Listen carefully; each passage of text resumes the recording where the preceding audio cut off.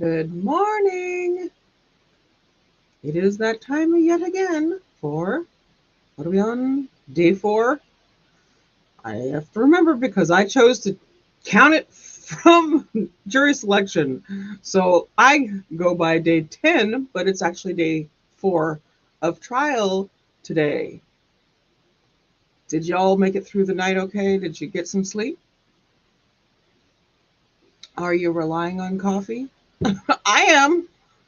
Oh, so we are here.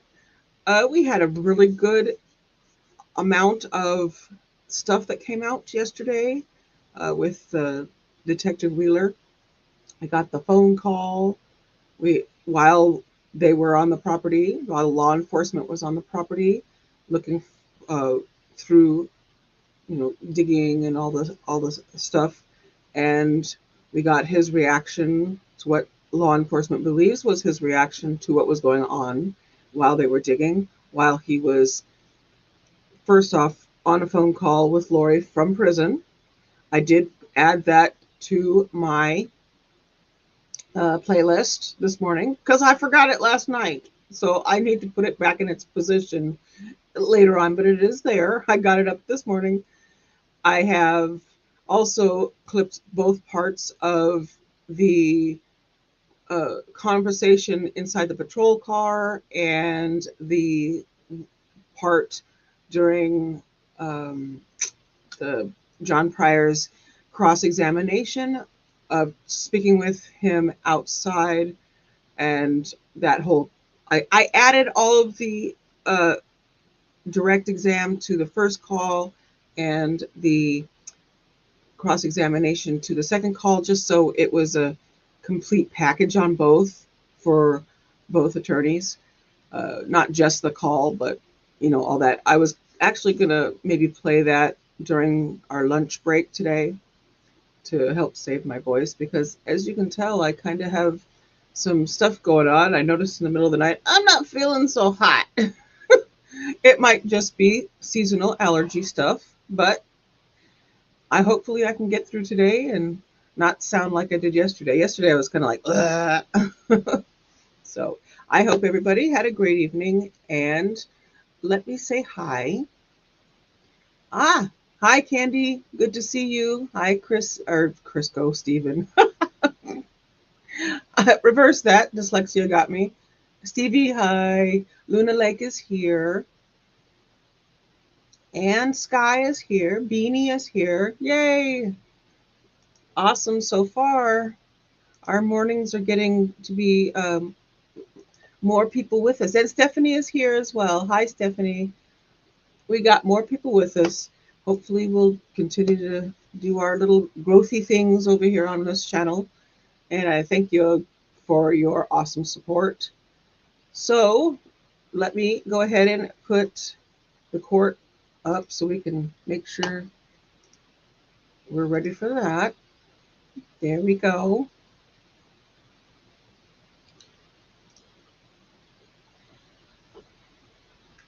Okay, so we are prepped. And I'll put me there. There! So, how did you guys react? What was your reaction to hearing the phone call and hearing and seeing as much as we could see? I need to learn how to stretch out stuff when I'm doing my videos. I need to learn how to make that area bigger like other people have been doing. I need to learn that. I use Premiere Pro, so I gotta go in there and do some learning on how to make that the full thing that you see.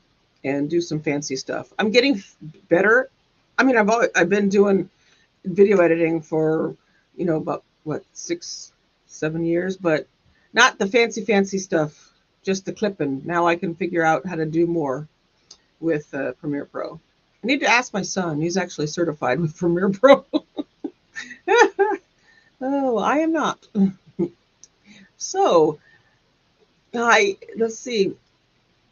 Look after that throat. Yeah, it's just seasonal stuff. And you get dried out and stuff, and if you don't drink enough water, I drink a lot of water. I drink 3 of these 30-ounce thingies every day, sometimes more. So, but yeah, that is just the seasonal stuff that happens this time of year. Hi, Janet Barber. Good to see you. Yay. Good to see you with us. New names. I love seeing new names. Or maybe names that I don't remember from the other chat, because there were a lot of chatters. So anyway, we today, I think, are we continuing with Wheeler? I forgot where we left off. I think we're continuing with Wheeler. Does that sound familiar this morning? Hey, good morning, Cheryl. So Addie, you don't have to talk the whole time. You're good. Oh, fine. No, just during the breaks. I don't talk during, the reason I don't talk during the actual, I stop as soon as I really hear them getting going, is because I don't want my voice to I want all of the stuff to be hearable and not me talking over it. So I only talk during the breaks and a little bit after, that kind of thing. And, now and that kind of stuff. So that way the actual trial stuff is intact. Even though, you see my face up there a lot. I'm looking back at my videos going, I hope people don't mind seeing my face while this is something new. I'm not used to it. I'm seeing myself up on the screen while the trial is going on. Let's wait a re-add. We're at 8:22 Mountain Time. So we have about, what, 8 minutes to where they're supposed to start. So I had a good evening. I, did the editing and put some stuff up for us for later. So we have something to do. And I'm not sitting there trying to figure out what I want to say. I did, let me see if they've updated the page yet for, we got this one. So we left off the day yesterday. Let me make sure I'm on the right day. I think I am, yes. Day 3, because today is day 4, and I need to actually add that to my every day. Just put in there what day the trial day is, because it is confusing if we other people are saying day 3 and I'm saying day 10. But I counted from the jury selection, and for my just, I don't know what was the better thing to do. That was the way I chose to do it. And we'll see if by the 10th week, if that was a good idea or not. It might not have been. So I forgot the Heidemann part. There was not a lot to the Heidemann part. That's right. Wheeler was done until the next time they call him. Heidemann was the phone person that did the Boyd dial stuff that I was trying to look up and never could find anything that actually said Boyd dial. But she basically was the one who was connecting phone calls to each of the phones, and whose phones were they, and all the stuff. So let's see, so Lindsay Blake was questioning Heidemann. What was her first name? Let me find it real quick. Where is it? Looking for it. Oh, I don't see her first name in here. Well, darn. They said who it was. Anybody in chat remember what her first name was? Me and my name. Hey, Barbie, good to see you. Me and my name issues.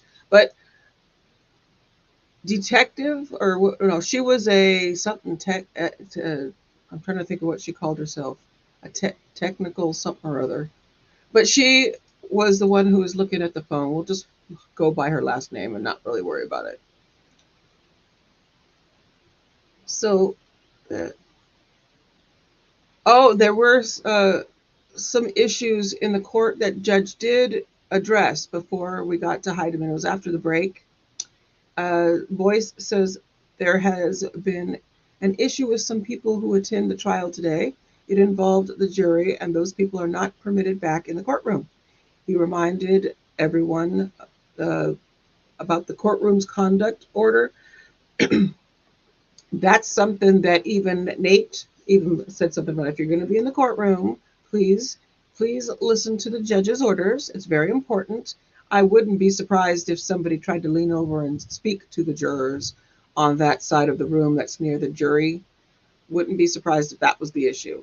I mean, looking at them and getting, keeping an eye on them and see how they react to everything that they are hearing and seeing in the court is fine, but don't try to conversate with them. I'm assuming that's what it was. He didn't go into any detail, but that is what it was. Jurors are, then, oh, Nicole, there it is. Nicole Heidemann. There, I found it. So Nicole Heidemann was called to the stand. She worked for the FBI. She became involved in the missing kids case in 2020. She was assigned to research data and phone attribution. Phone attribution is meant to determine the likely primary user of a phone number. So Lindsay then was questioning her, and they admitted a PowerPoint, and the presentation showed the phone attribution of Chad and Lori Daybell. Chad had 9 phone numbers. Remember, that was a big number. So he is a what is it, like a burner phone type of user, maybe? You think? I was thinking burner phone, or he just, constantly getting the next phone type of thing. So he had 9 phone numbers, 3 of interest. Lori had 6 phone numbers, 3 of interest. Chad had 6 phone numbers, 3 of it. Wait, so Chad had 9 phone numbers, but then it says Lori had 6, and then it says at the end of that Chad had 9 or 6 phone numbers, 3 of interest. So I'm confused on that one. This research was done between October 2018 and 2020. I could really put this up on the screen, but I'm just trying to go through it a little bit just to kind of give us an update about what the last person, who testified was. I was so wrapped up in the other stuff with Wheeler that I forgot about Heidemann. So let's see. The research was done between October 2018 and January 2020. Blake displays one of Chad's phone numbers, and there are 9 items of interest on the number. The number was subscribed to Tammy Daybell. It was listed as contact number for Chad in a Hawaii rental agreement. It was saved in Tammy's phone as Chad. It was associated with Chad's Gmail account, and it was listed as Bishop Shumway. Bishop Shumway in the Lori 4 style iCloud account. It was also saved as contact, quote, dad in Seth Daybell's phone.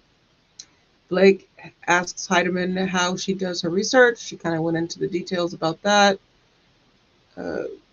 She brings another number up on the screen. That one was activated in 2018 and deactivated in 2019. It was saved as Melanie 2 in the Lori 4 style iCloud account. Next phone number was activated the same day. So basically going through all of these numbers, and it just basically was really showing the connection between Chad and Lori and the amount of phones and how long and when they were in contact with each other. The next phone number was saved as Contact Bobby in the Lolly Time iCloud account, Lori's account. This number called the Valley of the Sun Mortuary on July 11, 2019. It was Chad who called. On August 11, 2019, Chad's birthday, August 11th. So he's a Leo. My birthday's in August as well. So I'm always look to see who's around my birthday. Lori sent a text of kisses. It was saved as Shumway in the Lori for Style account. So there are a lot of cell phones in the investigation. 2 numbers were listed white on the screen, 3 other numbers listed in yellow. Heidemann says the yellow numbers are particularly relevant to the trial. So Heidemann details a phone number that was used for Allegiant airline reservations. And then they just, really kind of laying out a long line of numbers that have been in contact for quite some time. Most likely, if I remember correctly, timeline-wise, it was all while he was still married to, Tammy was still alive because she died. She was buried on the timeline. I have to keep the timeline up. But I think it all correlates and kind of shows that there was this relationship that was really going on during all of these phone exchanges and all that good stuff. Heidemann now explains the phone numbers attributed to Alex Cox. She talks about the relevant information she found on the numbers that connect Alex to the case. So now they are being really thorough about making sure that the connection between Lori, Alex, and Chad is right in front of our eyes. Prosecution is. Because I think they know that defense is going to try to blame it all on Lori and Alex to, take it off of him and put it all on them. So Heidemann now explains the phone numbers to Alex. Then Blake asks to approach. I keep expecting them to approach. When they say, "Can we approach?" I keep thinking they mean the witness, because it's they approach and then they go off on the side outside of the jury. So they do 2 things when they do those sidebars. They do either a off to the side sidebar, which we don't see, and they're off huddled in a corner talking, or he takes them to the chambers. So they go sidebar, huddle, or judges' chambers for their sidebars and stuff like that, out of the jury's presence. But they do, from what I hear, I guess they do run the white noise that we don't hear while all that's going on. So then Blake says the exhibit is finished but has more for the witness. She says this would be a logical stopping point. The exhibit is admitted. Then we basically were done with the day. And that's where court adjourned. And here we are today waiting for court to start. We're already 3 minutes into when it is supposed to start. So we should be seeing or hearing them quite any minute, because they're not too bad about promptness in this one, which is good for us. But anyway, I kind of wanted to put that out there a little bit about that last witness, because I forgot her. And it's not really something to forget. Those phone records are quite important because of the connection. Trying to keep that connection and keep Alex in the forefront of our minds, and knowing that he is also still included and a big part of this. I think he's a bigger part than a lot of us. We want to try to make it all Chad, but I think that he was the person that was doing all of their work. So remember, Lori always says, "My brother is my protector." And I think that's key. I think he was the one doing all the stuff. He was on the property. His phone pinged there. He's very connected. And this, paintball gun, stuff like that, and then how his phone or his search was about the AR-15 in cold weather and this jamming or whatever in cold weather, which I wonder if that's because of whatever the lubrication is inside that makes that thing work. I don't know. I don't know anything about that. But I assume that the colder weather makes, or maybe it shrinks the metal and it makes it stickier. I don't know. But I should look that up. Actually, that would be kind of neat something for me to look up, an AR. Thank you. Please be seated. There we go. There we go.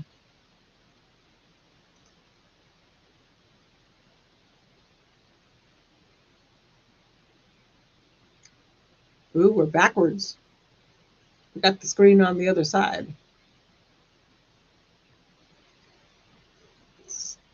Now I got to figure out where to put me.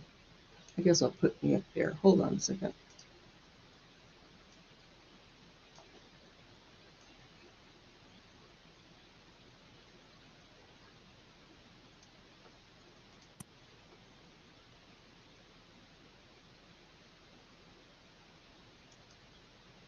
Okay, let's go on the record on case CR 22-21-1623, State of Idaho versus Chad Guy Daybell.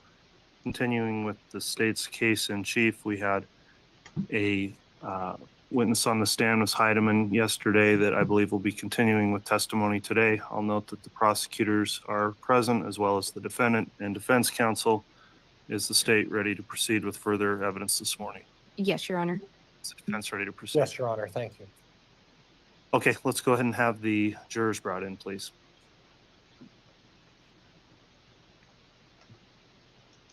Hi, Brian. Good to see you. Hey, Maria. Good to see you. Linda's here.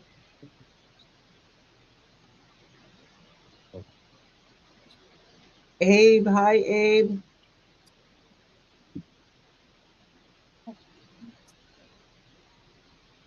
Oh, okay. I won't touch it. Thank you.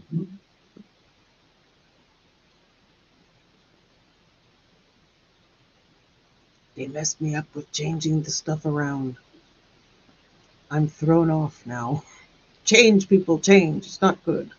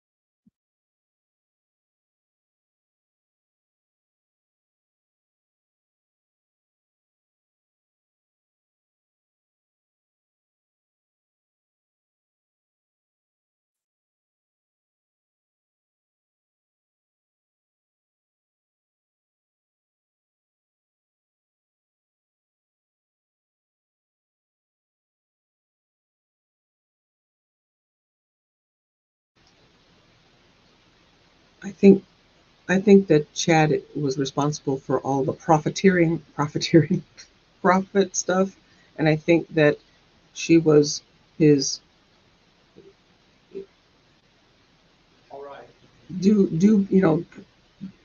she put stuff in motion by using Alex. That's kind of how I see it. I don't know if he was in charge of everything, but I think the three of them are very connected, and all three are just as responsible. If that makes any sense.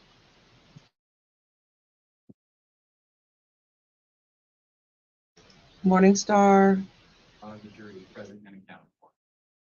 All right, thank you. Please be seated.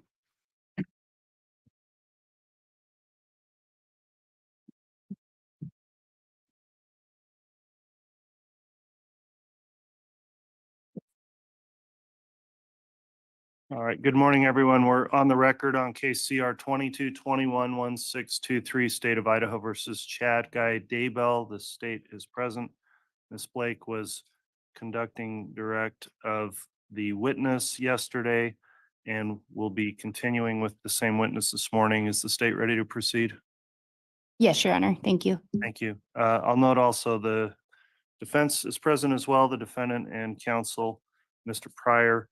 The court will note, again, there is a courtroom conduct order in effect, and I appreciate those in attendance adhering to the terms of that courtroom conduct order. We did have a few members of the public yesterday that were not permitted to re-enter the courtroom later in the afternoon for not complying with that. Again, today, it will be in effect, and I appreciate everyone in the audience here following those admonitions in that order. In addition, I'll note that this trial is being live streamed. We are showing that directly through the court's official channel, which is the best signal if anyone is following the trial through that for public access. And note, we did confirm that the signal coming through off the court's website has the best quality if anybody's interested in following it that way. A few other things, I'll note that the jurors are all present today. The court has received the declarations or acknowledgements that they followed the court's admonishing instructions. And so all are present and seated, and I appreciate you continuing to follow the court's admonition at the conclusion of trial each day. Ms. Heidman's on the stand at this point and is still under oath for testimony. And I will just inquire to make sure you didn't do anything to go back and review or look at any other testimony before returning today. Is that correct? That's correct, sir. Okay, thank you. So we'll conclude or continue then with direct examination of the witness. And as you testify, Ms. Blake and Ms. Heidman, please talk right into the microphone so we get a good, clear audio. And with that in mind, you can continue with your direct, Ms. Blake. Thank you, Your Honor.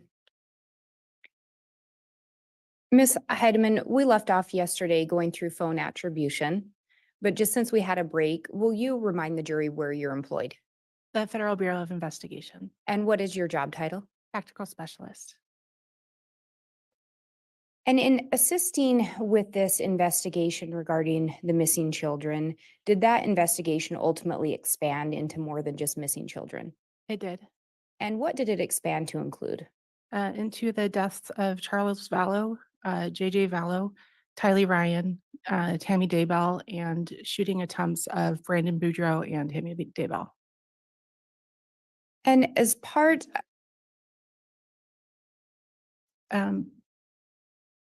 Tammy, yes.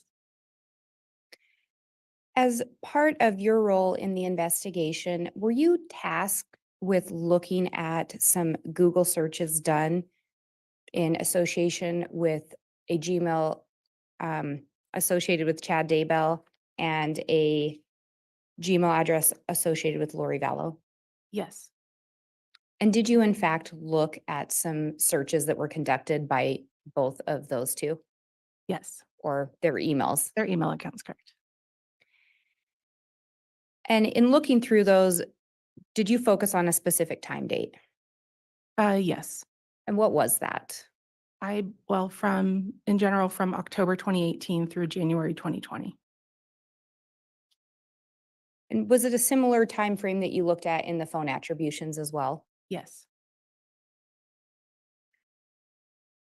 In looking through those searches, did you prepare an exhibit today? Yes.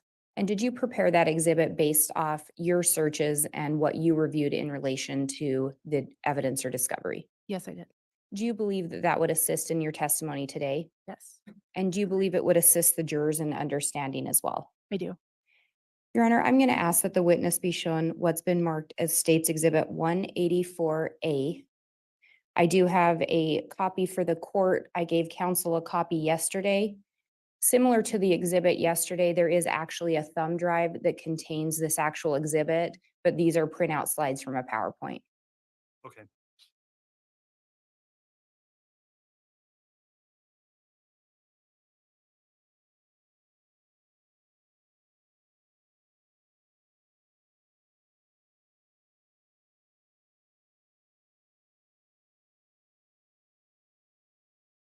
Sorry. And if you could look at those pages. Is that an accurate depiction of the PowerPoint that you put together? It is. And when we look at that, we talked about the time frame that you focused on. During the time you were looking at these searches, were the children still missing? Yes. And in part of what you were looking for, were you still focused on attempting to locate the children or learn information about them? Yes. Does this accurately reflect a summary of the searches that you pulled out as relevant at that point in time? Yes, Do you believe these are still relevant? I do. Your Your Honor, I would move for the admission of States Exhibit 184A. Any Judge, objection? as a summary, there won't be any objection. All right, 184A is admitted, and again, to be clear, that's not the printed off sheets. That will be the PowerPoint on a file contained on a thumb drive, correct, Ms. Blake? Correct, Your Honor. All right, it is admitted.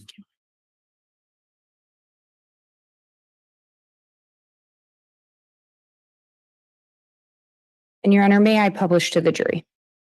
Yes.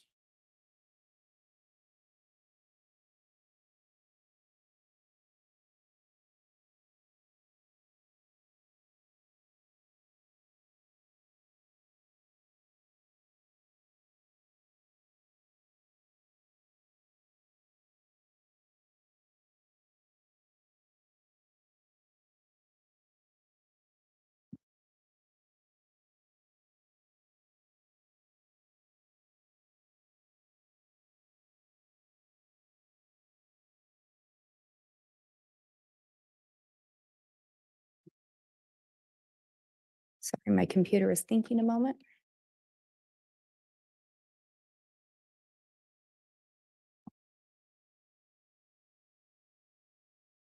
On this first slide, can you walk us through what we're seeing here?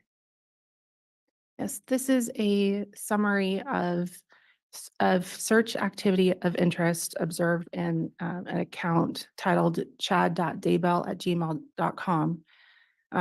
We started the review on October 1st, 2018 through the end of the production when legal process ended. And do you recall approximately when that would have been? I don't remember off the top of my head what the search warrant dates were, no. Is your recollection that they would have been around the same time as that phone attribution? Probably pretty close, yes. So again, when the children were still missing. Correct. And if we look at that first search there, and I say search, let me back up. When we look at the first date there, can you walk us through what those searches were? Yes. On January 28th, 2019, there was searches for Ned Snyder, 1996 death, Louisiana.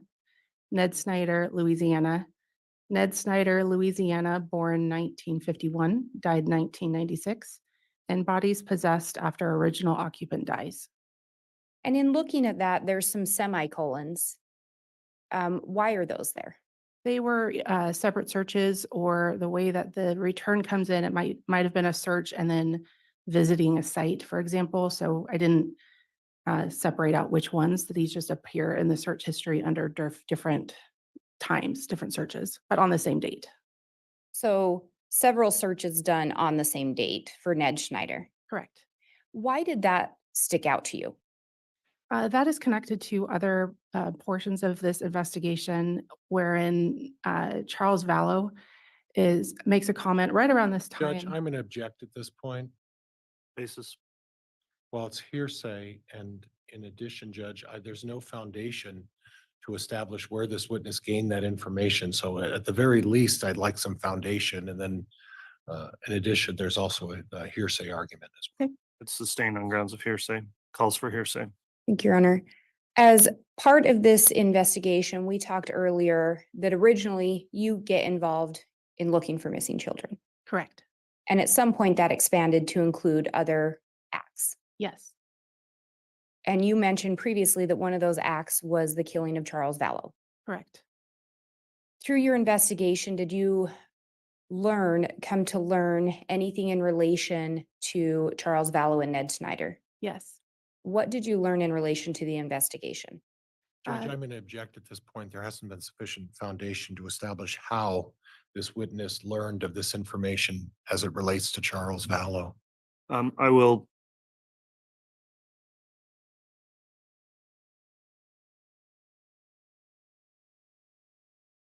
Investigation, did you review multiple documents? I did. Did you review multiple reports?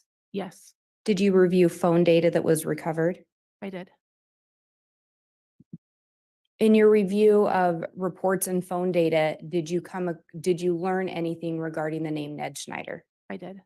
Did you learn of the importance of the name Ned Schneider? Yes. And what did you learn regarding the name Ned Schneider? Judge, again, I'm going to renew my objection on the basis of foundation. The only reference to knowledge was from reports or documents that are unidentified. If this witness is going to start relaying information about what she learned, I would think at least I'd be entitled to know what document she's referring to, where this information was gained from. At And this- Your Honor, may I respond? Go ahead, Ms. Blake. Your Honor, I think under the collective knowledge doctrine, she's already talked about it being a joint investigation that she reviewed and discussed the matter. And in relation to hearsay, it's not coming in for the truth of the matter. It's coming in for why she does what she does and why it's relevant to her through the investigation. I am going to overrule the objection and allow it to be answered at this point with sufficient foundation. Thank you. What did you learn in relation to the relevance of Ned Snyder and Charles Vallow? In reviewing police reports from Chandler Police Department and body cam footage, I believe from Gilbert Police Department, Charles Vallow makes comments that his wife, Lori Vallow, was referring to him as variations on the name Ned Schneider. Additionally, the name Ned and variations of the name Ned Schneider appear in Lori Vallow's iCloud accounts, again, in reference to Charles Vallow. And then there's also one on there, bodies possessed after original occupant dies. What was it about that that stood out to you?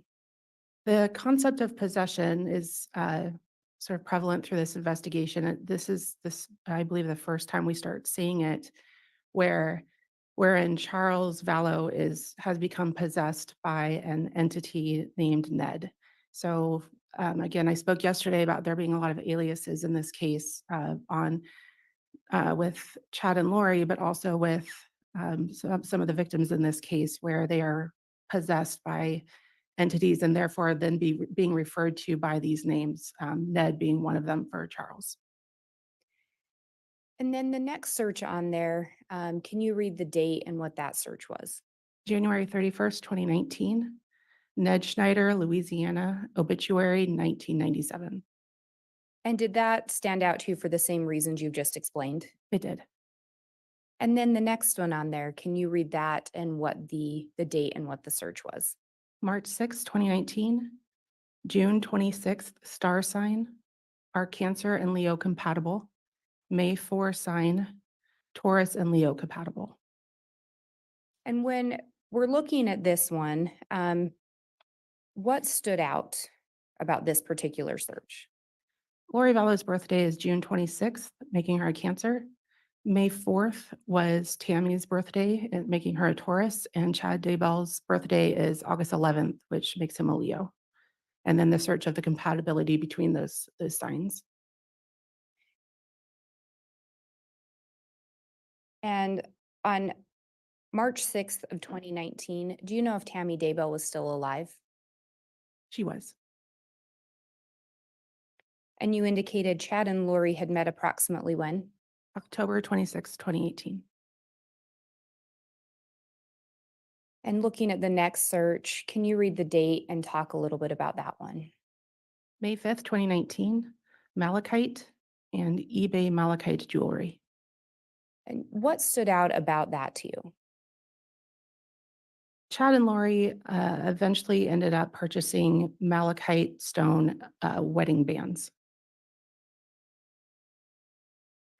And again, May 5th, was Tammy still alive?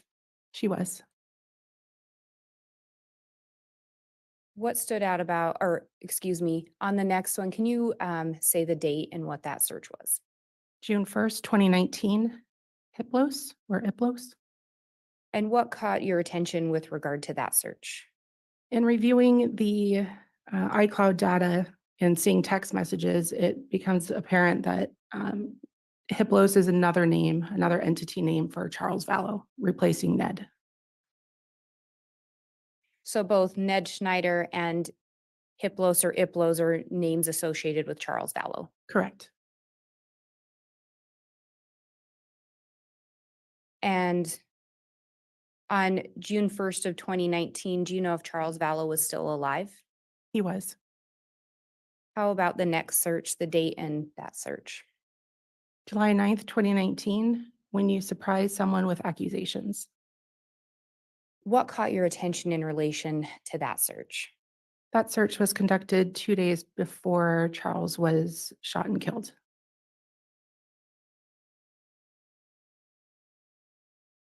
And then the next one, September, the one on September 8th, 2019, you could talk about that search. SSW wind, and what is the definition of SSW direction? What caught your attention with that wind search? That search occurred the last day of Tylee Ryan's sighting, and we believe she was burned and buried on his property the following day. We talked a little bit before, there were other searches in relation to this email. Is that accurate? Oh, absolutely, yes. In your review of those, were there any other searches for wind direction? Not that I saw. So this was not a common search done by or associated with this email address. No. And then the last one on there, if you could say the date and what that one is. October 8th, 2019, Rhode Island area code. And what was it about this search that drew your attention? As mentioned yesterday, there were numerous phones involved in this investigation. On October 8th, 2019, the 401 number we spoke about yesterday was activated, which is the 401 is the area code for Rhode Island. And as you said, we talked about that one yesterday. And is that one that Chad had let Lori know he was going to text her from that 401 number? That's correct. And did that occur around this same date? I believe it was the day after. Yeah, it was, I think there was an issue setting up the actual account. So it was the 9th, I believe, that he texted from his known number to Lori saying he would call from a 401. And then if we move to the next slide, can you talk a little bit about what we're seeing on this slide? Again, it's a summary of search activity of interest observed in the lollytimeforever@gmail.com account from March 7th, 2019 through December 14th, 2019.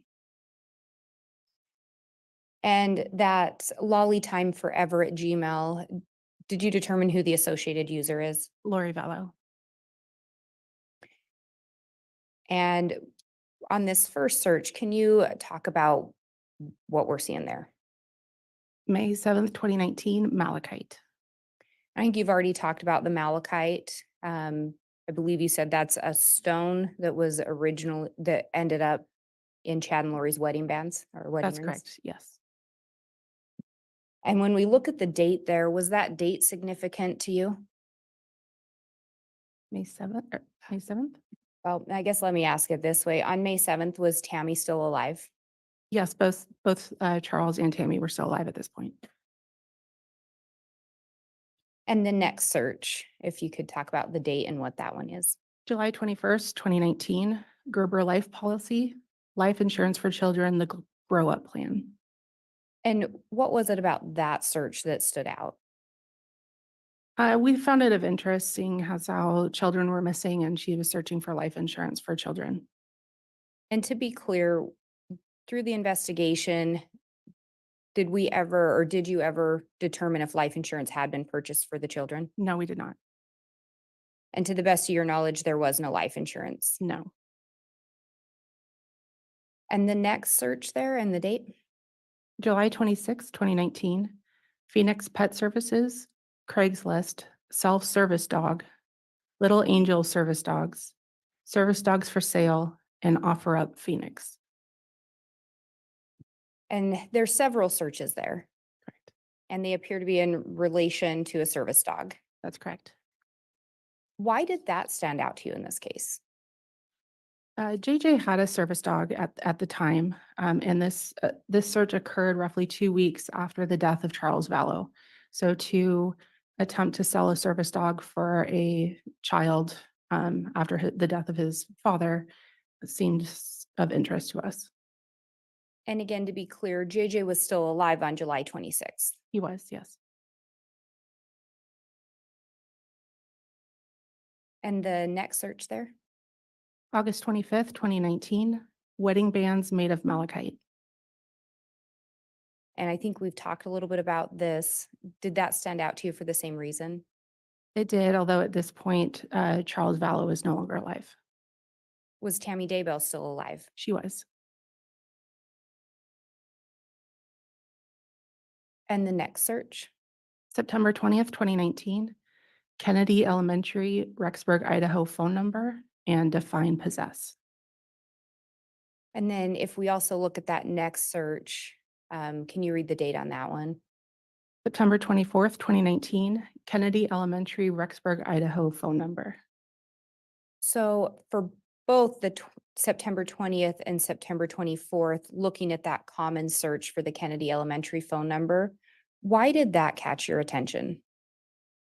We believe that JJ died around the 22nd, 23rd. So these searches would have bookended that death And do you know where JJ was enrolled in school around the time of his death? at Kennedy Elementary in Rexburg, Idaho.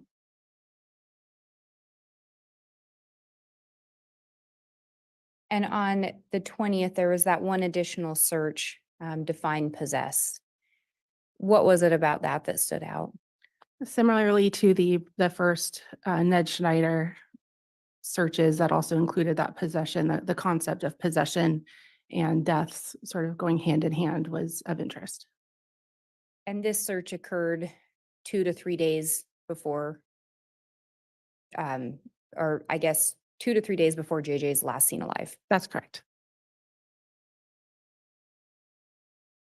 And then if we move down to the September 30th one, can you talk a little bit about that? How to get the back seat out of my Jeep Wrangler. Jeep Wrangler JK rear seat removal, how to DIY. Yeah. Rear seat removal, how to DIY -YouTube.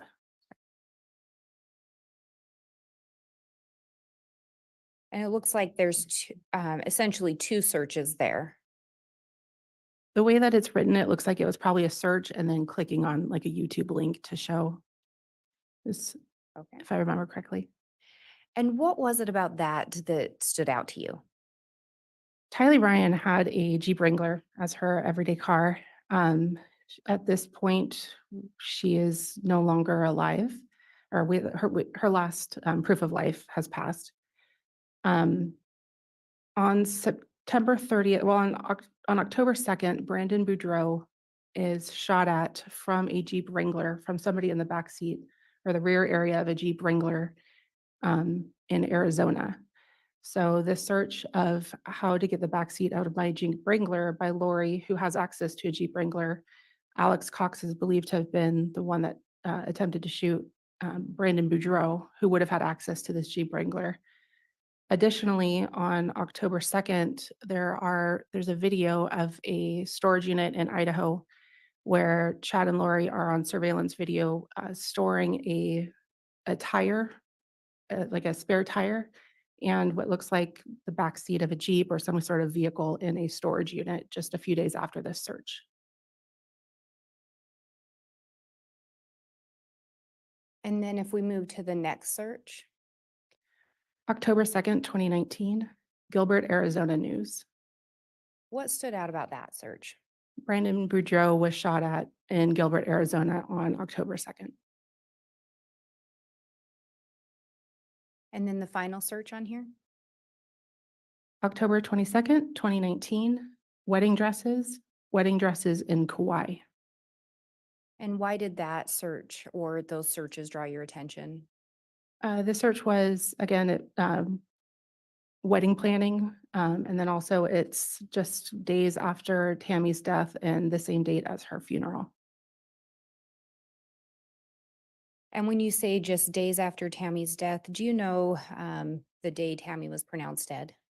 October 19th, 2019. So just 3 days after Tammy's death. That's correct. Oh, that's okay. And you also indicated this search was done on the same day as Tammy's funeral. That's correct. Do you know if Chad and Lori ultimately ended up getting married? They did Do you know approximately when? in early November. If I may have just a moment, Your Honor. Yes.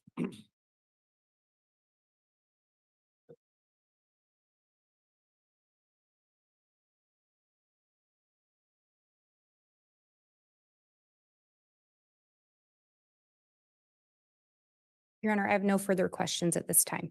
All right. Thank you, Ms. Blake. Mr. Pryor, cross-examination. Thank you, Judge.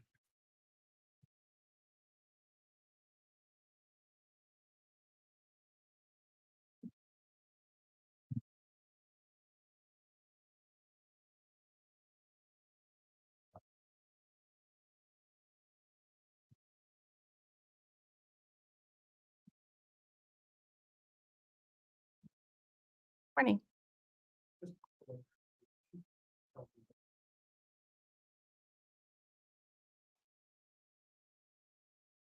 Well, I'm not sworn, so probably I'm tactical specialist is my title. TS if it's easier. Mr. Pryor, your microphone's not working. for All some right, reason. Judge. There you go. Blake pulled one on me here. I Okay. Turned off the phone, microphone. Um, So you're not so how would you like me to refer to you again? I'm sorry. Tactical specialist is my title. Okay. Is there an easier, so TS or TS Heidemann, would that be fair? that works, yes. Okay, okay. So TS Heidemann, it sounds from your testimony that you've spent a considerable amount of time going over the evidence in this case. That's correct, sir. And you've familiarized yourself with a variety of topics. Those would include what happened in Arizona, right? What happened with Brandon Boudreaux, Correct. okay, and what has happened here in terms of the facts and information. You spent a bit of time, right? That's correct. Okay. So you're also aware that Chad Daybell is not implicated criminally in the death of Charles Vallow, Lori Vallow's fourth husband, correct? That's correct. And you're also aware that Chad Daybell is not criminally implicated in the attempted murder of Brandon Boudreaux in where Brandon Boudreaux was shot, correct? That's correct. Okay. All right.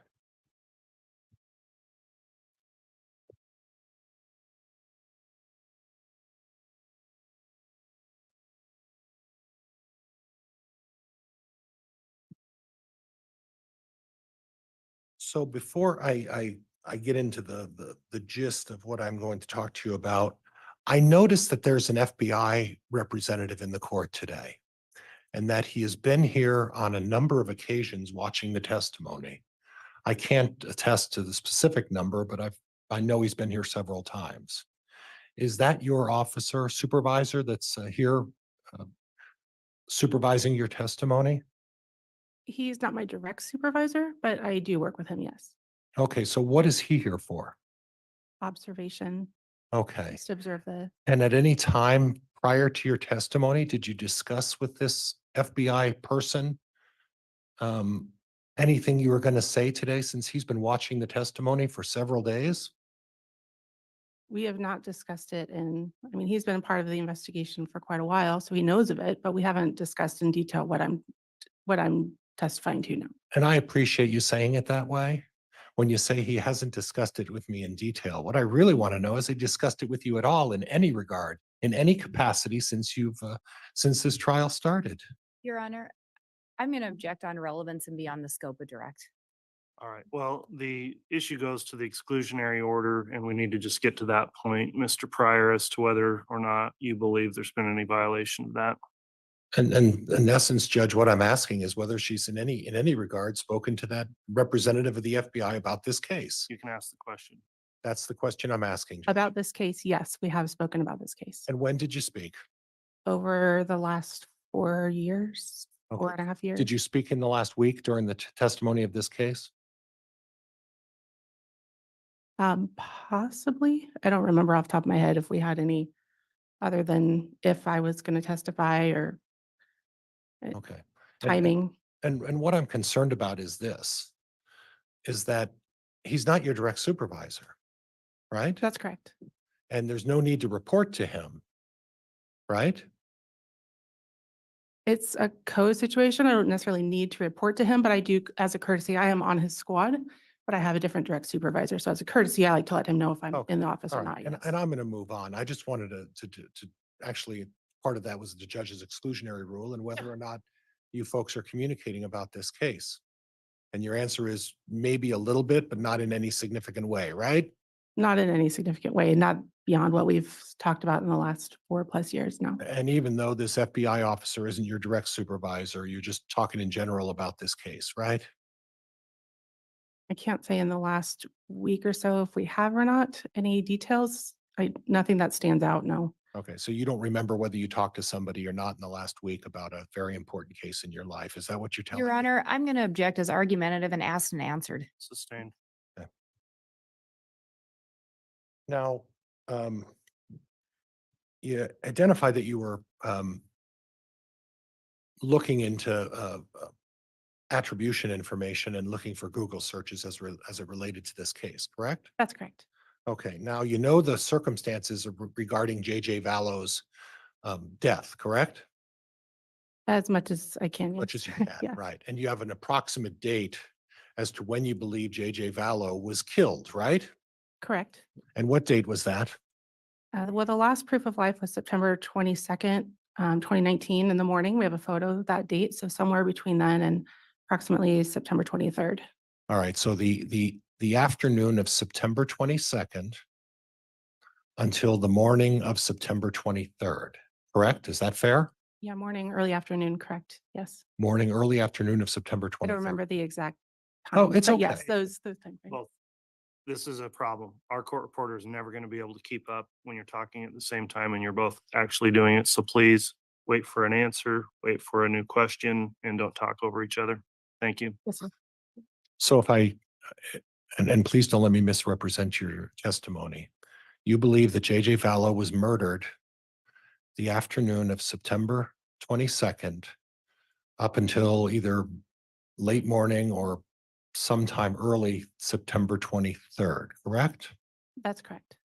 And at the time, are you aware of the 4 people who were around J.J. Vallow at that specific time? What 4 people? I'm sorry, I don't understand. Well, that's what I'm trying to get to. You're aware that J.J. Vallow was allegedly murdered either in an apartment of Lori Vallow's or a close proximity to that. You agree with that, right? I don't know that we know exactly where he was killed. No. Okay. But you do know that J.J. Vallow was being watched by Alex Cox that day and that evening of the 22nd, correct? Partially, yes. Okay. And you know that Melanie Gibb was there on the evening of the 22nd at Lori Vallow's apartment, correct? That is correct. Yes. And you know that David Warwick was there on the 22nd on the evening of the day or the day that J.J. Vallow was murdered, right? Yes. Okay. And so we have Lori Vallow, correct? On that day? Yes. Alex Cox on that day, correct? Correct. Melanie Gibb on that day, correct? Correct. David Warwick on that day, correct? Correct. So I'm having some difficulty with you bringing up these Google searches. And this is why I'm having some difficulty is you're talking today about searching these people's and talking about events, and we'll get to these events in a minute. I don't see any Google searches on Melanie Gibb or David Warwick. And why is that? Your Honor, I'm going to object as argumentative. Overruled. Why don't I have any Google search information on Melanie Gibb or David Warwick? I'm not aware if I don't know off the top of my head if any legal process was served on those individuals or not. Well, and this is what I'm having some difficulty with. This is what I'm struggling with. Your Honor, objection to the narrative. If he wants to ask a question. I'll sustain that. Just Okay. questions, Mr. Pryor. Well, if David Warwick and Melanie Gibb were present for the murder of J.J. Vallow, why aren't we looking into their Google searches? I don't actually write the search warrant, sir, so Okay. I'm not sure if they were who would have done that. Okay, but it's common knowledge that they were at least there, right? For a partial time, yes. Right, okay, Yes. okay.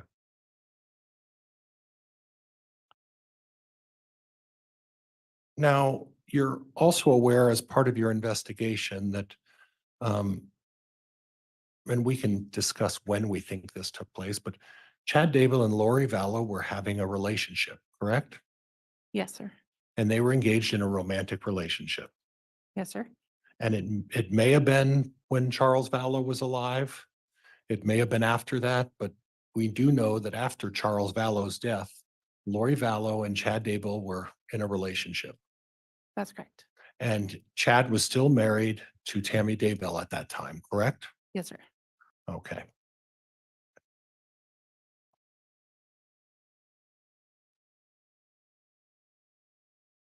When someone's in a relationship and you're looking at Google searches, could some of these Google searches be explained that he's trying to hide his extramarital affair with Lori Vallow? I'm sorry, I don't quite understand that. Well, let me go over it this way.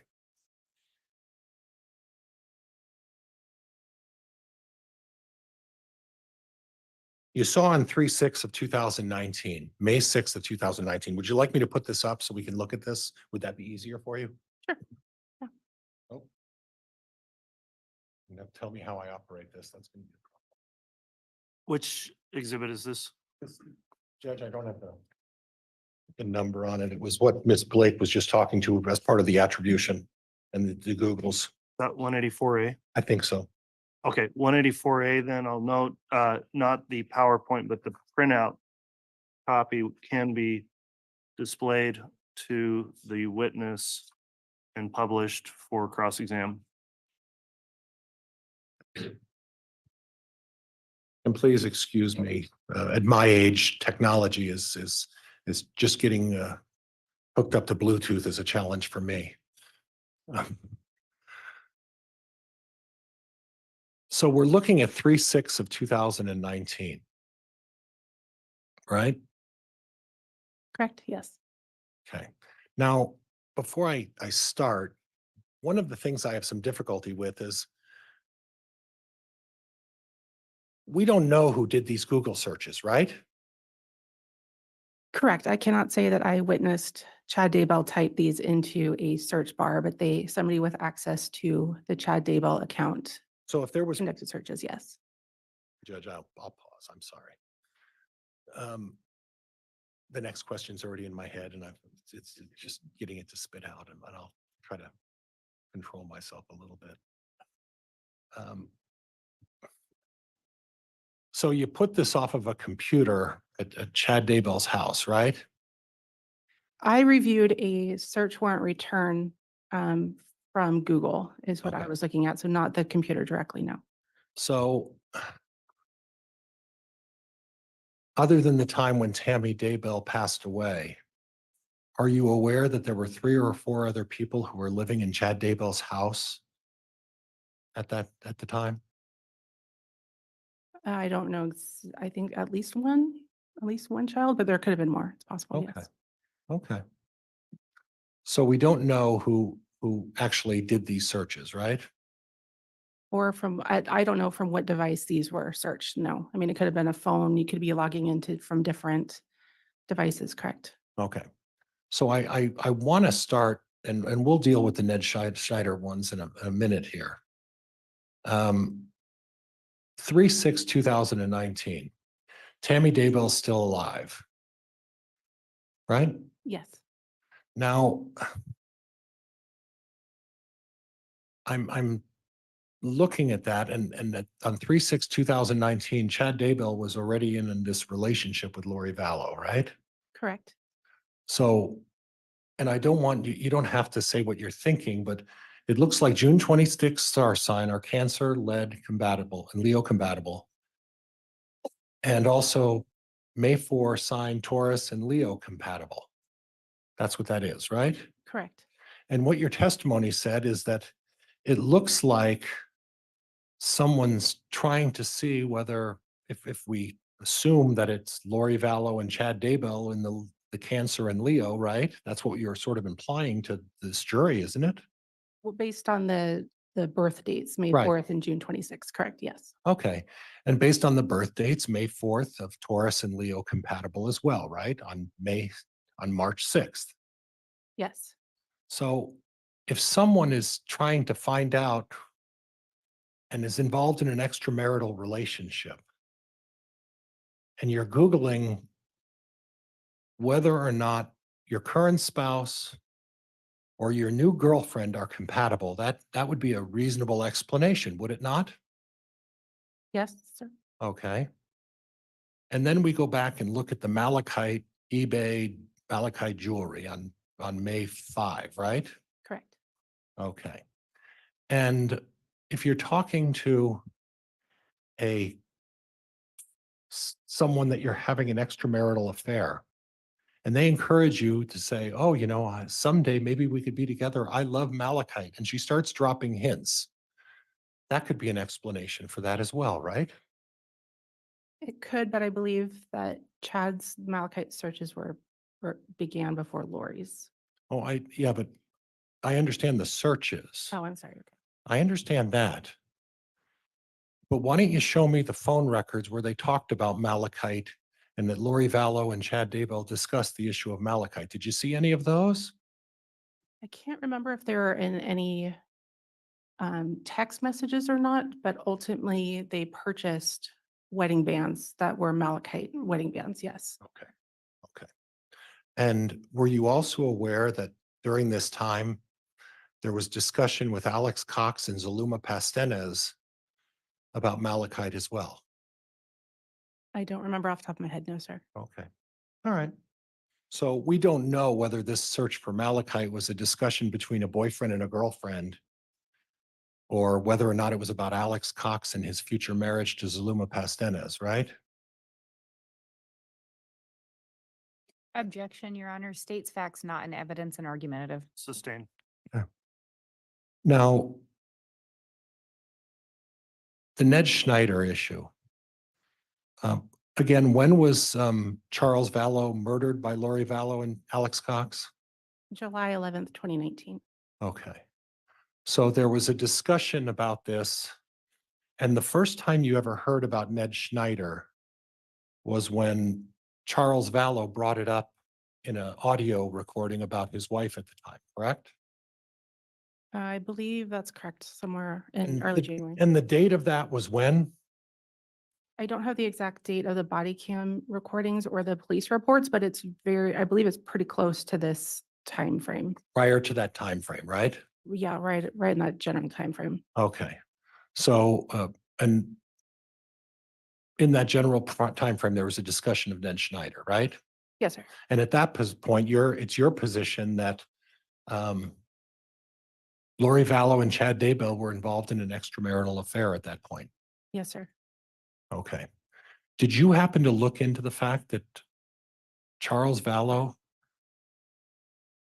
and Lori Vallow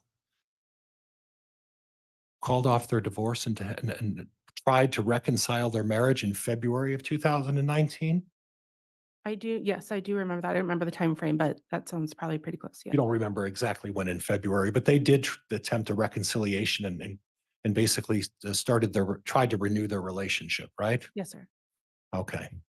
So the idea of Ned Schneider, you didn't see anything else in Chad Daybell prior to January 28th of 2019, did you? Did I see anything With Ned Schneider and Chad Daybell making any look into what Ned Schneider was all about, right? Prior to this? prior to, no, this was, I believe was the first search, at least in this time frame, Okay. that Ned Schneider appeared in Chad's Google searches. Okay. So at that point, we can't make any assumptions, obviously, right? No. Okay. But we do know that as far as you're concerned, On the 28th of January, 2019, somehow Chad Daybell learned about the topic of Ned Schneider and decided to do a Google search and see what that was all about, right?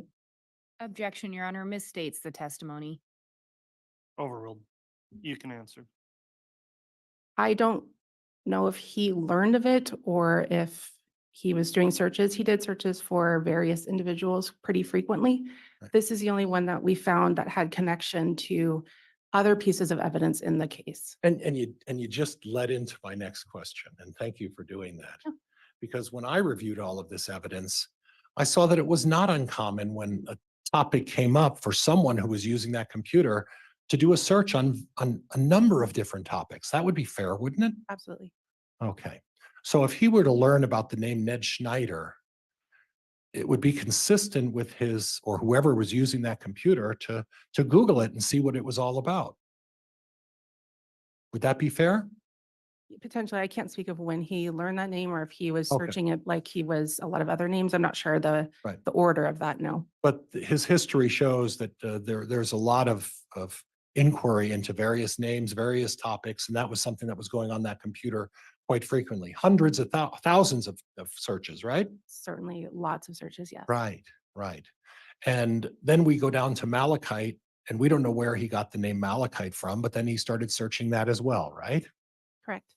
And then he got to Hiplos, and we don't know what the story is on Hiplos, but he typed in that name, so he must have got the name from somewhere and started as that, right? Correct.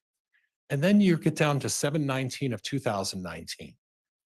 Now, when you say you surprise someone with accusations, we don't know who typed that in, right? Again, somebody, I can't say specifically, but somebody with access to the chad.daybell@gmail.com account. So it could be someone's trying to learn about how you react when a spouse finds out that you're cheating on her, right? Yes, it could be. Okay. And we don't know who did the south-southwest wind and what is the definition of that, right?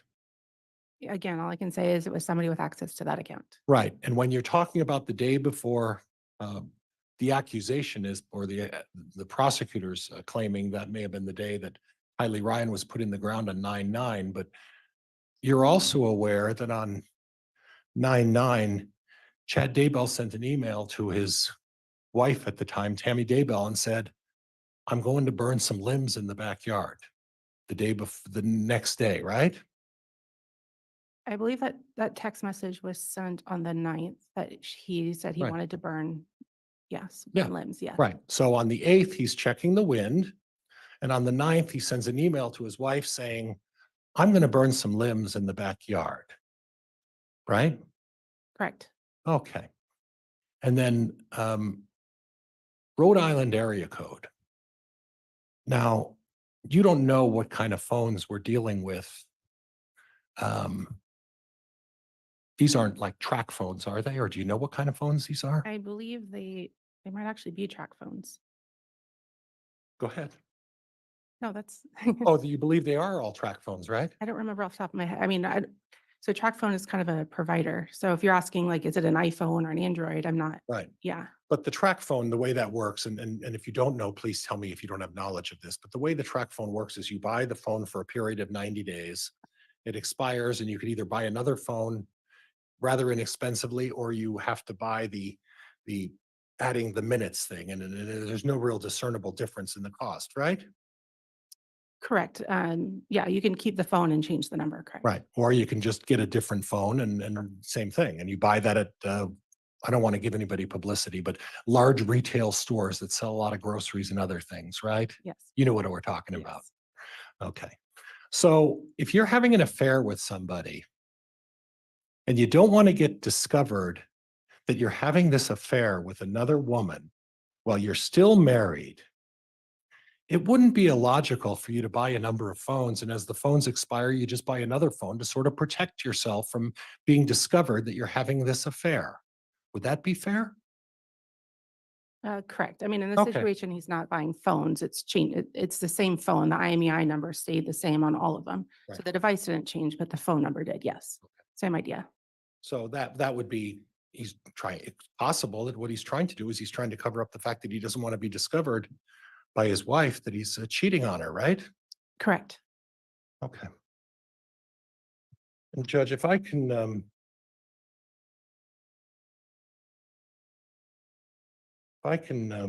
ask the court again, the number for the summary of search activity with Lolly time with Lori Vallow, what that exhibit was again? It's 184A.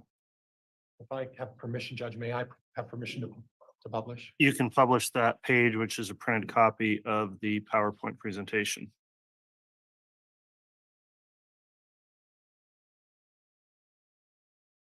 So again, we see the subject of Malachite and whoever is on Lolly time, whether it's Lori Vallow or whatever is doing that, correct? Correct. Now, this is what is interesting to me on 7/21 of 2019. Okay, Objection, Your Honor. Again, there's a narrative. I'd move to strike and counsel and ask that he ask a question. Yeah, I'll ask him. it is sustained, and Mr. Pryor, please refrain from that. It's just Okay. questions. All right. So 7/21 of 2019. And my notes seem to indicate that you said that was a short time after Lori Vallow and Alex Cox murdered Charles Vallow. Is that fair? Yes, that would have been approximately 10 days after Charles's death. Okay. And prior to Lori Vallow moving to Idaho, correct? That's correct. Okay. So you know from the facts, and you familiarized yourself with the Charles Vallow case, right? That's correct.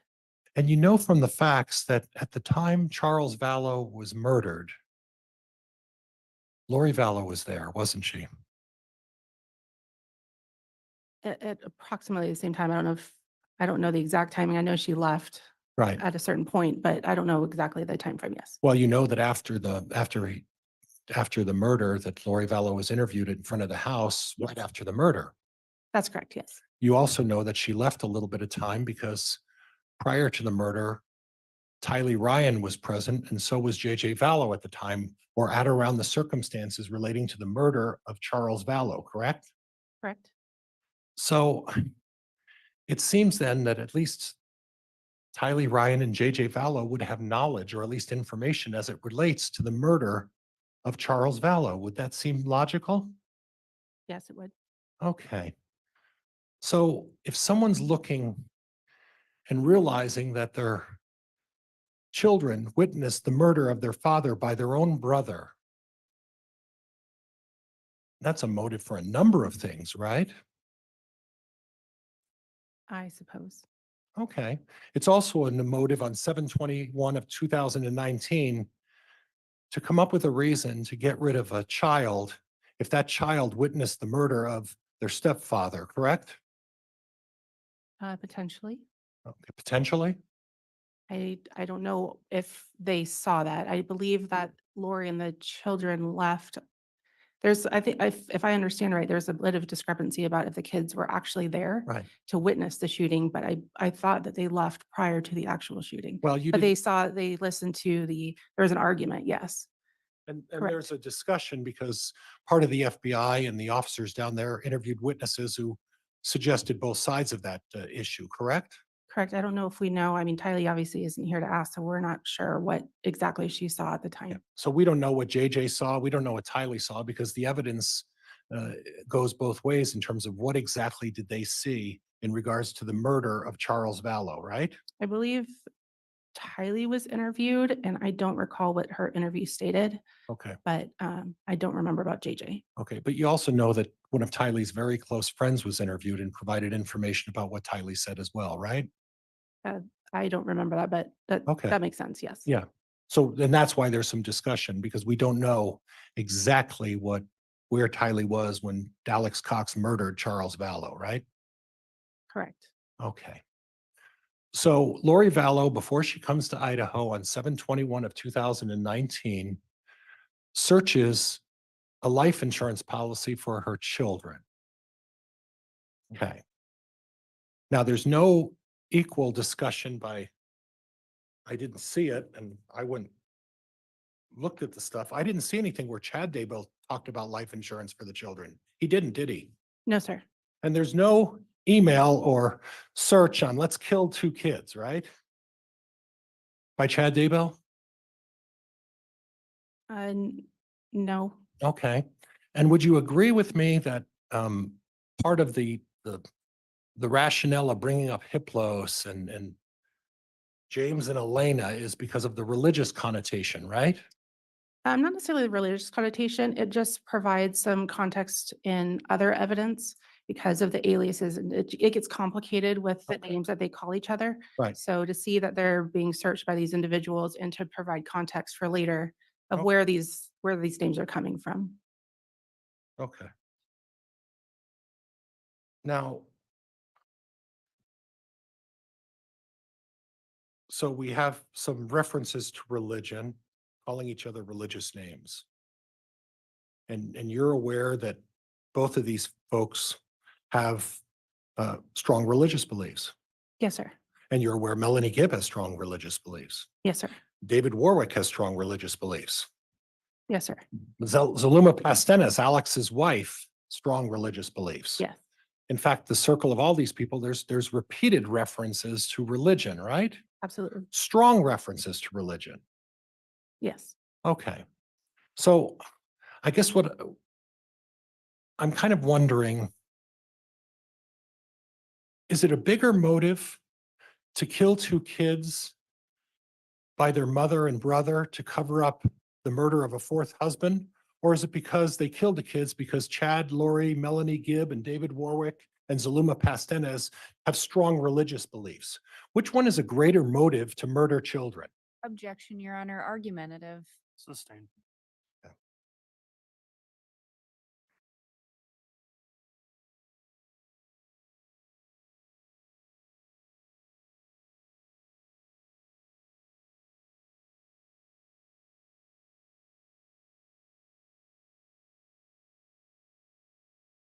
9/30 of 2019. How to get the back seat out of a Jeep. And that's Lori Vallow, right? Yes, sir. There's nothing about Chad Daybell trying to figure out how to get the back seat out of a Jeep, right? No, sir. And I guess if a girlfriend asks you to help me get a tire because somebody wants to use the Jeep, that would explain why Chad was helping his girlfriend load and unload a tire, right? Yes, sir. Okay. Gilbert, Arizona News on the day that Brandon Boudreaux, and you've previously testified that Brandon Boudreaux, Chad Daybell is not criminally implicated in anything with Brandon Boudreaux, correct? He's not being charged, correct, sir? He's what? He's not being charged. Right, in not Arizona, being correct, charged, not yes. being pursued for anything for any reason. But Objection, Your Honor, that misstates the testimony. Sustained. And again, counsel, try to let the witness finish her response before you get into another question, please. Your Honor, and I would move to strike counsel's last statement. I'll strike that. I'll instruct the jurors not to consider that last statement. okay, so your comment is Chad Daybell has not been charged. Is that fair? Yes. Okay, thank you. Did you see a likewise Google search on Chad Daybell's Google account that talked about Gilbert, Arizona on that day? Not that I recall. Okay. And then you're aware that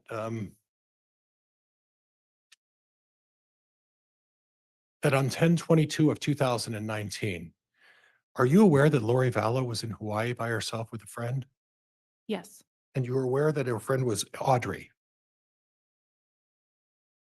Yes, Audrey and maybe Melanie Boudreaux. I know there was some shuffling there, but I don't remember the exact time frame. But Right. yes. But they were, about 10/22 of 2019, Lori Vallow and a couple of friends went to Hawaii, and I believe they were in Kauai, I remember.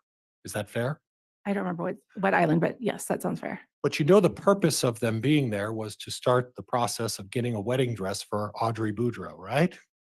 I do not know that. No, sir. Okay. But the three of them were there, right? Yes. Okay. You just don't know why they were there and what they were doing there on that day, right? Yeah, it seemed like kind of a spontaneous. So if Audrey Right. Boudreaux was looking for a wedding dress on 10/22 of Wait, 2009. Your Honor, objection. Counsel's stating facts not in evidence. Yeah, there's no Audrey Boudreaux, Mr. Pryor. I'm sorry, Judge. Audrey Boudreaux. Baratori, Judge. I'm sorry. I said Boudreaux. It's Baratori. I got the name wrong. Barrow. No, is that the correct name? Audrey Baratiero or Baratiero. Melanie Boudreaux. Yeah, I got them backwards. they both were in Hawaii, but yeah, I'm not sure which one you were. With her. Correct. At different, I think some of them overlapped, but at different times. I don't know on 10/22 exactly off the top of my head now. Right. And you don't know, and you don't have facts one way or the other as to whether or not on that particular day they were looking for wedding dresses, right? I don't, other than that search, no. Okay. Judge, I think that's all I have. Thank you. All right. Ms. Blake, redirect. Thank you, Your Honor.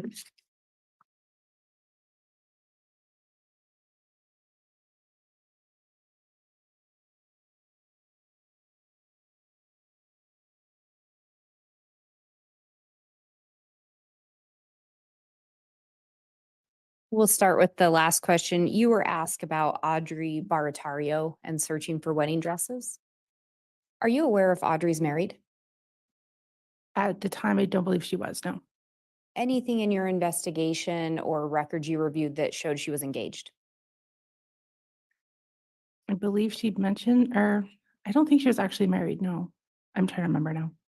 I don't think she was. And you were asked about the attempted shooting of Brandon Boudreaux. And I think you indicated Chad has not been charged in that. Is that correct? That's my understanding, yes. And in relation to Charles Vallow, Chad has not been charged. Is that correct? Yeah, I believe so, yes. Are you still part of any active investigation in those cases? Am I on to testify in those cases? Are you assisting in any further investigation if there is any going on? No, And those are being handled by agencies in Arizona. Is that correct?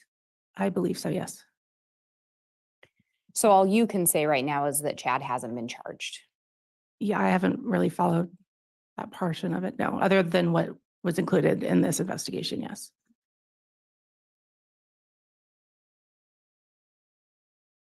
You were asked about those Ned Snyder searches. Are you aware through your investigation who designated Charles as Ned? I guess Lori calls Charles Ned is the first time where you sort of hear that on the body cam footage. Charles is relaying that Lori refers to him as Ned. I don't know where that name comes from, no. I don't know if she brought it up or if Chad gave her that name. I don't know how that worked. And the searches from Chad were being done around the same time Charles is reporting that Lori's calling him Ned Schneider. It's around the same time, yes. You were asked about the potential for someone else to use Chad's email to do some searches. Potentially, yes. Did you find any searches in related to that email, to Chad's email regarding divorce or separation? Not that I recall. You were also asked about people changing phone numbers to hide an affair. Yes, Are there, in your experience, do people involved in criminal activity also switch phone numbers? yes. And then there was some talk about Melanie. Actually, let me back up. There was some extensive discussion regarding the killing of Charles Vallow and where JJ and Kylie were. Do you know where they were at the time Charles was actually shot? I don't believe they were there. I believe the report said that Lori took the children to, I think they went to Burger King or something. But I don't know if that was corroborated or not. And we'd talked about the phone attribution earlier, and with one of Chad's numbers, you'd made reference to attributing that number to him in part because of a mortuary call. Do you recall that? Yes, And that call to the mortuary, do you recall what day that took place? I believe it's July 11th, 2019, And when was Charles killed? the same day. And do you know where the mortuary was located that he placed that call to? In Arizona, but I don't remember which city. And Charles was killed in Arizona? That's correct. Then you were asked quite a bit about Melanie Gibb and David Warwick. Their names came up at least. Is that fair? Yes. Did Melanie, through your investigation, did you determine whether, or was there anything to indicate Melanie Gibb or David Warwick profited from JJ's death? Judge, objection goes beyond the scope. Overruled. I did not learn of anything why they would benefit from JJ's death, no. Thank you. I have nothing further. All right. I don't believe that opened any doors for additional recross. Did you have anything, Mr. Pryor? Judge, I would have a couple subjects, but if the court's determination is that there's nothing open for recross, I'll defer to the court's wisdom. All right, that'll conclude then the testimony of this witness. Practical Agent Heidemann, you are done testifying. Is this witness going to be recalled, do you believe? She is going to be recalled by the state. I'm not sure if she's being recalled by the defense. Not by the defense, Judge. Okay, since you are going to be recalled, I'll just remind you, there is an exclusionary order in place. You're not permitted to discuss your testimony or review the testimony of other witnesses in the case in between now and the time that you're recalled. If you don't comply with that order, you may be prohibited from further testimony. So please comply with that. Sure. All right. You can go ahead and step down then, and I'll inquire of the state momentarily as to who they will be calling as their next witness.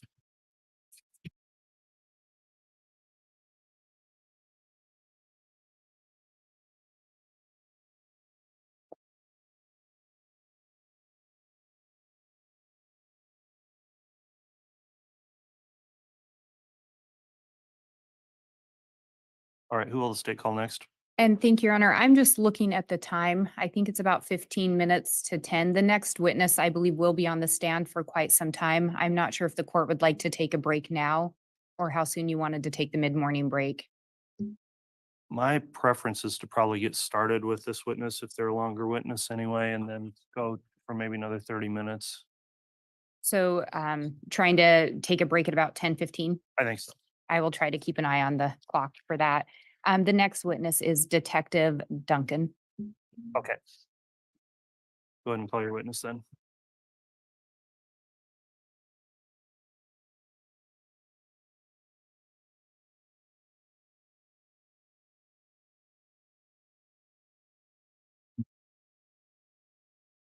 Swear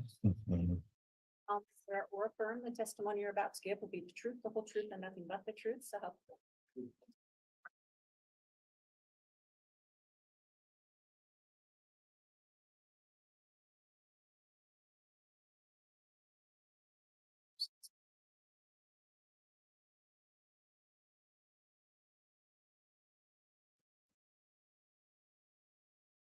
All right, the court will note that the witness, Detective Duncan, has been placed under oath. I am going to inquire as to whether or not you have viewed any of these trial proceedings because it is being live streamed.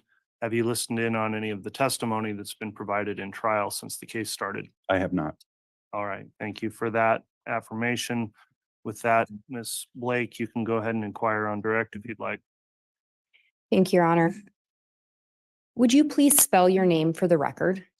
Good morning. My name is Nathan Duncan. It's Nathan. Last is Duncan, Duncan. Where are you currently employed? I'm currently employed with the Chandler Police Department in Chandler, Arizona. What is your current title and or position? I'm currently assigned to the robbery homicide unit as a detective. How long have you been with that unit? Robbery homicide unit, I've been there for 10 years. Have you held other positions within the Chandler Police Department? I have. I was hired with Chandler Police Department in year 2000, June of 2000, went to the academy, graduated in September. After graduating from the academy, I was a patrol officer for roughly 3 years. And after that, I went to the property crimes unit as a detective for approximately 11 years. Do you have any specialized training in order to be a law enforcement officer? So our training, like I stated, in June of 2000, we attend the Arizona Law Enforcement Academy as a program. I believe it was 16 weeks. And then afterwards, we attend a field training program with our own department. After that, every year, for the last almost 24 years, we go through advanced officer training, and we also do additional training in our specific area of expertise, if you would. And were you working with the Chandler Police Department on July 11th of 2019? I was. Do you recall if you were on shift? I was, yes. And do you recall responding out to a report of a shooting? Yes. Do you recall where that was? Report of the shooting on July 11, 2019 happened at about 8:36 a.m. at the address of 5531 South Four Peaks Place in Chandler. And you said the call came in about 8:36 a.m.? Correct. Were you one of the first responding law enforcement? I was not. Do you recall approximately when you responded out? I would have arrived probably 20, 30 minutes after that original call. When a call comes in of a shooting, who goes out first? Is it a patrol officer, a detective? Can you talk a little bit about that process? So the immediate response to a call for service, in this case, a 911 call, a patrol officer will respond, or multiple patrol officers will respond for that call of service. They will get there, triage the situation, assist in any way they can, and then determine what they have. If additional resources are needed or investigative resources are needed from detectives, then detectives will be called in. And in this case, did you learn who made that 911 call? I did. And who was that? Alex Cox. Did you learn what was reported? Yes, Alex had contacted 911 and reported that he had shot his brother-in-law, Charles Vallow, in self-defense. Prior to that, had you ever heard the name Charles Vallow? I had not. Had you ever heard the name Alex Cox? I had not. When you arrived on scene, were you given specific assignments? Yes, in homicide investigations, we were given assignments. The case agent in this case was Detective Nathan Moffett, and he will assign tasks, if you would. In this particular case, I was assigned along with Detective Coons to document the crime scene. And I think you've said, and that's common in a homicide investigation. Yes, there are many multiple parts that go into a homicide investigation, interviews, scene processing. So we have a team of 6 at that particular unit, so we will divide up tasks. At some point, did your role within the investigation change? It did. And can you talk a little bit about that? So with the promotion of Detective Moffett in June of 2020, I was assigned to be the case agent in the death of Charles Vallow in June of 2020. However, I had done work prior to this date on this case. And backing up to that July 11th, you're one of the scene detectives. Yes. Can you walk us through what you observed when you got there? So as our job as a scene detective, we are there to document the scene, and we are assisted by crime scene technicians in this effort. So our first move that we'll make is we'll have the patrol officers who are present, who can provide some of the information to us as to what took place, give us a briefing. From that point, one of our crime scene technicians will enter and take overall photographs. And during this time, we will make observations of our own. The crime scene in this case was very simple relative to other crime scenes. The residence on Four Peaks Place, single family residence, you enter the residence through a front door on the west of the residence. As you enter, you come into a small foyer, and then it opens up into a large living room. This one was unique in which there was a wood plank floor. There was no furniture in this living room. There was mirrors along the north side, an open window along the east side, mirrors on the wall on the south side, and mirrors on the wall on the west side. So as indicated, it was very sparse. There was no furniture at all. Inside, when making my observations, I noticed the body of a Caucasian male, later identified to be Charles Vallow, laying on the west side of this room. North of where he was laying, there was an aluminum baseball bat. And then a little bit north of this was a baseball cap that we had found out was worn by Charles earlier. To the west of Charles' body, There were two 45 caliber casings that were recovered. Also noted during this time was a bullet strike and a lodged bullet, or what we refer to as a projectile, that had lodged into the baseboard along the east side of that particular room. And so as you walk in, that's your initial scene observation. Yes, As part of the scene detective or just as part of the investigation, did you make observations regarding the body of Charles Vallow? I did. And I guess to back up a little bit, are you aware as to Charles' condition when first responding officers arrived? When first responding officers arrived, he was pronounced dead by the Chandler Fire Department. So upon your arrival, he'd already been pronounced dead. That is correct. Do you know if prior to your arrival, there were any life-saving measures taken? There were reports in the that Alex Cox had done CPR. And there was also indications, evidence left behind that the fire department had placed EKG or AED pads on Charles to determine whether life-saving efforts were needed. And you said it was reported that Alex had done CPR. Did you observe any signs that would support CPR having been performed? So in looking at Charles' body and the position that it was found, his head was to the north and his feet were to the south and his arms were to his side. I did see one wound consistent with a bullet wound in the front lower left quadrant of his torso. And that's the only wound that I noticed at the time. His shirt was cut open. He had a black t-shirt on. It was cut open by fire department. And as indicated, AED pads and EKG leads were put on for medical intervention. I did notice a lot of blood that was present on the floor or surrounding his body. Did not notice a lot of blood, which in my opinion, having given CPR and having been shot multiple times, I believe there should have been more blood. And in relation to the CPR, had it been performed, you would have expected to see more blood? I would have expected that, yes. So based on your experience, you didn't see signs of CPR having been performed? Correct. And additional observations of Charles' body, were you able to see how many wounds he had initially? So as indicated initially, it was just the one that I noticed with the front of his body, the lower left quadrant of his torso. And at some point, did you notice any additional injuries to Charles' body? I did. And can you tell us what those were? So in this case, in all homicide or death investigation cases, when the medical examiner is coming out to assist in these cases, the body is considered evidence, and we do not touch the body until the medical examiner arrives. They have jurisdiction over the body. So my initial observations were that one wound consistent with a bullet wound to the front lower left quadrant.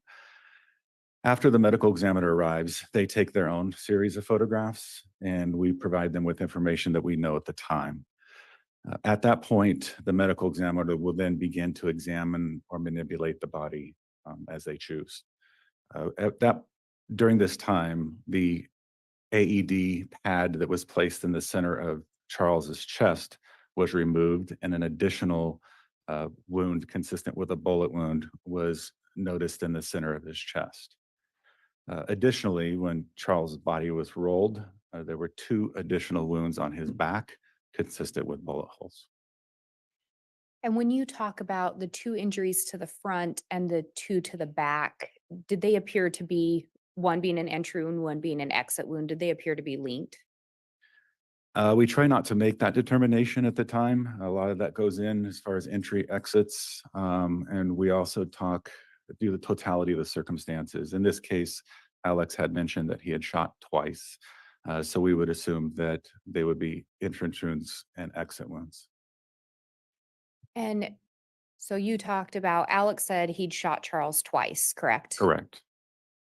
Are you aware of what else Alex had claimed in relation to the shooting?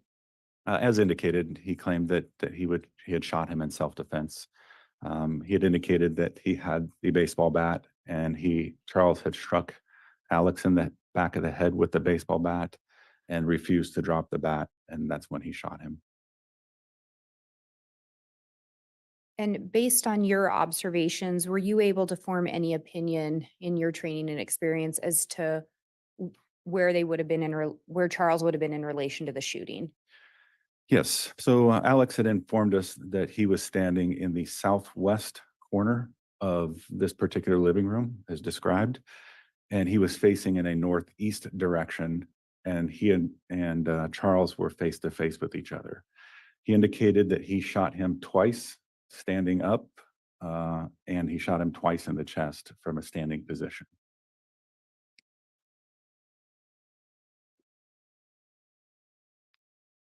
And are you aware if you talked about the medical examiner's office showing up to take Charles' body? Yes. Do you know if an autopsy was ultimately conducted? It was. And are you aware if there was any determination made as to whether or not Charles would have been standing when both shots were fired? So the two wounds, according to the medical examiner, the wound described in the center of the chest was front to back, exited his back, and it was slightly at a downward angle. The second wound that I'd mentioned, the lower left quadrant, that bullet traveled upward at a very steep angle, exiting the back of Charles's shoulder. When examining and observing the original scene, we had brought Alex back to do what's called a walkthrough to have him explain exactly where he was when all this took place. He indicated, like I stated, that he was standing and fired 2 shots standing, and while Charles was in front of him. Prior to Alex coming, we made the decision to cleaning up the blood that was left. And when we did clean up that blood, noticed a indention in the planked wood flooring that was near Charles's left shoulder, and that would be consistent with the exit wound on that back left. Also near Charles's left shoulder was a bullet or a projectile that was present when first responders arrived. So based on the autopsy reports and the scene evidence, the first shot fired on Charles would have been the center of his chest, exiting the back and then lodging in the baseboard. The second shot fired at Charles would have been while he was laying down on the ground.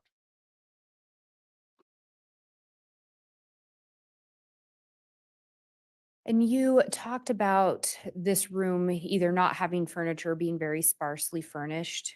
Based on your investigation, were you able to determine whether or not a struggle had occurred? Obviously, one thing we look at, we're trying to determine and prove or disprove the self-defense claim.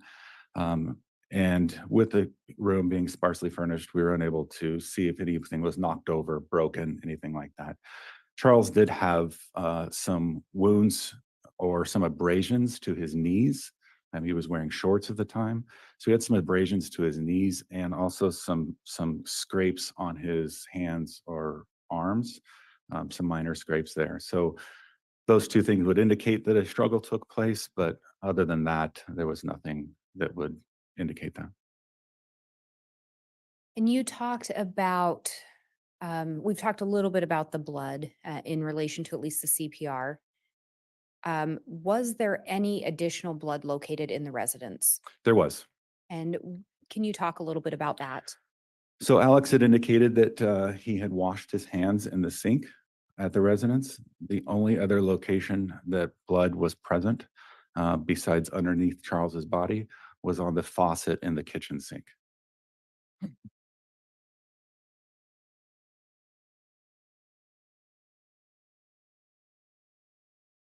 And was this, based on the report of the shooting, was this investigated as a homicide? Yes, it was.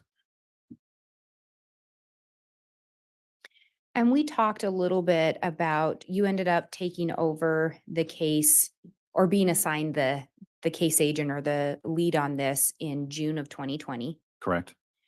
You initially responded out on this July 11th date of 2019. Did you continue to work on the case after July 11th, 2019? Unfortunately, right after this homicide, I had another homicide, so I did not work on it for a period of time. I then picked up this case and assisted Detective Moffett roughly January of 2020 with looking at phone extractions and iCloud information. And when you picked up again in January, you talked about you started looking at phone extractions. Correct. As part of that, did you end up seeking some search warrants? I did. And was one of the devices that you reviewed the content of Charles Vallow's phone? Yes, it was. And do you recall how you came to be in possession of Charles Vallow's phone? Yes. Through our investigation, we had determined that Charles's phone was pretty much the catalyst of an argument that occurred between Lori and Charles on this day.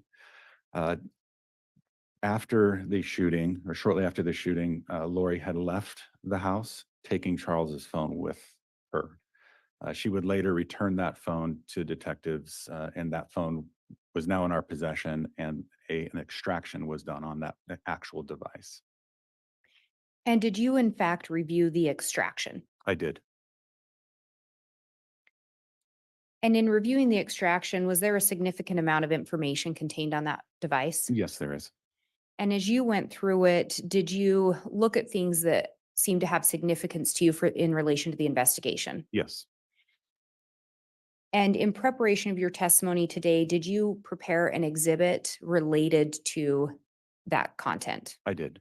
Do you believe that it would aid in your testimony today? Absolutely. Do you believe it would aid the jurors in understanding the evidence and information? Yes. Your Honor, I'm going to ask that the witness be shown what's been marked as State's Exhibit 49. I do have a copy for counsel and a courtesy copy for the court as well. Again, as with some of the last exhibits from the state, these are printouts of a PowerPoint. The PowerPoint itself is on a jump drive.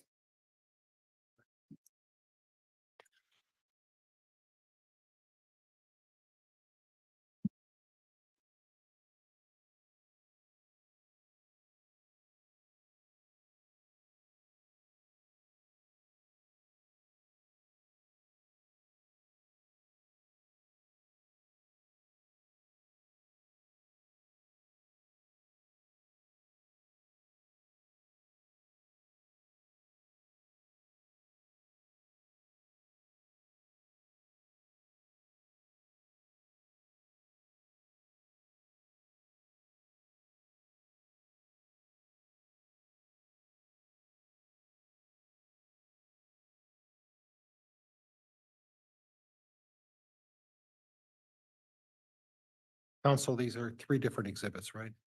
Four. Looks like they're all the same.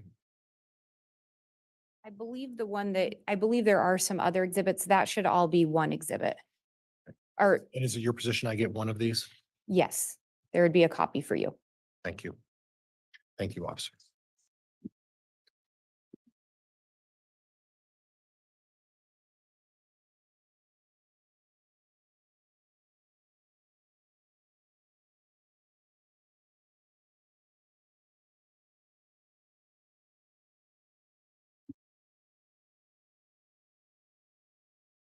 And Detective, I would ask you to just look through those if you could. Okay.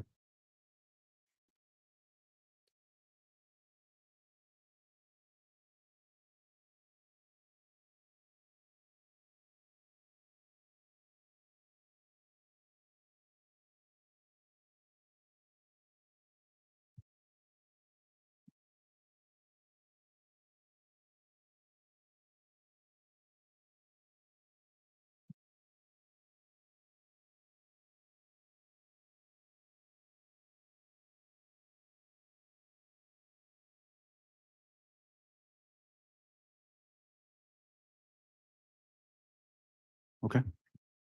Do those appear to be an accurate depiction of the PowerPoint that you prepared? They do. And again, they are taken from an extraction from Charles Vallow's cell phone. Is that correct? That is correct. Did that include looking at an iCloud account? It does include an iCloud account, yes. And does it include messages or other content from that phone as well? Yes, it does. Your Honor, I would move for the admission of State's Exhibit 49. No objection, Judge. All right, Exhibit 49 will be admitted, and again, this will be actually the PowerPoint on a digital format, and the court has reviewed a printed copy of that. Ms. Blake, with that being introduced, if you'd like, I think this would be a good time to stop for the morning recess before we start with the publishing of this, if that's where you're headed. That is where I'm headed next, Your Honor. Okay, let's go ahead and take our mid-morning recess then, 30-minute recess, and we will be back on the record after that. Thank you. Thank you. All rise, please.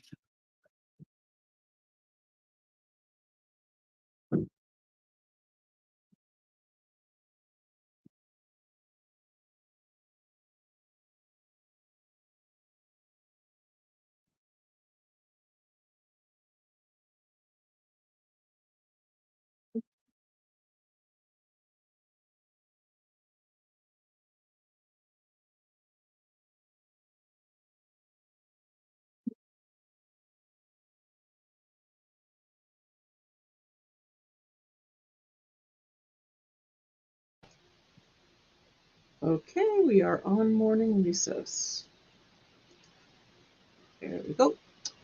So, a lot about this is very interesting to me. This is the part of the case from way back when I first started following it that I was looking at the shooting between, or the self-defense, as Alex wanted to call it.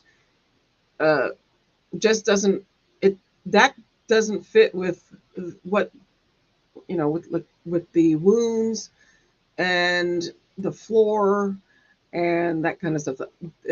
Looking at what he was saying was the part that I put in chat, Alex said that he shot Charles twice standing up. As police were cleaning up the scene, Duncan noticed an indentation in the floor that would have been consistent with Charles being shot while lying on the ground. Now,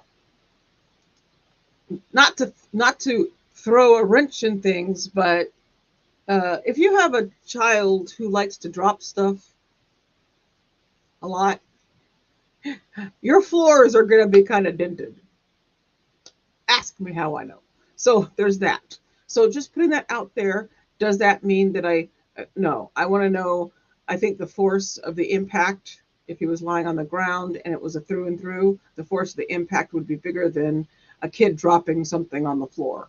So and while I was listening to it, I'm thinking, well, what if you have a kid who likes to pace around, pacing, and carry stuff with them and is constantly dropping. That's just where my brain went with that. So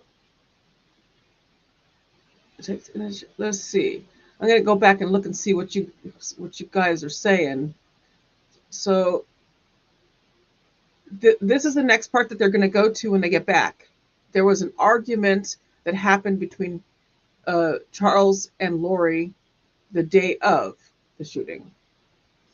So that will be, so she grabbed the phone off of Charles after he was shot. Is that what I saw somebody say in chat? Shortly after the shooting, Lori left the house with Charles' phone, so she took it off of him. She returned the phone to police. They did an extraction on the device. So we'll be interesting to see what they just extracted. Blake moves to admit the PowerPoint exhibit prepared for Duncan, and that's where we are. So Christy says, nobody, I'm shocked it was let in, especially since it wasn't ruled homicide. Let me see. Well, I'm going to go back up here and see what Maria said. I'm a little surprised we are going into Charles' death to this degree. I'm wondering how they will connect this all to Chad. Excellent. Let me see. Then go back to where you were with Christy said, nobody. Oh, I'm shocked it was let in, especially since it wasn't ruled homicide.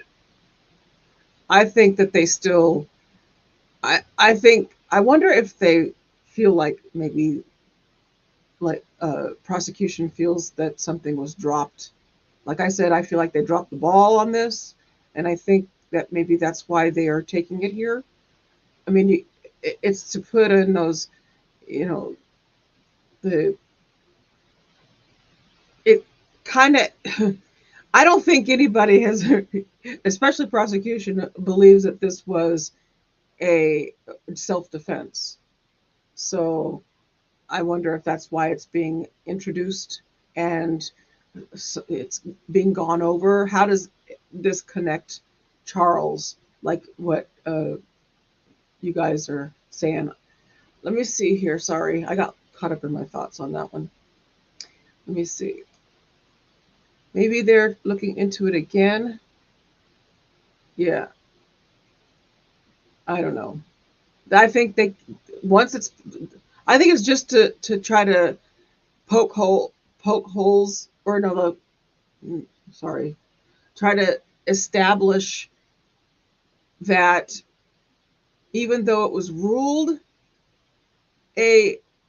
not ruled homicide, there's something more to this. There are certain things that prosecution really saw, especially with the floor indentions and stuff like that. That's kind of, so it's worth bringing this in, worth trying to tie this in, even though it wasn't ruled. But it'll be interesting to see how defense cross-examines this portion.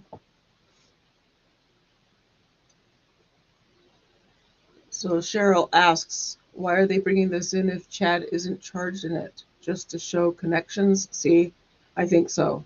They are trying with everything they can to keep Chad, Alex, and Lori connected. And this is something that was between Alex, Lori, and Charles, but they still need to try to connect this to that as well, because wasn't Charles also considered dark?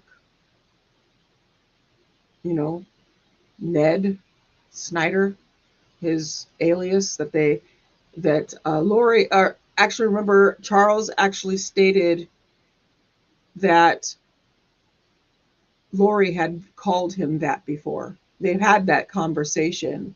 This was, if you remember all of the interviews and stuff, I don't remember how many there were that Charles did, and he talked, and it's on camera, him talking about what was going on with her. She was going down this path with this belief and stuff that was just that her mental capacity was, she was he felt she was losing her mental faculties. That's how I would say that. So we're trying to keep up with, what I'm trying to do is not lean so much on my opinions and how I think on things, and look at like what you guys are saying too. Like here, I haven't checked the charges. Is there a conspiracy to murder Charles charge? We seem to be all over the place. I don't know. There's no charge as far as I know for Chad in the Charles case, since it was ruled self-defense.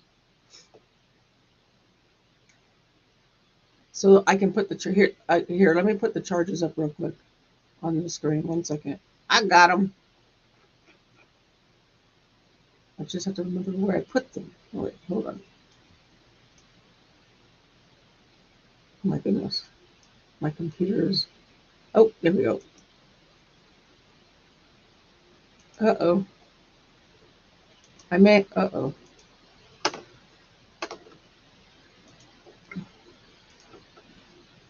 I'm frozen. Okay, there we go. Sorry. Did it work? Yeah, there it is. Sorry, I got frozen. I'm trying to do that. No, don't freeze. I don't know what happens if I accidentally I have to exit StreamYard doing this. So let's see. Hey Jane, good to see you. Are you still here? If I missed you, sorry.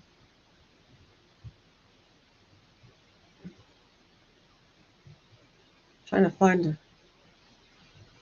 where I left off with the comments. Da, da, da, da. Yeah, see, this is what I was saying. But the Charles begged Chandler cops for help and said his concerns about Lori and Chad, also worried about JJ and Tylee. Yeah, so remember all that was out. I saw the video on that, and they showed him talking outside the house and talking about her mental state.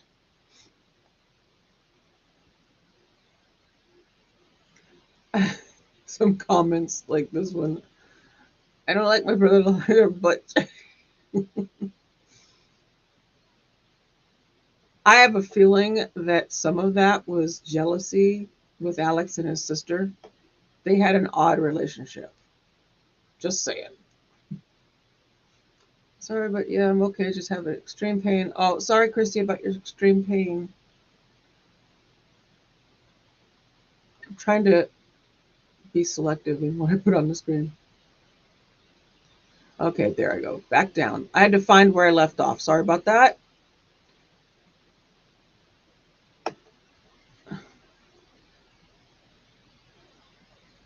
So let's see.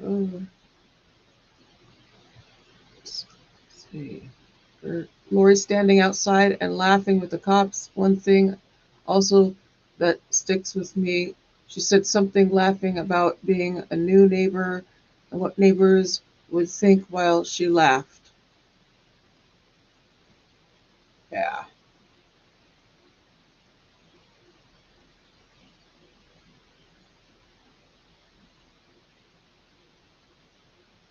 So trying to catch up again.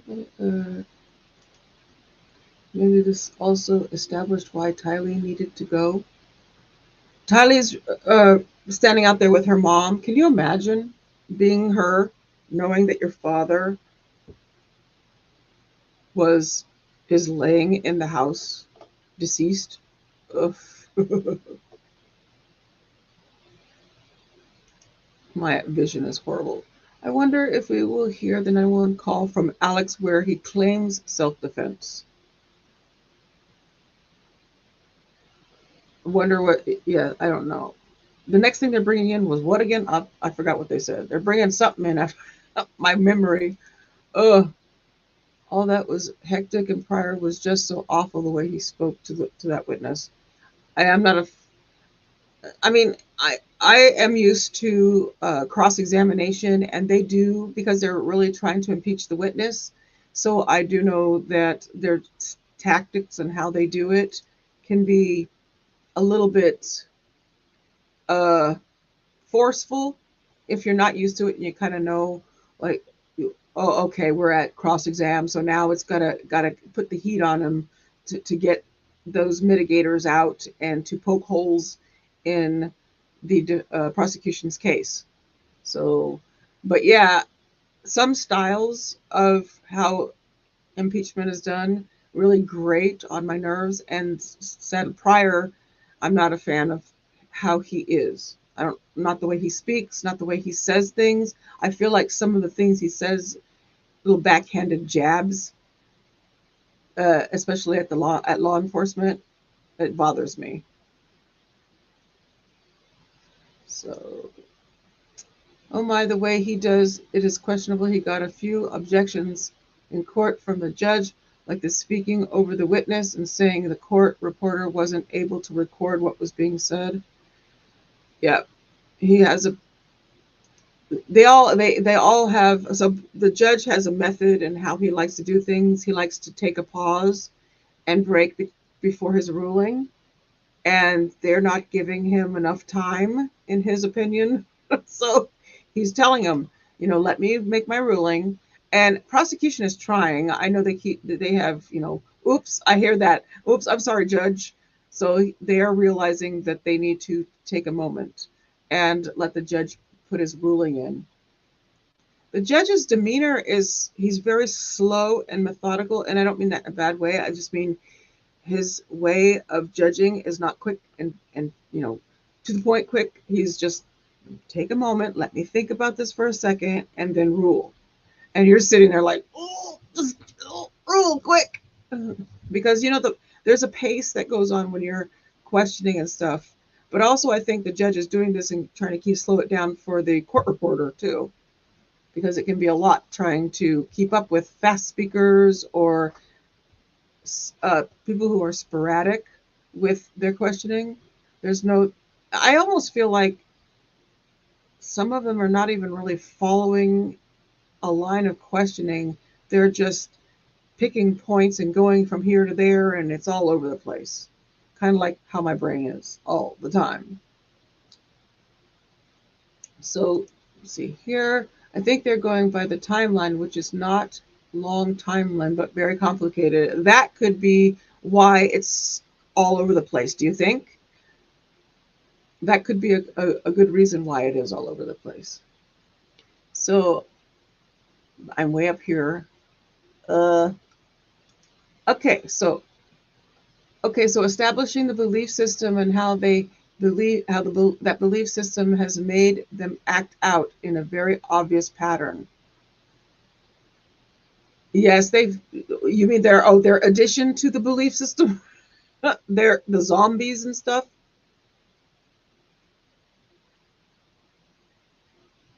Oh, yes. Hi, Jane. Good to see you. Sorry, I'm scrolled way up here trying to.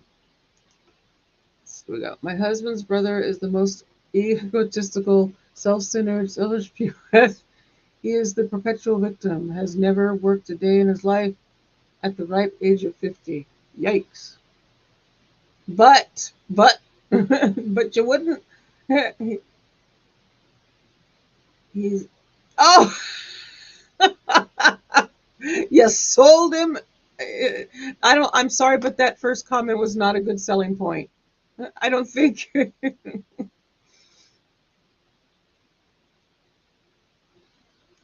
Brian says he's not an undercover mod.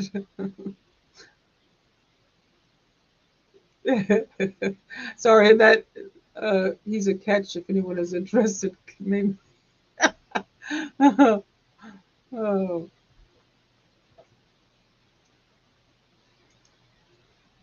Stephanie says, poor Tylee, Alex assaulted her bio dad and then kills stepdad. She must have felt so alone. I agree. Hey, Mel B, good to see you. Just stopped in to say hi and show support. Oh, let me see. What did I? Oh my goodness. Thank you. Thank you very much. Thank you. So like I say here, I fixed something. Let me put this in. Here we go. The very end of it.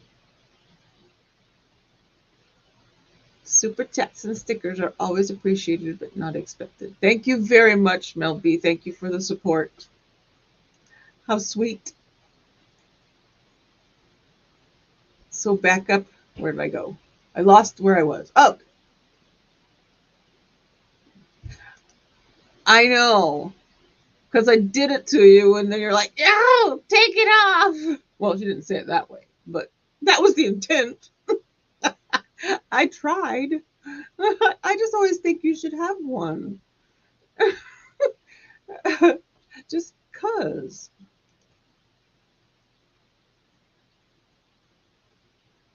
Does having a top secret security clearance count? Sure. Yes, he does. Thank you for explaining to us UK people who don't know about USA court stuff. Oh my goodness, Beanie's left for Pilates. Ugh. Have fun. I missed you. Sorry. Hey, Ava. Good to see you. Pryor's doing his job. If he wasn't, he wouldn't have any objections. He's not out of line. Oh, I don't. Everything about him is out of line. I get to say that. This is my channel. I am not a Pryor fan. I don't like his demeanor. He has a horrible reputation. And defense or not, I struggle with this man. just, just because of what I've heard and all the stuff in his background. But yes, I mean, we are all entitled to our opinion. Who thinks they placed the bat for Prince in his hand and then at his feet? That's actually a good point. Because I remember there was a lot talked about with the bat when we saw the interviews and everything from way back when. I always felt that that was something that they brought with them and placed later, like took care of and did stuff with and set it up to make it the self-defense thing. I'm back. Carolina's, if it was his bat, it would already have his fingerprints on it. Naturally, good point. But still placement, even if it's the fingerprints, I'm sure they all touched it. I'm sure that probably had a lot of fingerprints on it. Christy says, just wanting to disclose all the information so he can't be returned.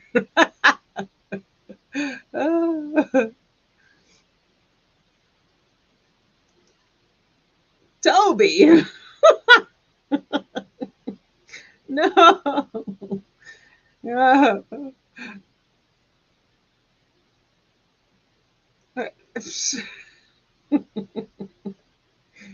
Oh, I'm liking Pryor's voice and his tenaciousness, even heading off on tangents. Nope, I do not agree. Having him in my ear with his headset on gives me the shivers down my spine. I'm affected by voices. Stephanie says Tylee is clearly lying in her interview. Several lying micro expressions and movements. Wow.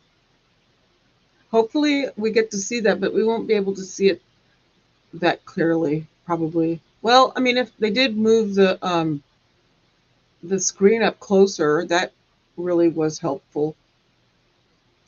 Are they listening? Because remember I said they need to zoom in more on the evidence so we can see it better. Are they listening to me? Yeah, I doubt it. They're probably listening to those calling into the court going, will you please fix the screen? Will you please show us more? Make it clearer. Because, yeah, it's getting better as it's going along. So it's probably... Also have to remember that Pryor has no experience with DP case. That is very, very true. It's showing. And I have court today and at lunch just popped in to say hi. Thank you for being here. Thank you for coming in. Hey, Dee, good to see you. Good to see you. And hi to Dee's daughter. And then, yes, and Pryor also filed to withdraw very close to trial. Judge said, nope, you are staying on the case. The part that always bothered me was the fact that Alex said Charles swung the bat at him. So he left the room, got his gun. Not sure how that's self-defense. Good point. Judge said, nope, too close, buddy. You stay. Yep. Toby. By now, Pryor probably needs a client who actually generates cash. True. But he is on, he owns the house. He's on the deed or whatever you call it. The mortgage, the deed, the something or other. He's on there with some other people and the kids are paying him rent. Or kid. I think it's kids. Pryor sounds a little like Albert Brooks to me. That comparison makes him easier to listen to. Albert, oh, I was trying to remember who that was. Okay, I'll have to go back and listen. Pardon me. So Pryor's problem, he knew what he was getting into. He took the case and then realized, oh, maybe I'm not cut out for this. To be fair, Pryor asked to be removed. Yes, he did.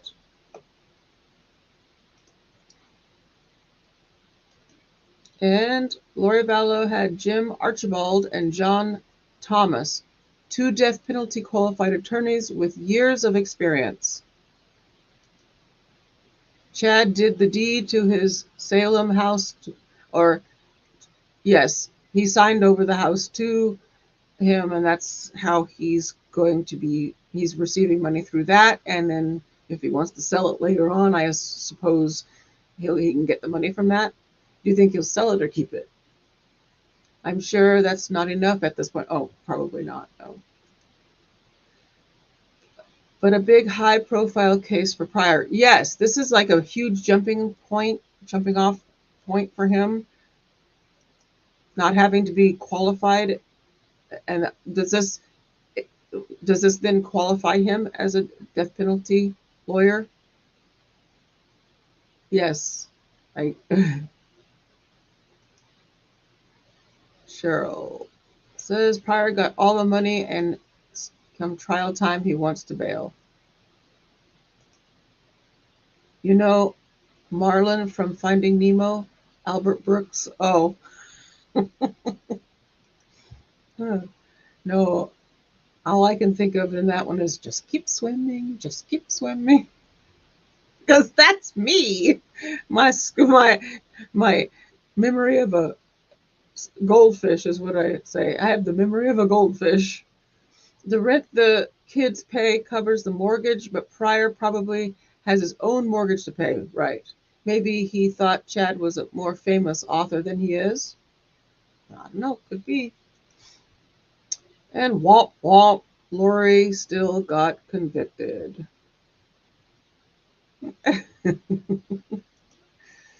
Oh, good. Good luck selling that house. He's stuck with that. Tear it down, probably. He'll probably demolish it and sell the property. Nair said this could qualify him for the future. That's what I thought. So this is a step towards that. I was wondering how that worked. Thank you. Oops. Hey. Oh, they did do that. Did they? And the house is still up. It's not torn down. Mal, true, but they're tearing down. Okay. So the kennels are going away, but the house is remaining.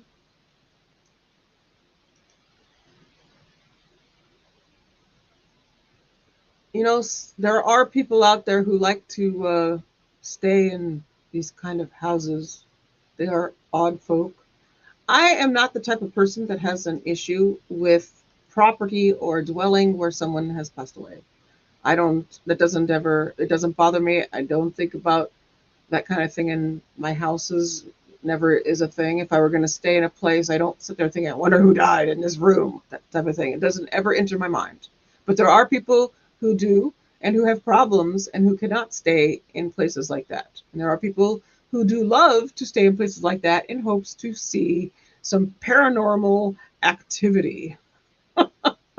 I don't really buy paranormal activity stuff. I like to watch. A friend of mine, Simply Sophie, does paranormal activity stuff on her channel. And I like to listen to it, even though I can only listen to it for so long because I still, from my past, is all like, oh no, I don't like to get into talking about wee beasties. That's what my family called that growing up, wee beasties. But she does do some paranormal stuff. She goes to what do you call them? Graveyards, and will, see if there's any paranormal activity out there. So if y'all are interested, and they're back. So, but Simply Sophie, one of the Thank mods you. can Please be put seated. Sophie's channel in if you want.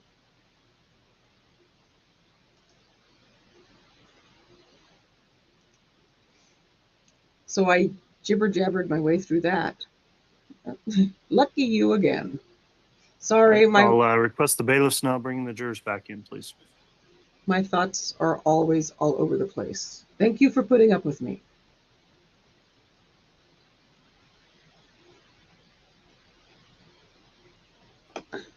Now, Stevie makes a good point here. Murdaugh didn't bury the victims on the property. The ground cried out where the blood was, in her opinion.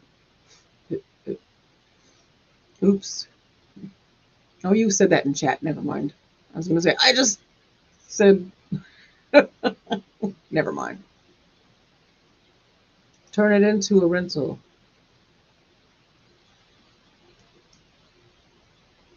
Right there.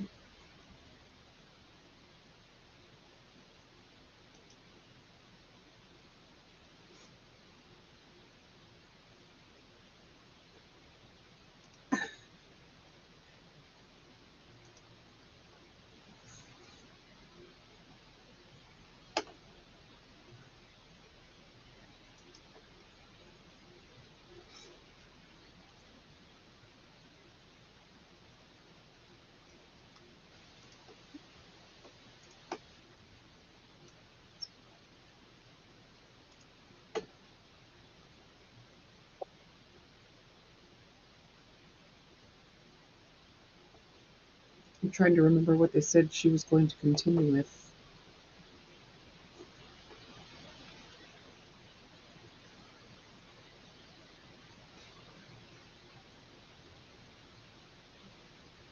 Christy says she really, really enjoys the commentary on breaks. It makes me want to stay around and not pull the interrupts.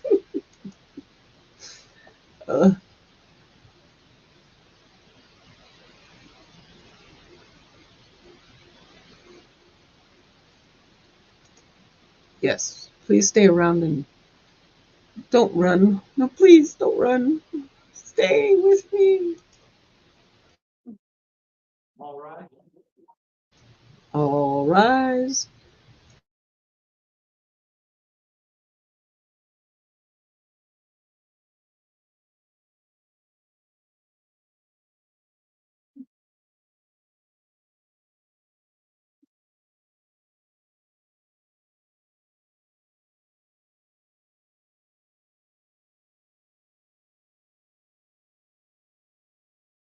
The jury is present and accounted for. All right, thank you. Please be seated.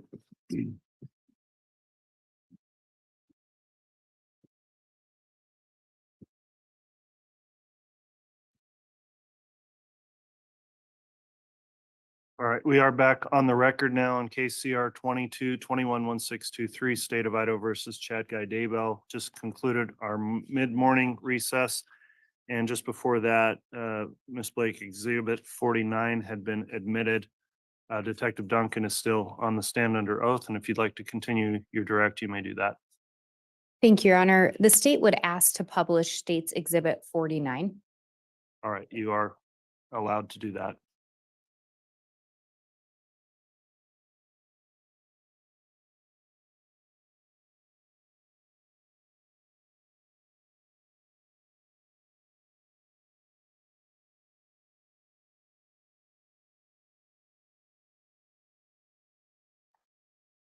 And Detective Duncan, we've already talked about, but just to remind the jurors, the information contained in this PowerPoint was from Charles Vallow's phone. Is that correct? That is correct. And on this slide, can you please read this into the record? Yes, I can. Hello, Chad.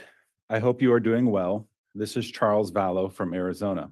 We really enjoyed having you stay with us back in November when you came to the Preparing a People conference. I appreciated you taking the time to talk to me about the book I've been working on. Well, more than 6 months later, I still haven't made much progress on it, but I feel an urgency to get it done. As the managing partner of Right Planning Group, I'm going to have the opportunity to speak at various conventions beginning in the fall, but everyone says I need to have a book available that summarized my life and shares the principles I follow. So I will cut to the chase. I'm willing to pay you well to help me get this book into shape as my ghostwriter.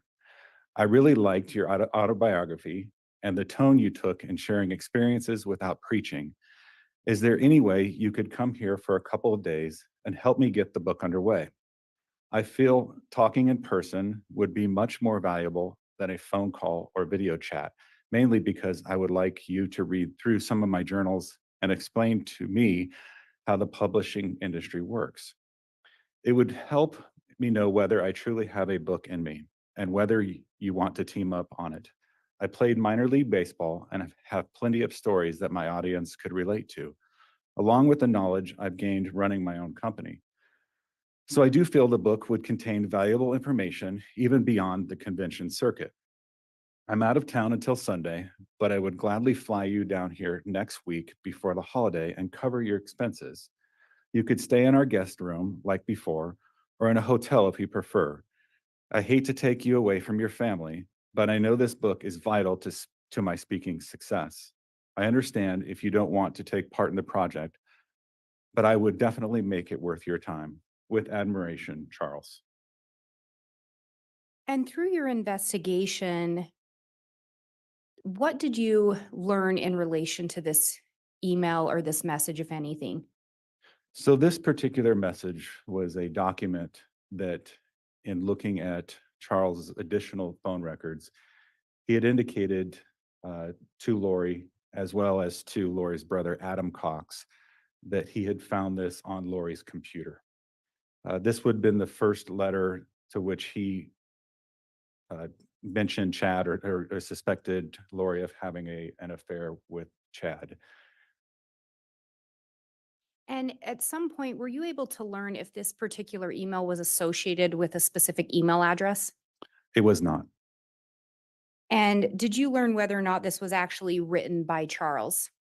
All indications in Charles's phone and content that when he's sending this to Adam and to Lori is this was fictitious and this was not created by him. And just to back up a little bit, as you're going through these extractions, were you aware of any other ongoing investigations that were related to what you were looking into? Yes, in January of 2020, when going through these extractions, I was aware of multiple investigations.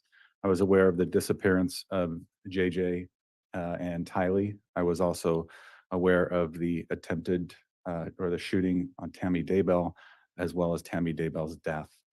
In addition to that, there is another case in Gilbert, Arizona with the attempted shooting at Brandy Boudreaux. And as you were looking through this phone extraction as well as others, were you also paying attention or looking for anything in relation to those other investigations that you thought could be helpful? Yes, while going through these records, this particular record and subsequent records, I was mainly focusing on the Charles Vallow investigation, but anything that I saw that could have been pertinent to the locating JJ and Tylee and the other investigations, I would pass that along to other investigators in Idaho. And as we talk through this, just to make clear to the jury, do you know how many, did Lori have a brother named Adam Cox? Yes, she did. Did he also have a brother named Alex Cox, or did she also have a brother named Alex Cox? Yes, she did. Was Adam Cox at any point a suspect in relation to this investigation? He was not. Was he someone that you learned had communications with Charles? Yes. Was Alex Cox a suspect? Yes, he was. Thank you. And if we look at the next slide, can you read these messages into the record? Yeah, so these are messages that were found on Charles Vallow's phone extractions. The first message is from Charles to Lori, dated June 29, 2019 at 5:51 a.m. Is he with whom you're having an affair?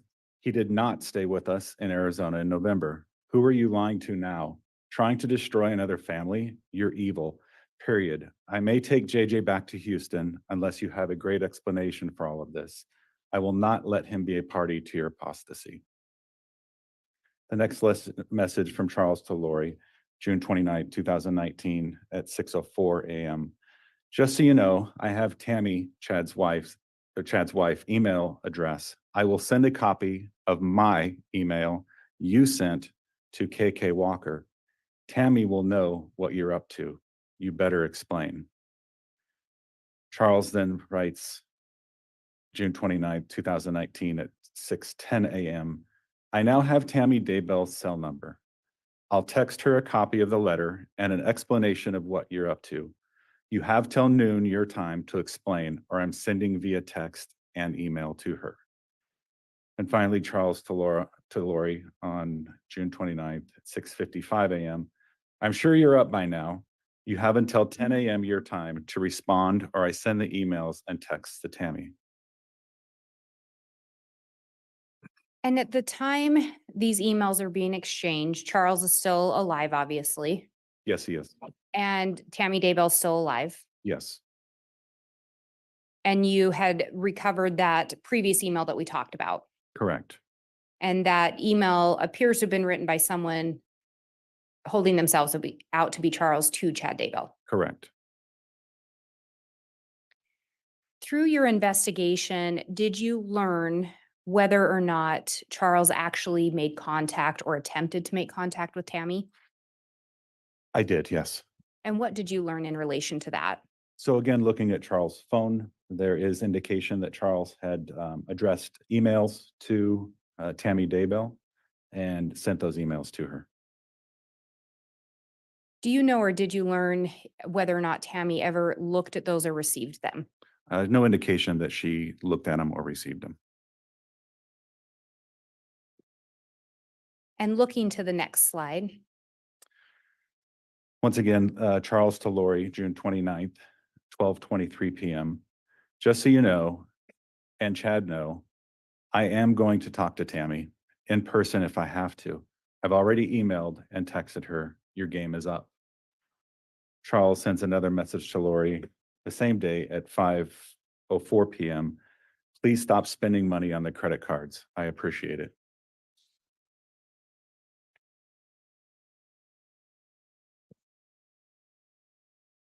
and this is a continuation, it appears, from the conversation we were just looking at in the previous slide. Yes, it is. And we talked about any indication that Charles did in fact email Tammy. Did you uncover anything in your investigation regarding whether or not he ever attempted to visit her in person? I did not. And so we don't know, no evidence that he did. Correct. And looking at this date of June 29th, this is just a few weeks before Charles is shot and killed. Is that correct? Correct. And turning to the next slide, when we talk about the email, is this the one you were referencing? Yes, it is. And could you read this into the record? So the first email from Charles Vallow to Tammy Daybell, and it was sent to tdaybell@sugarsalem.com on June 29th, 2019 at 9:06 is the stamp that was on the email. Tammy, my name is Charles Vallow. I have some vital and disturbing information regarding your husband and my wife, Lori. This is your work email, so I'll wait to send you the evidence that is very disturbing. You may call or email me from the address where you can receive the information. I apologize to be the one sending this, but something has to be done. I feel it's best if I shed some light on this issue. Regards, Charles Vallow, 714-853-5005. And it looks like there's another one, or this may be the subject line. Could you read that next one? Correct. The email from Charles to Tammy Daybell, coming from Charles Wright Planning Group email to another email for Tammy is tammy.daybell@gmail.com, June 30th. So the following day, 2019 at 10:16 a.m. The subject line on this email was your husband and my wife, and then the body are having an affair. Her name is Lori Vallow. I've got definite proof or definitive proof. If you care to see it, contact me and I'll share it with you. It's devastating, I know, but the truth needs to be shown. Charles Vallow. And again, to be clear, through your investigation, you were never able to determine, or you did not learn whether or not Tammy actually saw these emails. Correct.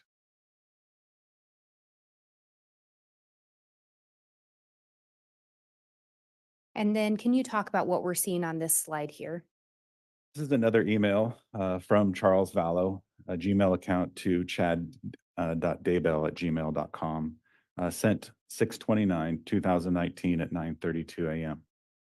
The email reads, Chad, I'm Lori's husband, but I gathered you already knew this. She sent an email yesterday, supposedly written by me, to KK Walker, inviting you to Arizona next week and to ghostwrite a book I'm supposedly working on. It's preposterous. I happened to run across it as she left her computer at our Houston home. I am not paying anybody for anything, and I am not writing a book. Either you or Lori need to tell me what's going on, or this will be exposed for all to see. Regards, Charles Vallow, 714-853-5005. And does your wife know you have several of Lori's dance videos? Explain how that is in any way appropriate. She sent them to you at your request in January, Charles. And relating back to that first email, when we talk about the belief it wasn't drafted by Charles, did this play into why you believed that it was not drafted by him? Yes, it did. Is there anything else about this that drew your attention? So this, obviously Charles mentions a KK Walker, an email sent to KK Walker. So through this information, we were able to locate the KK Walker account of KK Walker 75 at yahoo.com. And ultimately, were you able to link that KK Walker email to any particular person? Yes, And who was that? Lori Vallow.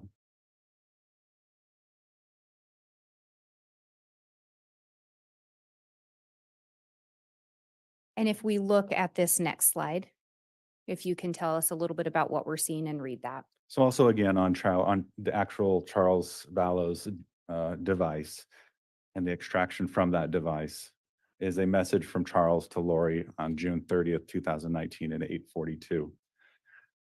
Lori, I know you don't care much. I know you don't much care how I feel, but just imagine this. How could my actions or breaking your heart result in what you've done? You accuse me of infidelity, but it's you who have been having an affair. It just keeps killing me. Maybe that's your goal. How can you live with yourself destroying our life, Mel and Brandon's, probably Mel and Brendan too. Now add Chad Daybell family and you've got a home run. The fact that you continue to go to the temple after all you've done shocks even me. There really is something wrong with you.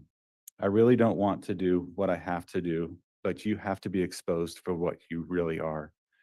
You won't even deny it or talk to me as to your reasons. That's what's amazing to me. You could allay some of what's about to happen, but I don't think you will. Lying has become second nature to you. You have been impressive in blaming me for all that's happened. You have destroyed me. I've never been lower in my life. It's you that has done it. Please tell me why, please. I will slow or minimize what's about to happen. It's you who has caused it. We have a son to raise, but that's all we have in common. I will work with you in his best interest and will be there Monday evening. You owe me an apology for all the false accusations you've made. You know I've been entirely faithful to you since the first day we met. I deserve an apology from you. Please respect that much.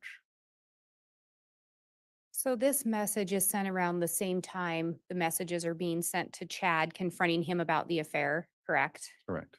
And this is also sent around the same time Charles reaches out to Tammy. Correct. Through your investigation, did you learn whether or not there were any divorce proceedings that had been going on between Charles and Lori? I was not aware of any.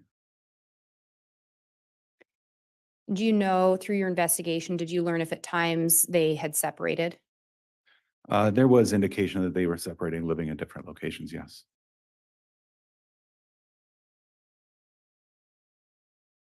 And on this next slide, can you talk a little bit about what we're seeing here and then read these into the record? Yes, once again, additional messages found on Charles Vallow's device. Charles to Lori, July 1st, 2019, 10:31. I'm going to Idaho first to meet with Tammy Daybell. Lori to Charles, July 1st, 2019, 10:32 a.m. She won't see you. She is my friend. She won't listen to you. Go ahead. You're ridiculous. Are you coming to JJ for the 4th or not? Charles to Lori, July 1st, 2019 at 10:37 a.m. Then you tell me why you used my name and a fictitious email to send a BS email about a book I am having him ghostwrite for me. It's fraud and a lie. There's no other reason for it other than to get him to Arizona or AZ, get him in AZ and have an excuse for his wife. Charles to Lori, July 1st, 2019, 10:38 a.m. You did this. I had nothing to do with it, and you know it. Also, he did not stay with us in November. I will find out. Did you learn what that reference of he did not stay with us in November was in regards to? That was in regards to the letter found on the Chad's device, and then also another, what is a KK Walker email where Chad was being requested to come to Houston. I believe those were the two. And one of the emails referenced him being in Arizona the previous November, Correct, and that would have been November of 2018. correct. And there's also a response there from Lori saying she's friends with Tammy. Yes, Did you also review data in relation to devices or accounts linked to Lori Vallow? I did. In your review of those, did you find any communications between Lori and Tammy? I did not. Any indication that they were friends in those devices at least? No, Did you find communications between Lori and Chad? I did. And on this next slide, can you talk a little bit about what we're seeing here and then read it into the record?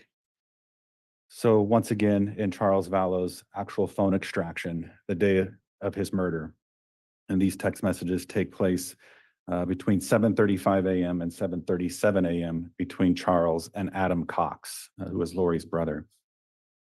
Charles sent Adam a text, "Al is here." Adam responded, "At Lori's?" Adam responds, "Really? I wonder why he never called me back."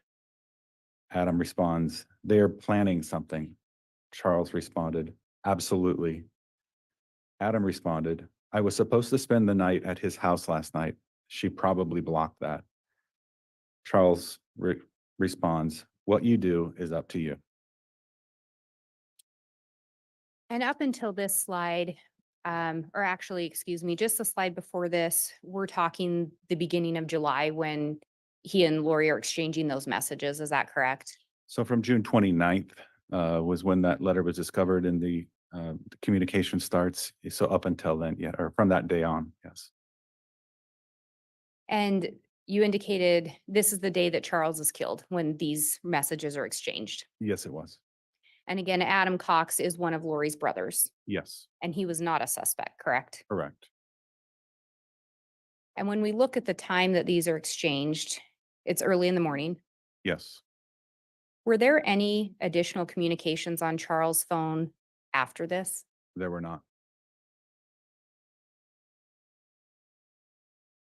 Charles was shot and killed shortly after these messages were exchanged. Correct.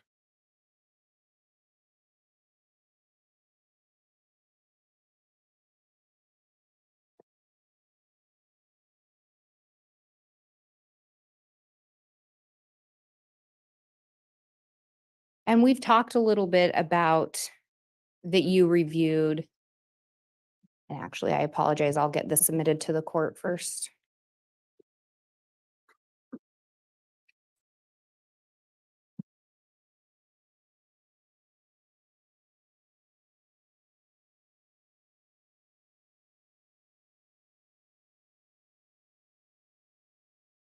And we've already discussed a little bit that as part of your investigation, you also reviewed some accounts associated with Lori Vallow. Yes. Did those include some iCloud accounts? 2 of them were, yes. And do you recall what those iCloud accounts were? So the first iCloud account that Lori used was Lori for style, the number 4. So Lori, the number 4 style at iCloud.com. And from that extraction or from that information, we were able to determine a second iCloud that was created, which is Reali-Tea at iCloud.com. And in reviewing and specifically looking to that Lori for style, was there a significant amount of information located on that device? Yes, there Or, was. excuse me, on that account or linked to it? Yes, there is. And from that information, and then also same question with the Reali-Tea, was there a significant amount of information? Yes, And in preparation for your testimony today, did you prepare an exhibit? I did. And does that exhibit pull some of the information that caught your attention? Yes, it does. And given the amount of information within those accounts, do you believe that it would aid you in your testimony today? It sure would. Do you believe it would aid the jury in understanding the evidence as well? Yes, it would. Your Honor, I'm going to ask that the witness be shown State's Exhibit 48. I believe defense has a copy as well. And similarly, these are printouts of a PowerPoint, so we have an actual jump drive, but as a courtesy, we printed these out.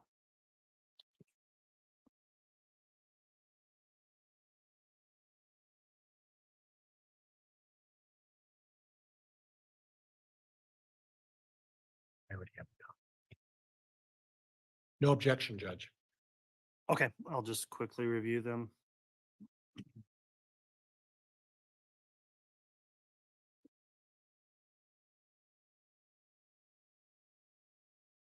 And Detective Duncan, if you could look through those as well.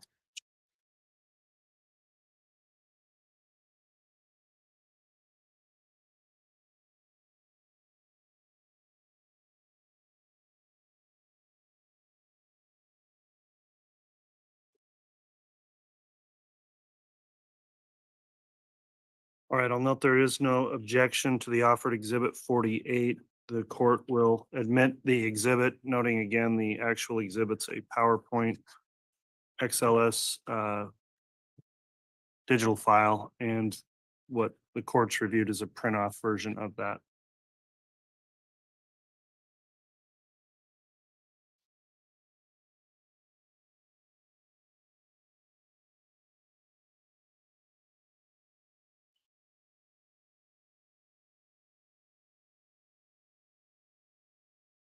Okay, And does that appear to be an accurate representation of the PowerPoint? it does. Thank you. Your Honor, now that it's been admitted, the state would ask to publish. You may publish it.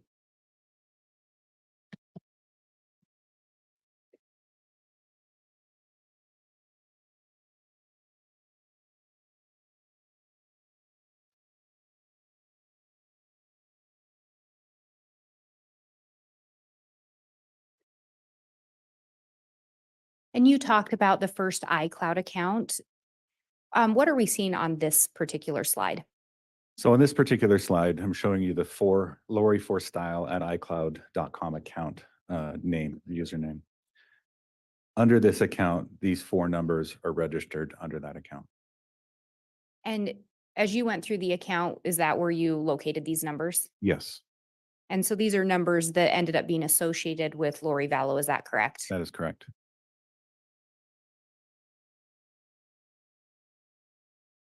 And looking at the next slide, can you tell us what we're seeing here and then read the messages into the record? Yeah, so on the iCloud account, Lori for style, the following messages were seen between Lori Vallow and Alex Cox. On 3/9/2019 at 11:27 hours, Lori sent Alex a text that says, apparently it is tied to Ned being gone. There's an emoji in there, but the emoji is not included. Hopefully today or tomorrow.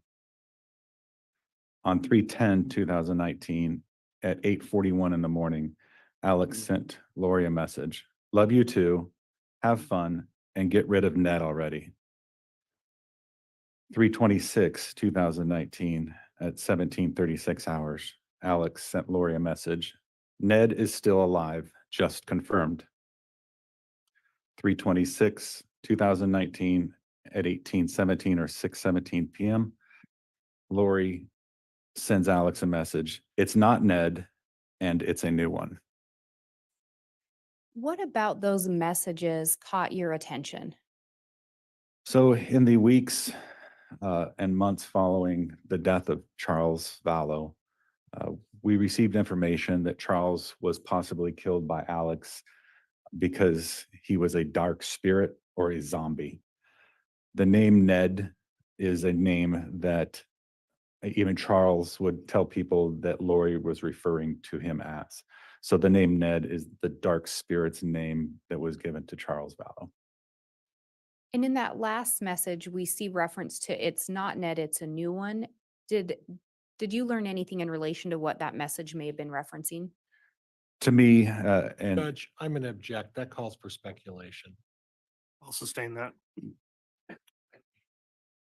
Through the investigation, you reviewed other phone records.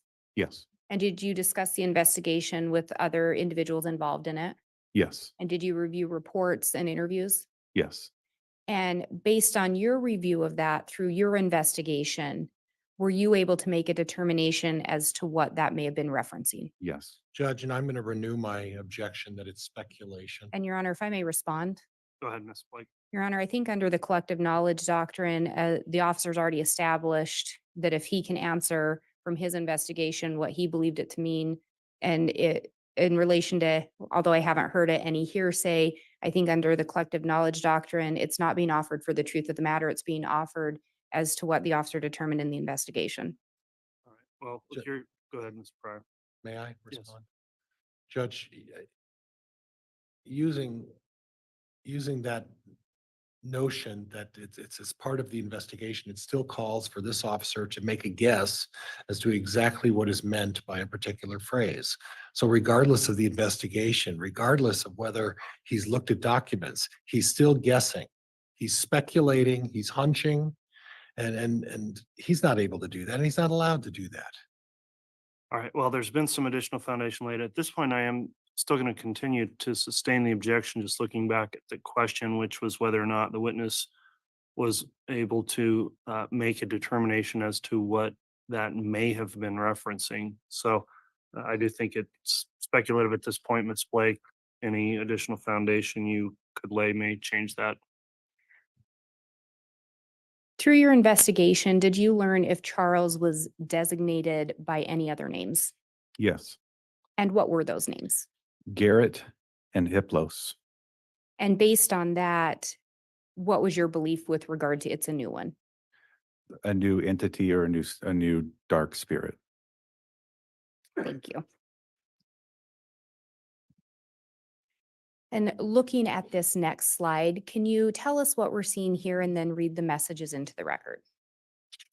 So on the Lori for Style account, you see messages between Nicole Earl and Lori Vallow. These took place on 10/19 of 2019. At 9:18 in the morning, Nicole sent Lori a message. I'm not sure if you heard, but Chad's wife died last night. Lori responded at 9:33 a.m. Oh my gosh, I did not hear that. I'm in Hawaii and it's 6 a.m. Lori responded to Nicole at 9:34 in the morning. Do you know what happened? Nicole responded to Lori at 9:37. Yes, she awoke in the night coughing, threw up, collapsed, and passed away. Through your investigation, did you learn on what day Tammy Daybell was pronounced dead? Yes, And what day was that? October 19th, 2019. So the same day these messages are exchanged. Yes.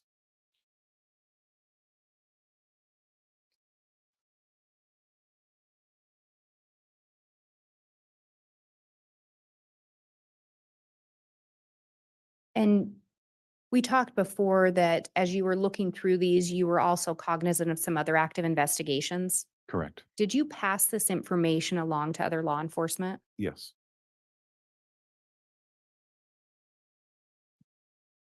And looking at the next slide, can you tell us what we're seeing here and then read it into the record?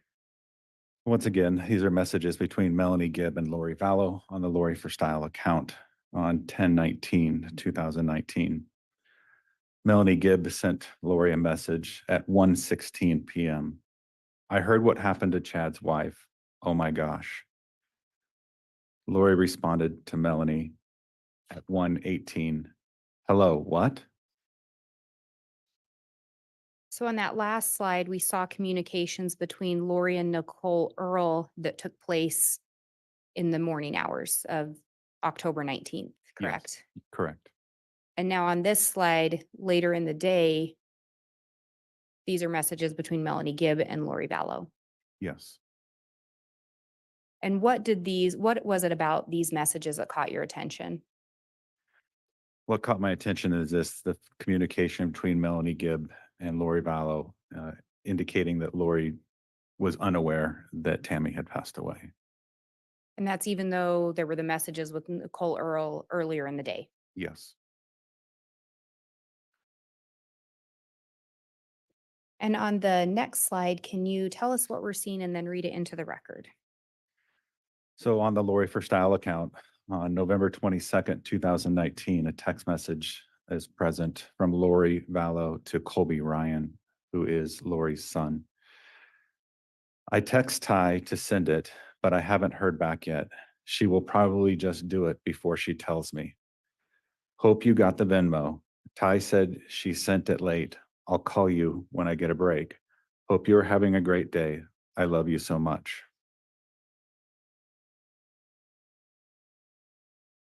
And in this message, were you, based on your investigation, did you know who Ty was that they were referring to? Yes. And who was that? Kylie Ryan. Did you learn when the last known sighting of Tylee was? I believe it was the beginning of September 2019. So this message is sent months after the last known sighting. Yes.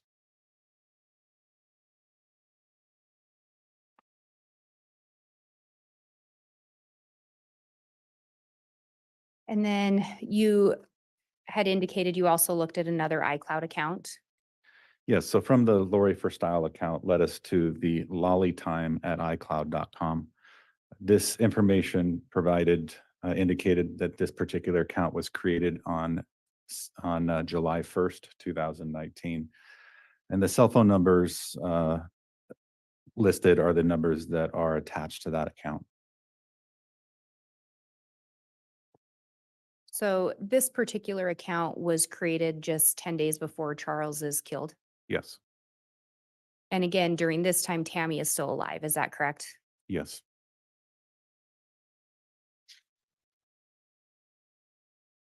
Turning to the next slide, can you tell us what we're seeing here and then read it into the record? Yes, this is communication found on this iCloud account between Lori Vallow and Alex Cox. On July 9th, 2019 at 1:49 p.m., Lori sent Alex a message stating, "So the plot thickens. Call me when you can." She sends another message to Lori, or another message to Alex Cox, 7/9/2019 at 9:50 p.m. Getting sleepy, so I'm going to need you to stay close to me the next couple days. Mel too. She can't go to Utah. They are planking some kind of intervention, but want Mel out of the way, so I'm left alone. I need to come get the stuff at your house tomorrow and secure it. Lots to do. Thank you for standing by me. It's all coming to a head this week. I will be like Nephi, I am told, and so will you. And when these messages are copied over, do you copy them over as written? Yes, I do. So some may contain spelling errors, Correct. and the only difference is you did not include the emojis. Correct. What is it about these messages that stuck out to you? This is 2 days before Charles would have died. Also, in looking at Charles Vallow's account, Charles was talking with Adam Cox about planning some sort of intervention, if you would, and talking to Lori about her radical beliefs and the letters that he had found.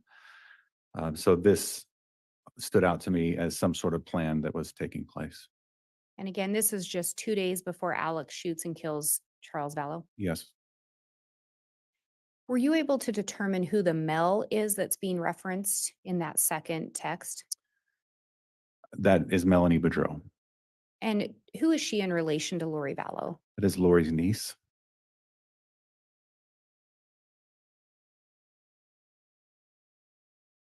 And then moving to the next slide, can you tell us what we're seeing here and then read the messages into the record? So what you're seeing here is oftentimes in what appears in an iCloud or what doesn't appear in an iCloud, you can capture in an actual phone record. Phone records and phone extractions are different. Phone extraction it's a copy of the actual device, where a phone record or a phone, they call them call detail records, are actual phone calls, text messages that are sent, and records are retained by the actual phone carrier. So in looking at a timeline of Charles Vallow's death, I was able to look at Lori Vallow's phone call detail records, and I noticed that there were phone or messages, text messages between Lori and Chad the day of Charles Vallow's murder. The times are at 6:12 a.m., 7:01 a.m., and 7:33 a.m. There is a record that this text occurred, but there's no content of what the actual text is. And through your investigation, were you able to determine a span of time in which you believe Charles Vallow to have been shot? Yes. And when was that? Based on our investigation, you looked at the record of Adam Cox and the last message sent by Chad and Adam, 7:37. So he arrives at the residence based on location data on Chad's phone. And sorry to interrupt. I think you said Chad's phone. Do you Sorry, mean I Charles? apologize. On Charles' phone. So Charles Vallow had location data on his phone, so it shows when he arrives. So it's around that 7:30 timeframe that Charles arrived at the Four Peaks address, and then obviously the call placed by Alex Cox at 8:36 indicating the shots. So somewhere between the 7:30 and 8:30 timeframe. And so these messages with Chad are essentially stopped just before Charles arrives or around the same time. Correct.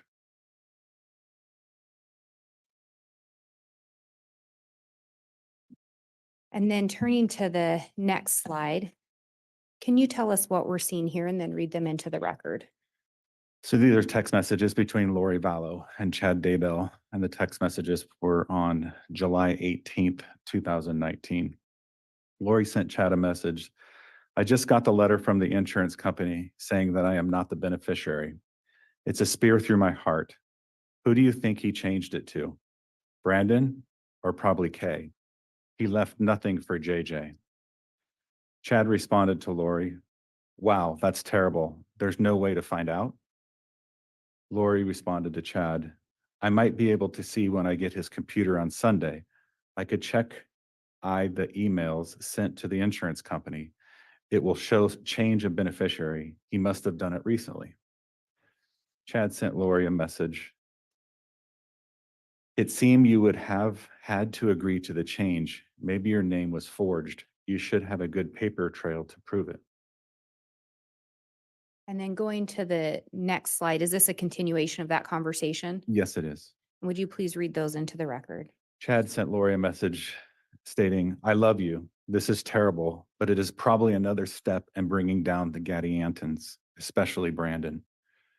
Lori sent Chad a message to Chad. Nope, he can change it anytime he wants. He's the agent and anyone can change their beneficiary anytime with their own signature.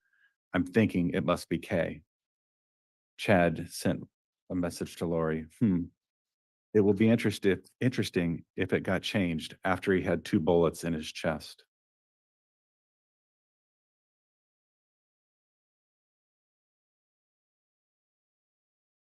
So these messages were exchanged just 7 days after Charles was shot and killed. Correct. What was it about these messages that stood out to you? Obviously, what stood out is the Lori's concern with beneficiary money from a life insurance policy that she felt was coming to her after Charles's death. And at the time these messages were exchanged, had Arizona publicly released how, or if you recall, had they released how Charles had been killed? I don't recall. But it's just 7 days after. Correct.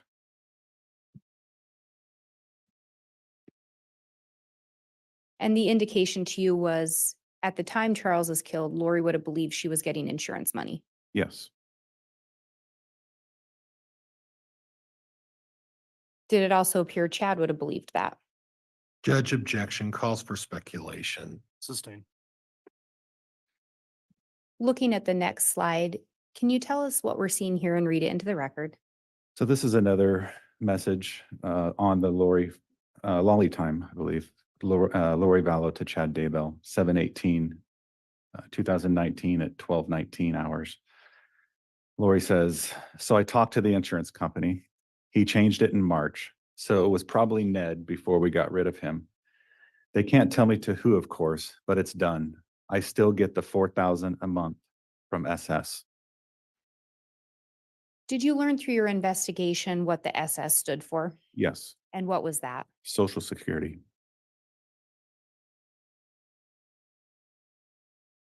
And did you learn through the investigation whether or not Lori was getting Social Security money or if her kids were? Yes, she was. Yes.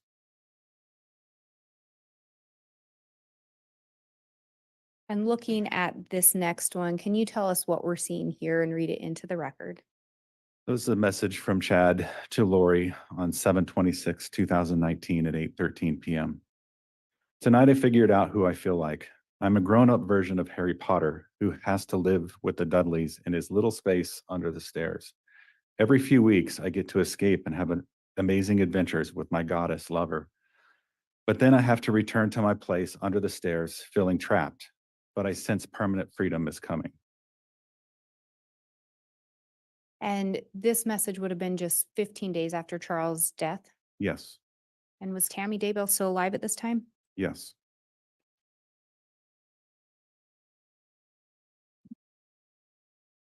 And then turning to the next message, if you could let us know what we're seeing here and then read it into the record. So on 7/30/2019, Chad sent a message to Lori. An SMS message is just a text message that read, I got the inspiration to go back to my original death percentages that help us track Charles, Ned, etc. Tammy is very close. Her percentage has fallen steadily since Hiplos left. It is encouraging.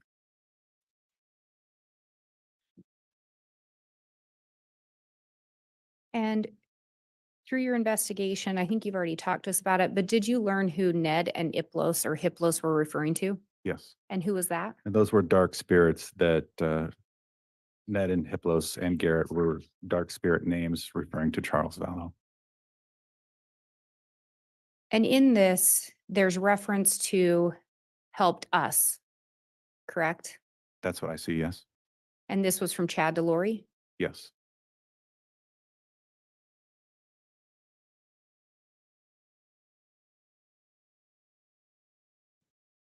And then on this next slide, can you tell us what we're seeing here and then read it into the record? So on this account was a text messages between Alex Cox and Lori Vallow, September 3rd, 2019 at 10:02 a.m. Alex to Lori, network name is anti-layman. PW is too many kids. Lori to Alex, funny.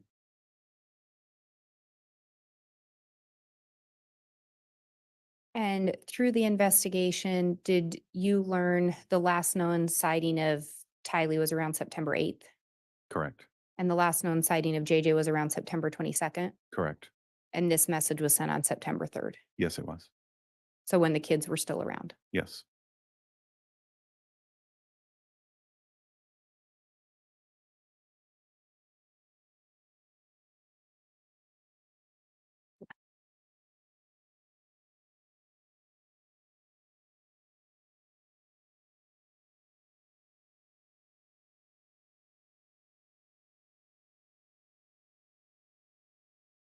Your Honor, that exhibit is ready to be submitted to the court. Very well. Thank you, Ms. Blake.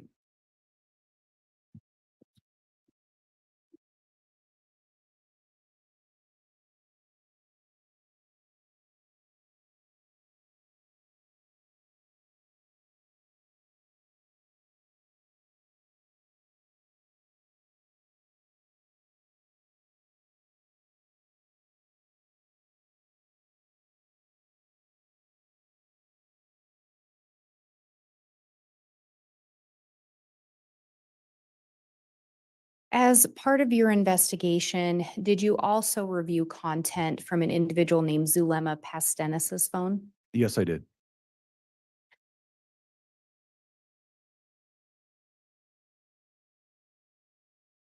And you've already referenced and talked about looking into content on Lori's iCloud accounts, correct? Correct. And we just saw some of that. Yes.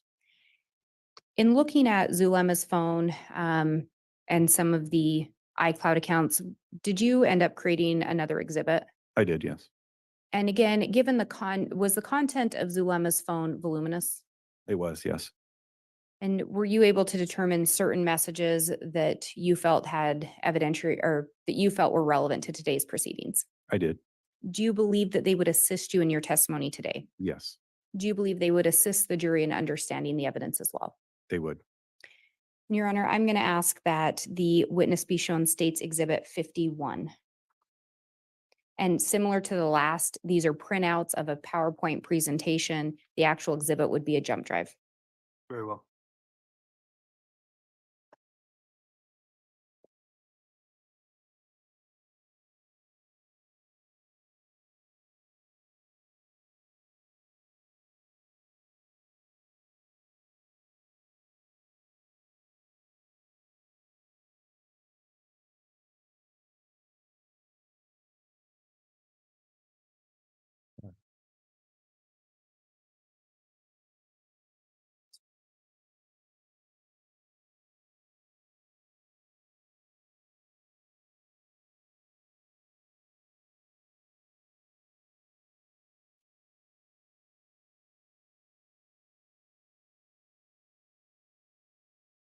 And Detective Duncan, would you just look through those?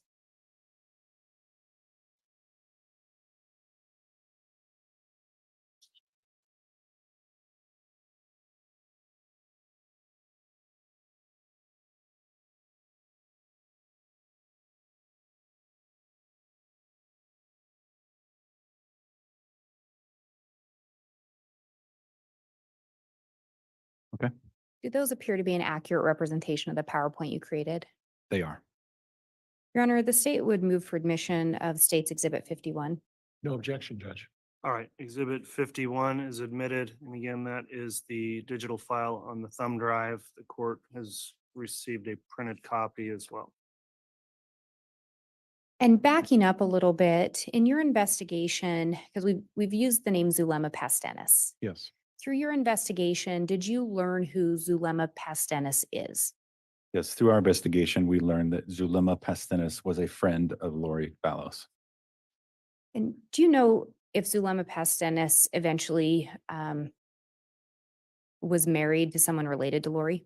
She was. Eventually, she would marry Alex Cox.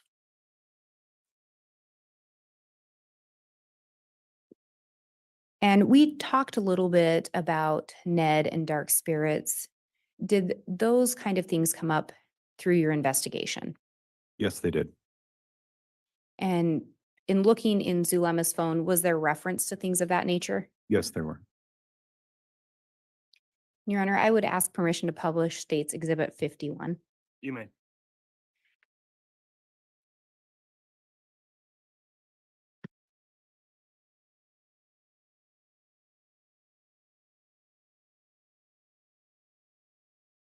And looking at this slide, can you tell us what we're seeing and then read it into the record?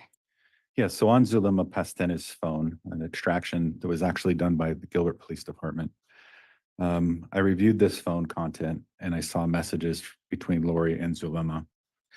So on May 29th, 2019 at 10:32 a.m., Lori sent Zulema a message that read, "Perfect. I found out there are 4. One is a level 4 entity. His name is Hiplos. The H is silent. The other 3 are level 3s. Let's do this." And the following message from Lori to Zulema, June 2nd, 2019 at 11:54 a.m. "Yes, it does. Let's put some fire energy towards Hiplos now. He is driving now, and today is the day. I can do it spiritually. Let's go to him and hover over the truck till we do it. Are you ready?" And looking at the next slide, if you could tell us what we're seeing here and read these messages into the record. So the messages continue. July 2nd, 2019 at 7:52 p.m. Zulema sends Lori a message that states, "Also, I was given instructions today to rip, tear, or burn the aura of Hiplos to let the body energy out so he can't re-enter." There's a message from Chad Daybell to Zulema on July 2nd, 2019 at 8:35 p.m. "I am very happy to find out these estates. You and Lolo have doing amazing work. Mother Earth is so grateful to you both. Thank you as well for your help with Hiplos. He is so very close." Chad then sends another message to Zulema on July 13th, 2019 at 9:57 a.m. "Hi, Zulema. Yes, I would be happy to give you a blessing, possibly this evening or tomorrow. It's crazy about Charles, but such a relief." So in looking at that second message from Chad Daybell, there's a reference to Lolo. Did you determine who Lolo was in your investigation? I did. And who is that? Lolo is a nickname for Lori Vallow. Was there anything else that stood out about that message in relation to your investigation? On on the message, the second message, Yes, the second message. that Chad was thanking Zulema for her help with this evil spirit that Charles was referred to. And this message was sent just 9 days before Charles Vallow was killed. Yes. And then looking at the next message, is there anything that stood out to that one about you? Other than the last sentence, it is crazy about Charles, but such a relief. Had you looked through these phones and iCloud accounts, did you ever see any indication of grief over the loss of Charles by anyone? I did not.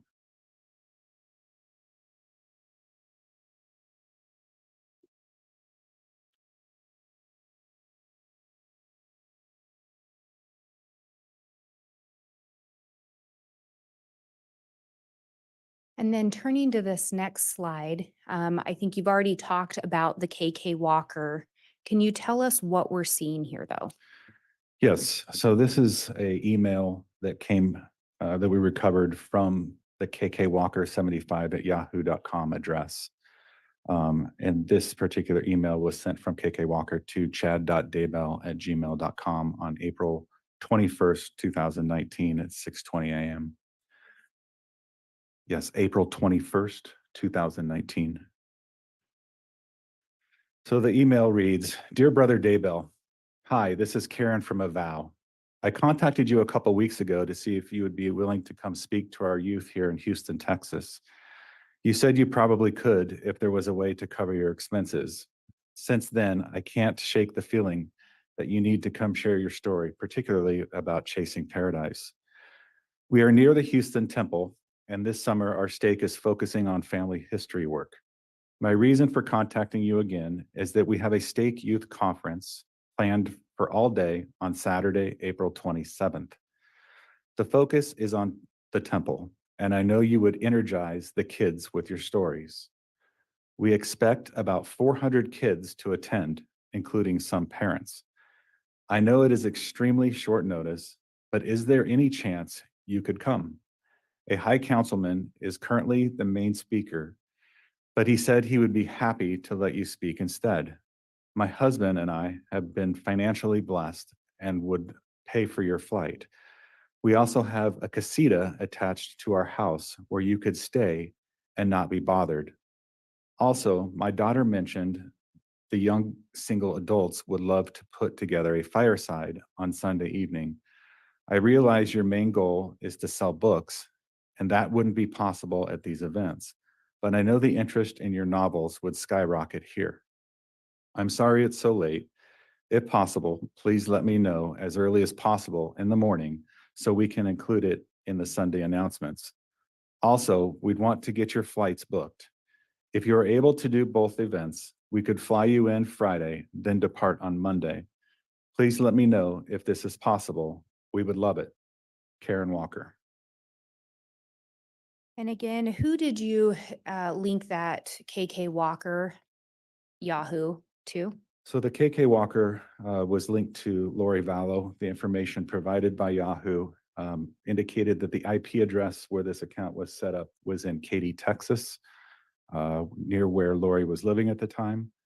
The date of birth associated with the account was a variation of Lori's date of birth, but the phone number linked to the account was the same phone number that Lori would use. And again, the date on this is April 21st of 2019. Was Charles Vallow still alive at that time? Yes, he was. And was Tammy Daybell still alive? Yes. Did Chad Daybell respond to this email? Yes, he did. And if we look at the next slide, can you tell us what we're seeing here? This is a response to that email obtained through Yahoo. Hello, Karen. Yes, I will be able to come. So let the wards know. I can talk to you later about arranging the flight, Chad. And through your investigation, did you learn whether or not Chad did travel to this event, or in response to this email, I should say? I don't have independent knowledge of whether he did or not. Did you in fact pass your findings along to other law enforcement? Yes, I did. And other law enforcement may have followed up on that? Yes.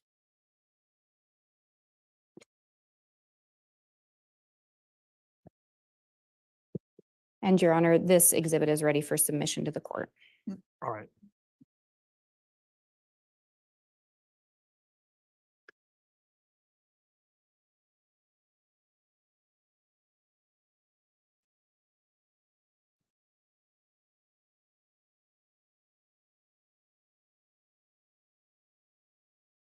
Detective Duncan, do you recall being contacted about a call placed to a mortuary? I do. And do you recall who contacted you? Yeah, it was Agent Ricky Wright with the FBI. And did you end up following up on a call made to a mortuary? I did. Did you learn where that mortuary was located? Yes. And where was that? It is the Valley of Sun Mortuary located in the southern portion of Chandler, Arizona. And did you end up recovering a copy of a recording of the call? Yes, I did. And was it actually a two-part recording? Yes. And Your Honor, it's my understanding that these exhibits have already been stipulated to by the parties. They've been marked as states 44A and states 45A. That's correct, Judge. Okay. And to be clear, explain what they are again, Ms. Blake. They are a recording of the calls just referenced by the detective. Okay, so each one of those exhibits contains a digital file of a recording individual. Yes, Your Honor. Okay. 44A and 45A are admitted.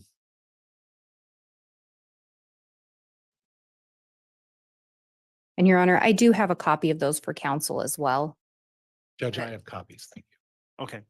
And I would, now that those are admitted, I would ask to be able to publish those. You may publish them.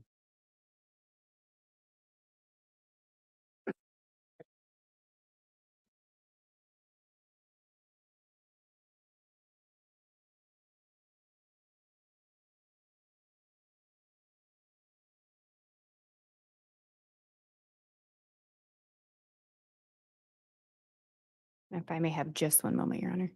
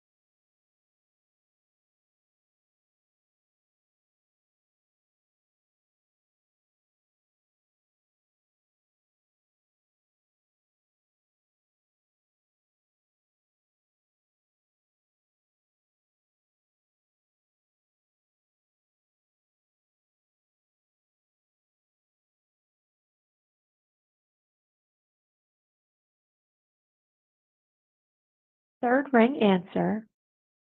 Funeral home. Hello, my name is Sarah. I'm assisting them with their calls. How can I help you today? We just had a death in the family, and we really don't want anything but a cremation, and then to send the cremains to a family in Louisiana. Just a simple, nothing other than a cremation and sending him to his family for a service in Louisiana. So, is there any way to know a ballpark price on that? Yes, and I'm sorry for your loss. Thank you. Okay, let me transfer you over to the director who can assist you with the pricing. What is your name, please? It is Chad Daybell, How do you spell the last name, please? Dabal, Daybell. How are you related to the person who passed? I'm his nephew. And then also, this is for the Valley of the Suns in Chandler, correct? Yes. Thank you. Yes, he lives there in Chandler. I live in Iowa, so I'm just trying to help out. Okay, thank you. Yes, what is your uncle's name for reference, please? He is John Daybell. And last name? Well, Yeah. Dabal. Okay. The same. John. Uh-huh. Does he have a middle name? Myron. Myron? Yeah. And Chad, what is your phone number in case we get disconnected? It's this number 515. I don't actually know my own number. Let me look real quick. Thank you. Mhm.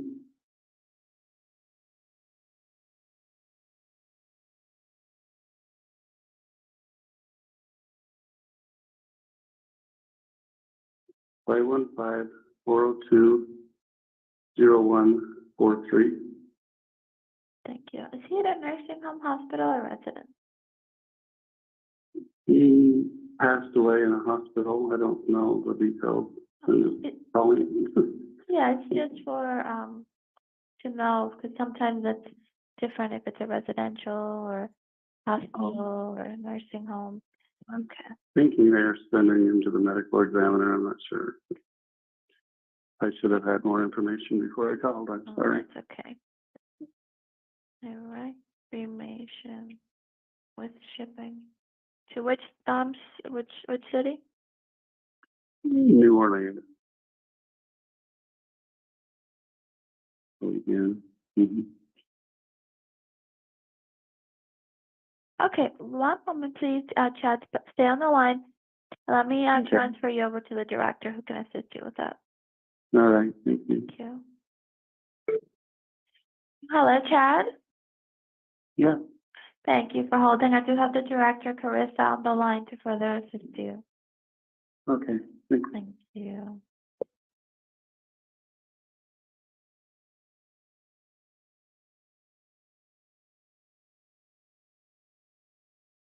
And Your Honor, that was State's Exhibit 44A. Okay. And I would now ask to publish State's Exhibit 45A. You may.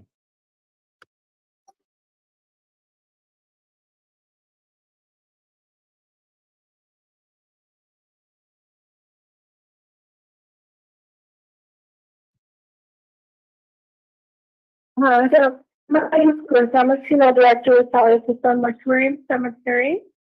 I understand that your uncle passed away. Yes. And I'm just starting the process for the family. He didn't have many relatives. I'm his nephew. I live in Iowa. But what So they sorry to want hear to that. do is, yeah, sad to see him go. Yeah, I think he's going to the medical examiner. I don't know all the details, but what the family basically wants is just to have him cremated there in Chandler and then have its remains shipped to New Orleans. And we'll Okay. deal with the service later. So just trying to get a ballpark price. Okay, so for a cremation, we are able to do our cremation for $1,695. Now, what that's going to include is the transportation into our care, the transportation to and from our crematory, our basic professional fees, as well as our crematory fee. Now, there's going to be a couple other charges there for you. Okay. So we are going to have death certificates, which are $20 a piece, plus a processing fee, Okay. $15 permit fee, All right. and then we're able to do that transfer through the mail for you, and that's $150 fee for you. Okay. Like the UPS or something, I guess. Okay, So close, about 2,000 probably, kind of a ballpark, yeah. close to, yeah. Okay. Well, that helps me a lot. I'm going to call one or two others, but I'll get back to you if we come that direction. Thank you so much. You're welcome. If you need anything else, give me a call. Okay. Thank you. All right, thank you. Bye-bye. Bye.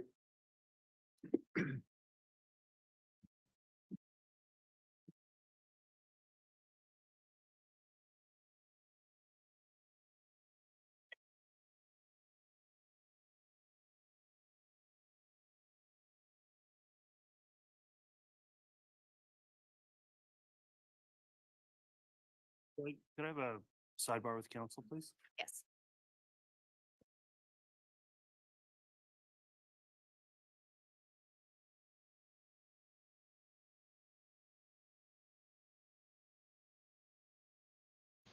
All right, we are in a sidebar. Holy macaroni. I was wondering how they were going to connect all of this together, and boy, are they doing it. Thoughts? I think so. We're going to definitely be going back over all of this during the lunch hour. I think we got a lot we could go over. I wish we could read. Oh, I think that some of what's being said, Nate is quoting. So hopefully we'll be able to read these. I cannot see them at all. And I can't zoom into them. So I think what I'm going to do later on tonight is I'm going to do some screenshots, clips, or screenshots and try and see if I can enlarge them and put them all together into a little thingamabobber so we can, and I'll put them up on the channel. I'm pretty sure I can enlarge it and be able to see it. So let's see here. I'm looking at him. I'm looking at Chad to see if there's any. No, he doesn't have any signs of life in him. All right, council, we had a sidebar just discussing scheduling here. We're going to go ahead and take the lunch break at this time. I am going to advise the jurors, you're going to have a slightly longer lunch break, maybe not slightly, probably more like an hour and a half than an hour based on some motions the court's going to hear outside of your presence during part of that break. So we'll probably have you returning for further evidence, hopefully around 1:30. And if we do that, I'll also inquire as to whether or not you think we could just go through 2 hours without an afternoon break, potentially, if we start up around 1:30. So, And I believe the state can do so as long as the jurors are good with it. okay, I'll ask the jurors once you return back so we kind of know what is left in the afternoon after that. So we will go ahead and take our lunch recess at this time. I'll have the jurors be excused and we'll argue a brief motion after they've been excused from the courtroom. All right. All rise. Okay, yes, I forgot about the motion at 1 o'clock. they're supposed to have a motion. Remember, today was a 1 o'clock one, I think. So maybe they're going to do it prior to lunch. What time is it there? It's almost noon there. So maybe they're going to do it real quick because they had said yesterday it was going to be at 1. So I wonder if it's the same one or a different motion. Guess we will find out.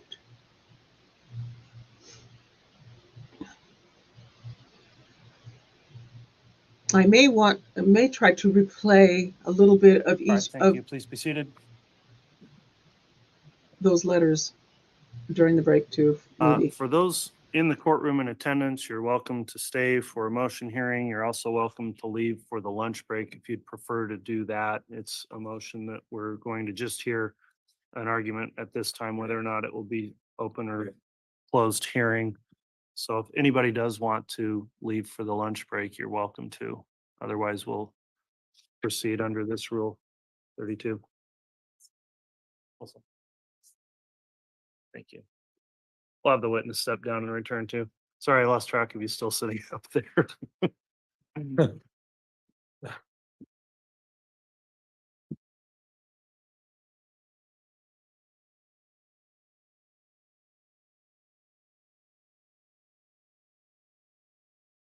Hi, Lemon Curd. All right, council, we've got a motion in limine that was filed on April 15th by the state. It was filed on shortened notice just yesterday. I haven't expected defense counsel to be able to have time to make any filing in response. However, I've allowed Mr. Pryor an opportunity to review the motion and would permit oral argument. That hearing we're going to take up later after our lunch break. The question right now is the state did file this with a request for an expedited hearing, which I'm granting and having that heard on the merits today. Also under a motion requesting that the motion in limine be sealed. The court is holding a hearing at this time to determine on the state's motion whether or not the hearing will be sealed or will it be open. And so that's governed by our Idaho Court Administrative Rules 32. If the state wants to present any argument as to a basis for sealing the hearing this afternoon, I'll hear that at this time, and then I'll hear a response from the defense. So who is going to be arguing as to the motion to seal? I will be, Your Honor. Go ahead, Ms. Blake. And so to be clear, not into the merits of the motion in limine, just on the issue of sealing. Correct. The state did file a brief. I recognize this is short timing and defense counsel may not have had an opportunity to do the same. In the brief, I think both in the motion to seal and then reference to the brief without getting into any argument lays out what the state's concern is depending on any ruling on the motion is why the state had requested that this be filed under seal. Depending on the outcome could have an impact in the future, but we do recognize that there is a jury that has been seated at this point and the court may determine that that is no longer a concern. So we would simply defer to the court on this and just reference back to the motion as to the state's rationale for the original request. All right, thank you, Ms. Blake. What's the defense response as to the issue of sealing or not sealing the upcoming hearing? Judge, the state correctly pointed out that the jury's been sworn in. The evidence is has proceeded at this point. Without getting into too many factual issues, Judge, the information that's in question was listed as an exhibit and disclosed to the state on March 15th, I believe, originally in the list of exhibits and identified on that date. Then it was provided to them just before the start, a week, I think, before the start of the opening statements with the actual copy of that. So 3 weeks later now we're dealing with this. But just so everybody's clear, Judge, the information that I'm intending to use is going to be limited to impeachment. And as we all are aware, that if the information is used for impeachment, it's not necessarily admitted as evidence, but in all fairness to the state, it was provided as an exhibit. But the defense's intention is to use this solely for impeachment evidence. All right. So I would expect that this is nothing that needs to be sealed.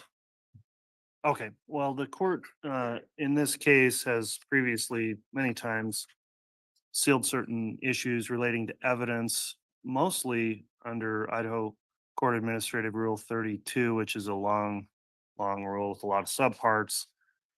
Somewhere among in there is a paragraph E, which is kind of a catch-all that indicates that things can be sealed if it's necessary to temporarily seal or redact documents to preserve the right to a fair trial. And in this case, of course, we had quite an ordeal and undertaking to find jurors who were not prejudiced by pretrial publicity, and pretrial publicity all seemingly tilted one way in the case, where many hundreds of potential jurors were unable to serve in this case because they already had a opinion that the defendant was guilty. So avoiding that and trying to get a fair and impartial jury led to the court's orders many times before on that very issue. The issue now, where the companion case has already gone through trial, and now we have a jury seated in this case and impaneled. My concern is alleviated as to picking jurors that are not predisposed to a opinion in the case based on pretrial publicity. And so without that concern going forward, the court will determine that the hearing does not need to be sealed. And so under Rule 34, the temporarily unsealed or temporarily sealed motion will be unsealed, as well as the hearing will be conducted in an open hearing today. When we argue that motion, counsel, I don't expect it will take too long to argue, but I indicated to the jurors they'd be back around 1:30 to start evidence again. So if we call the motion at about 5 or 10 after to give us a full hour for lunch and court preparations, is that time frame going to work for the state? That will work for the state, Your Honor. Thank you. All right. And will you be arguing that, Ms. Blake? Yes, Your Honor. All right, Ms. Pryor. And I'll be arguing it for the defense judge. I understand that. So for terms of timing, then let's try to get that on the record. Let's call it at 1:05. All right, we'll be in recess on the lunch break until then. All rise.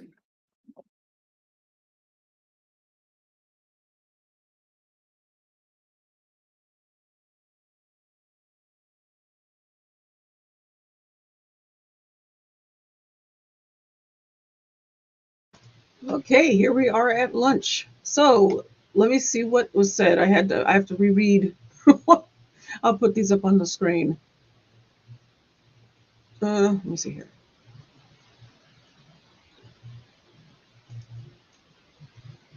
Pryor says his intention of calling Wood is to be used as impeachment evidence. Wait a second. Pryor, wait, hold on a second. Hold on a second. Let me see this. So Pryor is going to call, am I reading that right? Pryor is going to call Rob Wood as a witness? Am I reading that right? What am I reading? Is to be used as impeachment evidence. Boyce says items can be sealed to preserve the rights of a fair trial, and a lot of work into finding an impartial jury for this case. Boyce says the companion case has already gone through trial and we already have a jury, so the hearing this afternoon will not be sealed.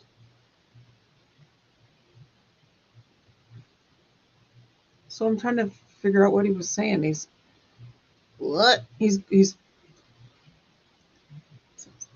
his intention. Pryor says his intention of calling Wood is to be used as impeachment evidence.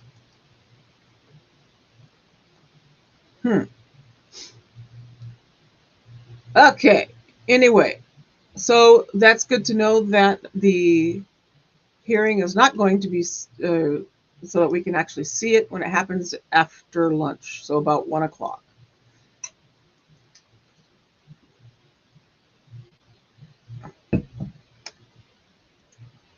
Okay, so I wanted to take a look at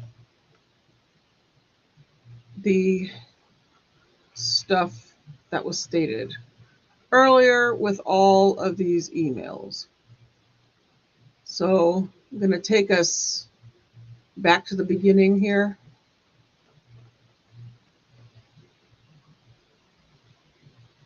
Yes, this right here. Yes. I always get really annoyed when they take all the hearings and you can't see them, or they do them in chambers, or order the cameras and everybody out and all the stuff. I think the public should be able to see stuff. The jury is one thing, but we should be able to see stuff. But that doesn't always, the judges don't always do it that way. And we just put up with it. Okay. So let me make sure that I have.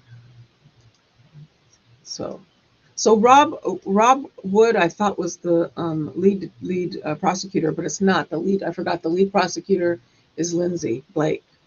So Rob Wood is on the. Okay, there's Rob Wood, Lindsay Blake, Rocky Wixom, and then do they have a fourth person? I think there's somebody, another lady. I think.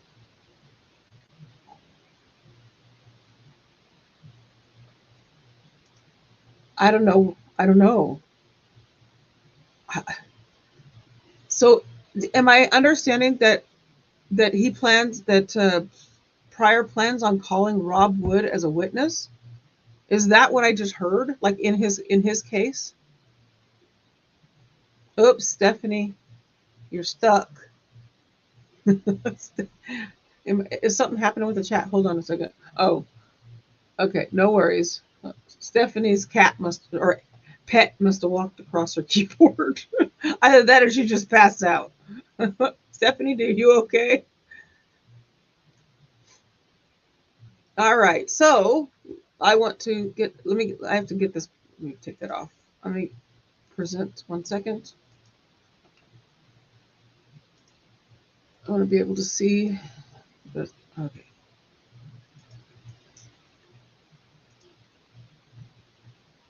Let's see if I can make this big enough so we can see it. How does that look? Yeah, I need to move this so it's up here. Sorry, I'm looking up at the sky again. So which way would be better? Let me see. Oh, that's better. Let me see. Is it? So I can widen it out a little bit. There we go. Oh, but I got to remember to scroll up here. I can read down there and scroll up there. Boy, am I multitasking. Now let's see. We want to go back. I had it. Whoops, I forgot. I already checked. So let me find it again. 1 second.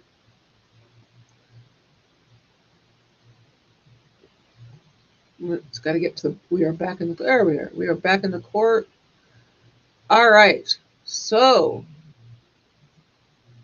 that's all the cell phone extraction. Duncan reads email reportedly. Oh, yes. Okay, so let's see what we got. I don't know if he quoted these emails and stuff. I'll see. So we're back here. Blake shows a slide on the screen that says Charles Vallow's cell phone extraction data. Duncan reads an email purportedly from Charles to Chad, inviting him to visit Arizona to help him write a book. So that is why, right there, why we had a connection, or why we saw all the stuff about Charles and the shooting and all that stuff and laying on the ground, because there is a connection between Chad and Charles. So Charles wanted to write a book, and he contacted Chad since Chad was an author. But what was his reason? Was this before he knew that there was a connection, that his wife possibly was having an affair with Chad? Or was this just him simply reaching out somebody they know or that he was familiar with as an author. Let's keep going. The email says Charles will pay Chad well to be ghostwriter. He asked Chad to come visit him for a few days to talk about the book project and the publishing business. Duncan says this was a document that Charles said he found on Lori's computer. So Duncan found it, or Duncan says that Charles said that. Okay, so got to keep my who says what, because there's some speculation on whether or not some of this stuff really did come from Charles, or was it from Chad or Lori or whatever. This was the first letter where he suspected Lori, aha, there it is right there, where he suspected Lori was having an affair with Chad. All indications in Charles' phone is this letter was fictitious and not created by him. That's what Duncan said. But that's the part, because it says that Duncan says that this was a document that Charles said he found on Laura's computer. So how is it fictitious then? Was it verbally stated, or was it mentioned in all this stuff as an indicator that it was supposed to be from Charles? And that's why Duncan is saying all indications in Charles' phone is this letter was fictitious. That's where there's a confusion there for me. Okay, so you guys, let me know what your thoughts are as I go through this, and I'll stick you up on the screen, and we can kind of go back and forth with this, because that confuses me. That Duncan says this was a document that Charles said he found on Lori's computer. So at what point was this stated? Was it stated when Charles contacted them several times about his wife?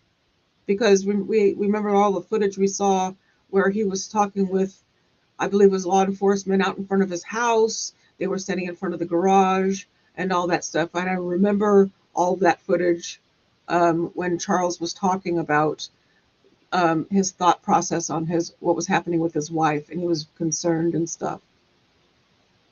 So Jane is saying, let's see. Across. Oh, okay. So this one.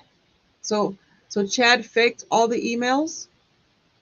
So yes, but Duncan says Charles said he found it on Laura's computer. Was it Chad pretending to be Charles, or what? Because that's not clear to me. And so I struggle with that one. We may not get answers to this. Something about, there was a question about Wood trying to influence testimony of Summer, a relative of Zulema, mangling these names. Okay, yes. Zulema. You got it. Yes, Zulema was married to Alex for 2 weeks before he passed away.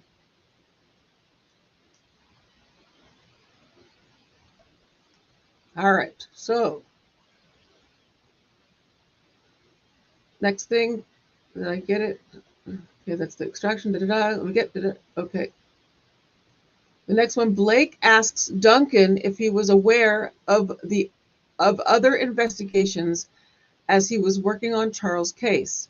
He says he was aware of Tammy's death, the attempted shooting of Brandon Boudreaux, and missing kids. Blake asked Duncan if Lori had brothers named Alex and Adam. This is the first time I personally have heard of Adam. But Adam is not part of the case. He was not in, like he says here. He says, Duncan says she did. He says, Adam was never a suspect in this investigation, but Alex was. The next slide shows a message between Charles and Lori. Charles confronts Lori about the affair in the texts and calls Lori evil. So what I would like to do is compare this first one that's supposed to be from Charles to this one that Charles sends to sends to Lori, and see if they match up the way people speak and stuff, like or type or whatever. Because I'm seeing some of them, I felt like when he was reading them, they seemed very written by someone who does a lot of writing. If that makes any sense. Like maybe it is Chad pretending to be Charles, creating this narrative or these things for the police to find. Just, do they match up? Does the language on them match up? The typing and the way people talk and stuff like that. So there we go. Like next slide shows message. Then we have Charles tells Lori in another text that he has Tammy Daybell's email address and he will email her. He tells Lori he better explain. Charles sends another text saying he has Tammy's cell and Lori has until noon to explain or he will email and text Tammy.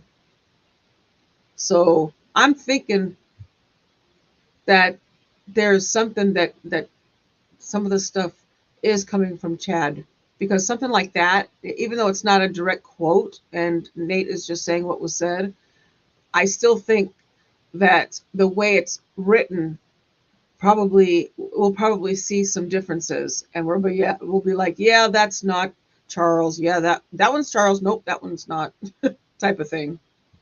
Because I think that Chad, in the way he speaks and the way he probably writes, I have not seen any of his writings. I have not read any of his books.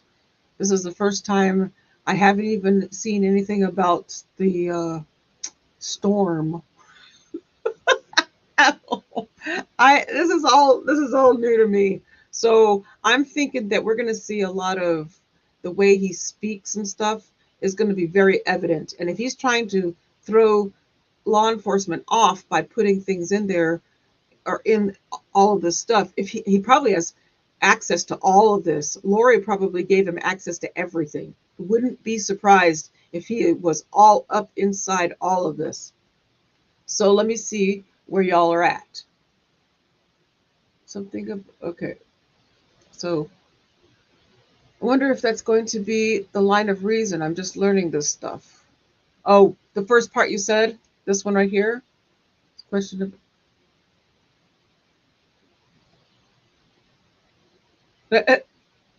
okay.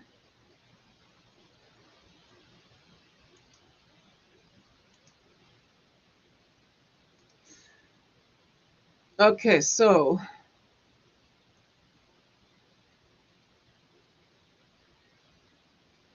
like I think like you said here, I'm kind of leaning towards that a little bit in what in the stuff. Yes, you can tell the voice through text. And sometimes it's hard to tell intent, or even if somebody's on camera, and intent of a person doesn't always come across the way they mean it. I'm constantly being accused of certain things or whatever, and I don't mean it. I'm just an autistic woman trying to live life, and maybe I don't get things right. Oh, good Lord. Anyway, see, Stephen, I don't think I type the way I speak in person. I'm typing online as very American slang. I'm one of those odd people that really does kind of sort of type a lot of the way I speak, except for I do have issues where reading or getting my thoughts to words doesn't always come out right. So, but usually when I'm typing in words, meaning I'm not a finger typer. I'm one letter at a time. I'm a word typer, and I kind of will type in text like it is in my head. Like I'll use like I'm gonna do this, I'm gonna do that, and that kind of like little things in little idioms that you put in and whatever. I will type them that way. And I've been accused of trying to be trying to make fun of nationality because of the way I type, but I'm not. I'm not. No, when I'm typing in type, I have a way.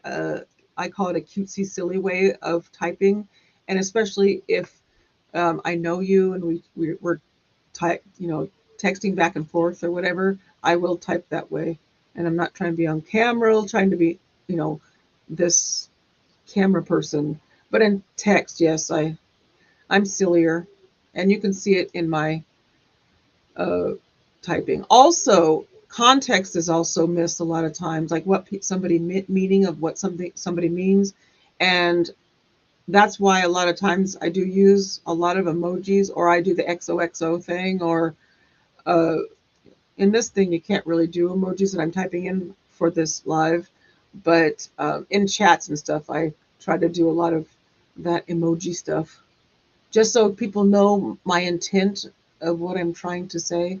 All right, so like, let me see, where was I? So Charles has confronted Lori. Uh, let me see here.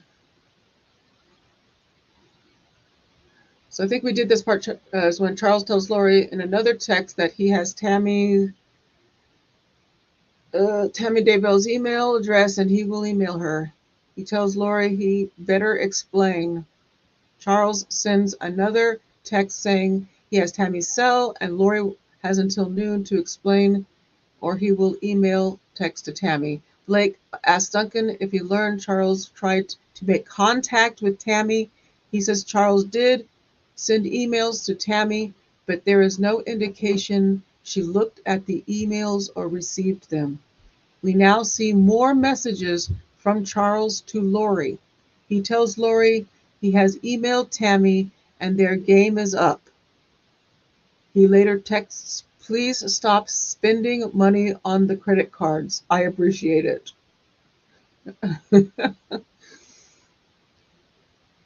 I don't use credit cards. It's cash or nothing. So Duncan says there is no evidence Charles tried to visit Tammy in person. We now see an email that Charles sent Tammy's work email on June 29th, 2019. Charles says he has some vital and disturbing information about her husband and his wife. I apologize to be the one sending this, but something has to be done. I feel it's best if I shed some light on this situation, he wrote. Duncan reads another email. The subject says, your husband and my wife. And then the body says, are having an affair. I have definite proof. If you care to see it, contact me. Duncan was not able to determine whether Tammy ever saw the emails. Duncan now reads an email Charles sent to Chad. He confronts Chad about the fake email about Charles wanting to write a book. So this is the fake email. So now even Nate is considering it to be a fake email. So wait a second. Fake email Chad to Chad then. So why would Chad send or create a fake email to connect himself to Charles? Why? Duncan now reads an email Charles sent, the fake email about Charles wanting to write a book and come visit. Either you or Lori need to tell me what's going on, or this will be exposed for all to see. Regards, Charles Vallow. He wrote, then he adds, and does your wife know you have several of Lori's dance videos? Holy crap. She sent them to you at your request in January. Explain how that is in any way inappropriate or any way appropriate. So what I'm getting from this is that Charles knew about the fake email. So Charles is confronting Chad, right? Yes. So Charles is confronting Chad about this thing where he wanted to write a book, which is why that initial email sounds like it's written from Chad, and now it makes sense to me. Got it. Dance videos. Oh, are you guys? Did you guys get where I get with that? Are we there yet? Did we figure it out? Because I think that's why I'm looking at the one from there, and it just doesn't seem like it's something or anything the way we know Charles talks and whatever. So now we know it's a fake email, which I'm sure it was said while this was going on, but I have to read this again to make the connection. All right. The next slide. So the next slide is a message from Charles to Lori on June 3rd, 2019. He confronts Lori about, okay, so I'm trying to keep in my mind one thing. Let me stop real quick. I'm trying to keep in mind, Tammy Daybell passed away on October 19th, 2019.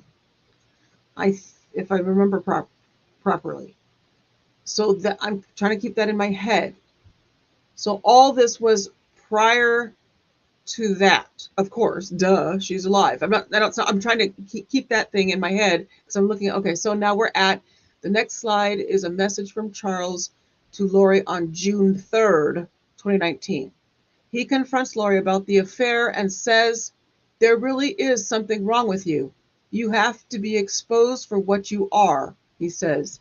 He tells her lying has become second nature to her and has blamed him for everything. So this is the same. Oh, where did it go? I was looking for that. This is what I was giggling at. Oh my goodness.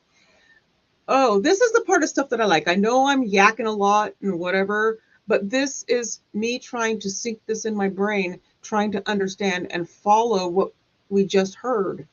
And this is why I love reporters like Nate who do this so that we can see it and we can get and stay up with what they're trying to say in the trial. Because sometimes you can get lost, in my opinion, especially if your mind wanders like mine. You can get lost in the technicality of what the attorneys are saying in the questions and stuff that go back and cloth. Loincloth. Sorry. Sorry, I looked down and saw loincloth. Oh no. Oh, I don't want to read his books. I'd probably laugh through the whole blinking thing and yeah, Duncan reads Charles. Okay, so we did that. So we've got it to where Charles wants to expose her for her lying ways. Duncan now and again, that's how Charles types and writes and stuff compared to that first email. So I am now convinced that Chad made that email up for some reason to attach him to Charles. That's why would you, if you knew that this person was going to end up passing away because he was dark, why would you connect yourself to him that way? I don't understand that part. Duncan now reads an email. Let me get a sip, sorry. Duncan now reads an email Charles sent to Chad. He confronts Chad about the fake email. Did I already do that one?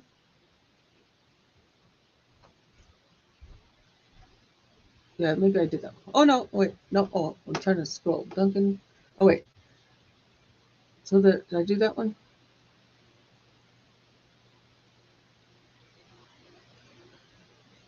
Maybe Duncan says there is that where I'm at? Blake asked Duncan if he learned Charles. Duncan says there is no evidence Charles tried to visit Tammy. Information about her husband. Apologize to be okay.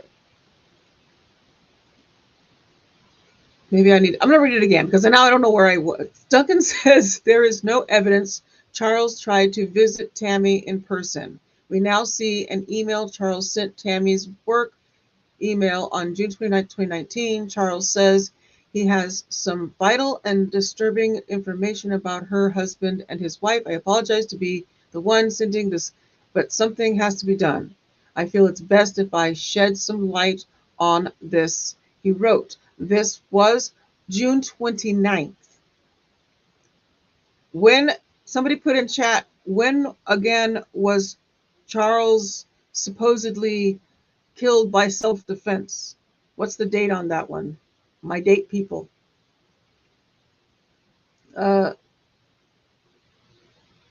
Duncan reads another email. The subject is your husband. Okay, we got that one. Now I'm going to go down.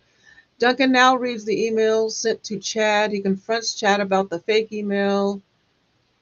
Okay, that's the dance videos. The next slide is message from Charles to Lori on June 3rd. He confronts Lori about their affair, says it really is something. Okay, that's the lying thing. Duncan was not aware of any divorce proceedings between Charles and Lori around this time, but there was indication they had separated and were living in different locations. The next slide shows more messages found on Charles' devices. These are text messages between Charles and Lori. He tells Lori he's going to Idaho to meet with Tammy. Lori says Tammy won't listen to him as she is her friend. There is a back and forth between Charles and Lori about the fake letter found on Charles' phone. The next slide shows messages between Charles and Adam Cox around 7:30 a.m. the day Charles was shot. So what the messages show, they were both concerned as Alex was at Lori's house.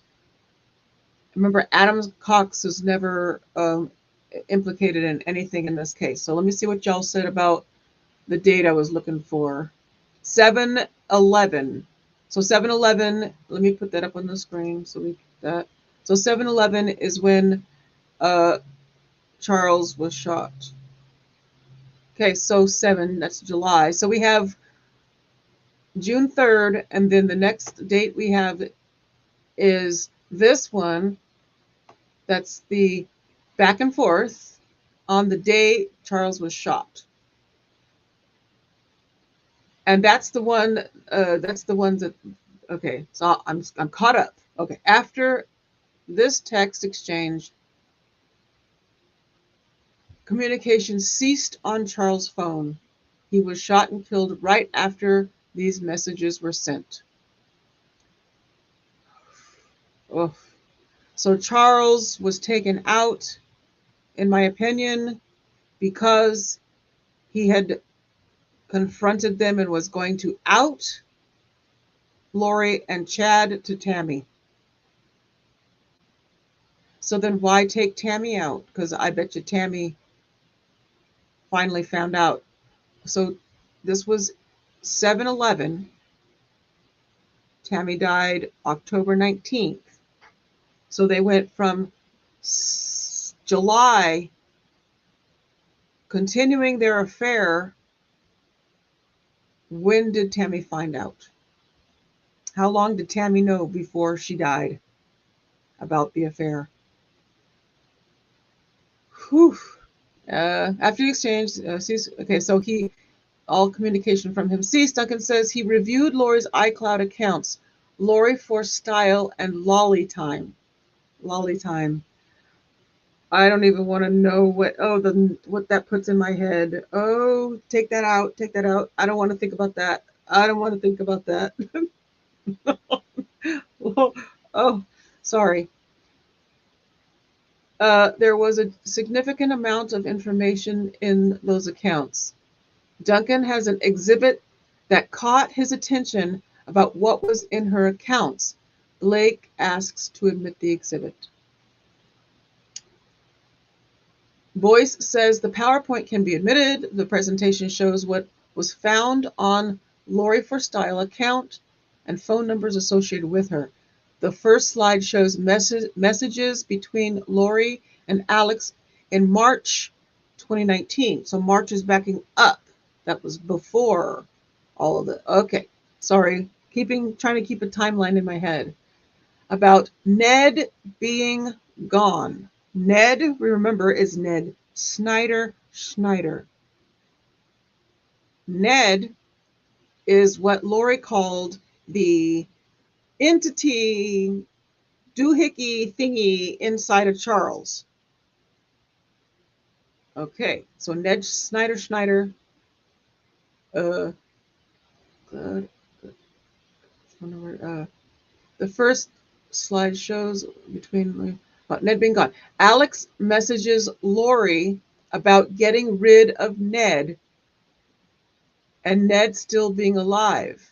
Now, she's not calling, in my opinion, because maybe I'm trying to think about it. I'm trying to keep Ned as an entity and not Charles.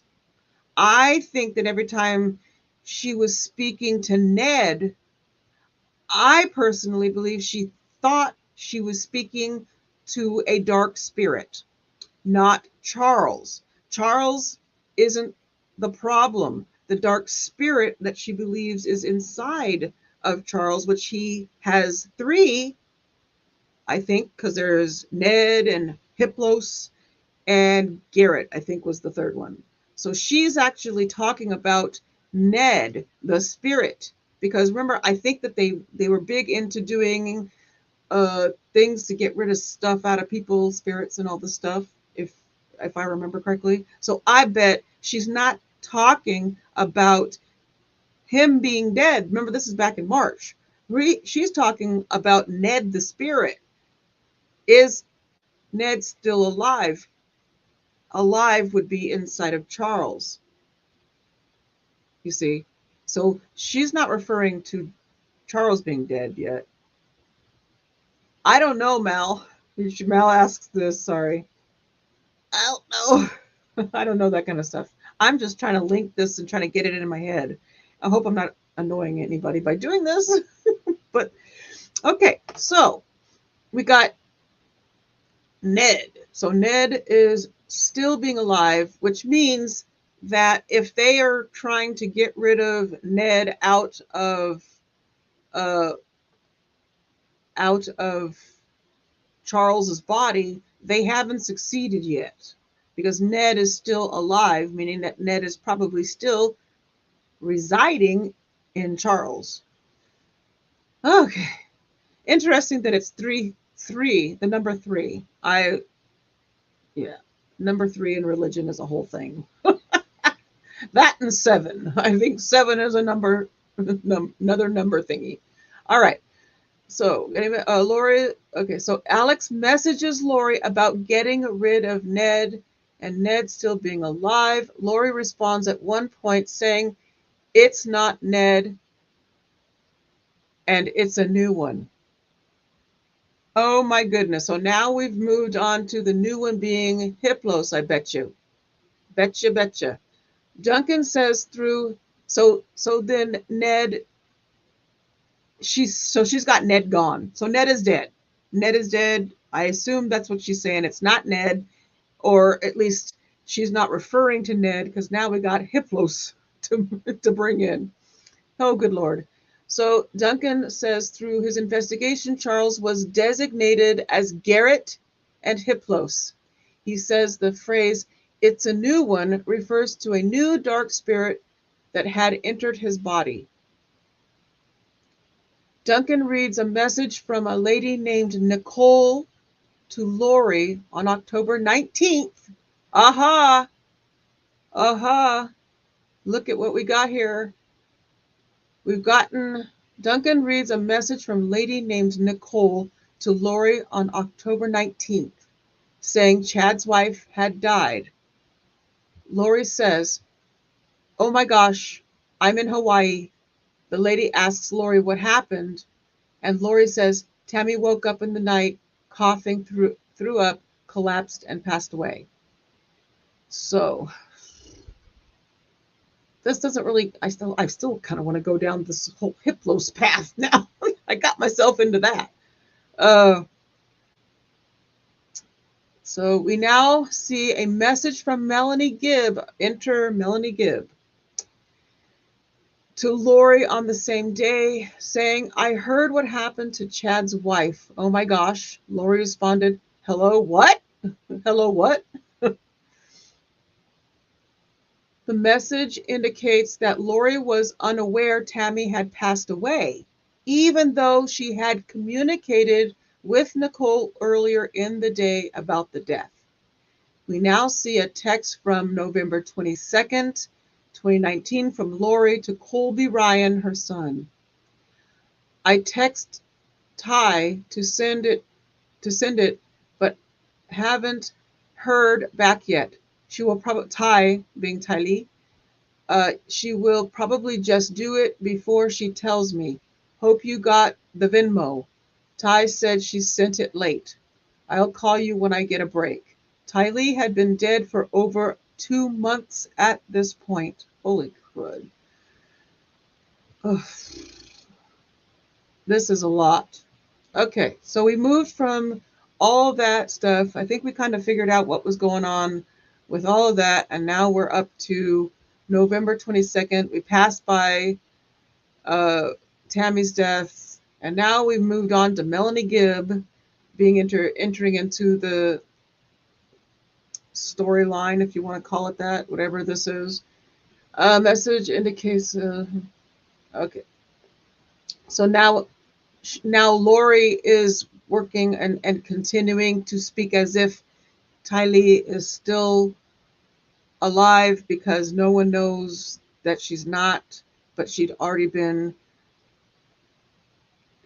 dead for 2 months at this point.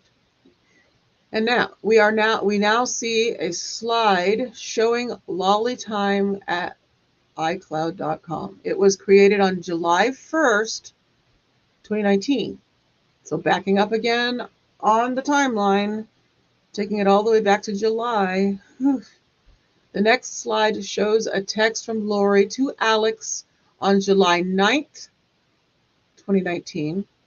So the plot thickens. "Call me when you can." On July 9th, 2019, she sends another message to Alex about how he needs her to stay close to him, and say they are planning some kind of intervention. "Thank you for standing by me. It's all coming to a head this week.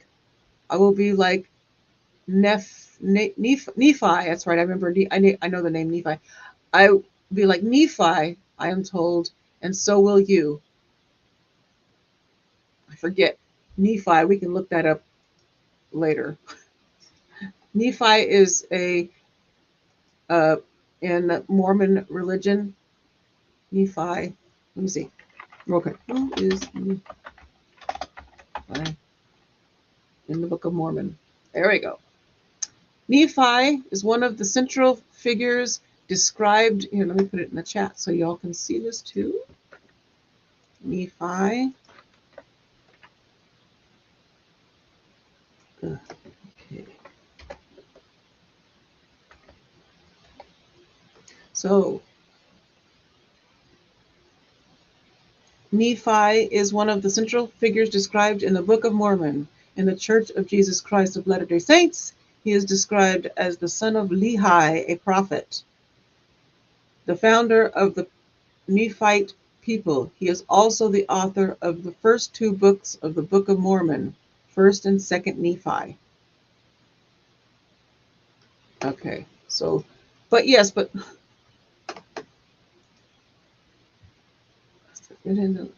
So Nephi was the fourth of the son of Lehi and Sarah. Two younger brothers, Jacob and Joseph, would be born during the 8 or more years of wilderness sojourning. Aha, there we go. Let's put this in right here. This is it. All right.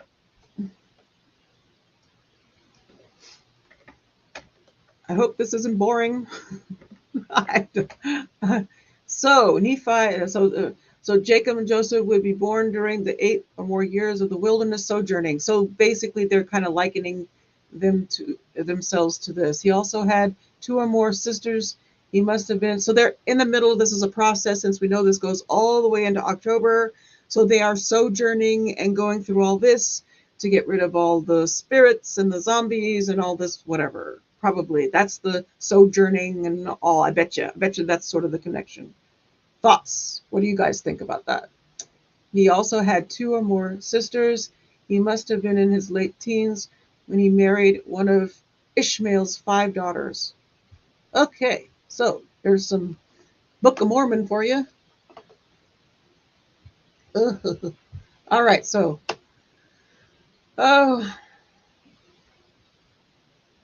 back to where was I? We now see a slide showing Lifetime. The next slide shows a text from Alice and Lori. The plot thickens. We're back to down there planning some kind of intervention. Okay, so this is the Nephi one. These messages were sent 2 days before Charles died. Charles and Adam were planning an intervention based on the disturbing things Lori was doing and saying. This is all connecting why Charles died. This is it. How in the world is defense going to, I'm telling you, this is excellent work. The connection that they're making, because we were sitting there trying to decide, well, why are they talking about him being shot when he had nothing to do with it? He wasn't charged.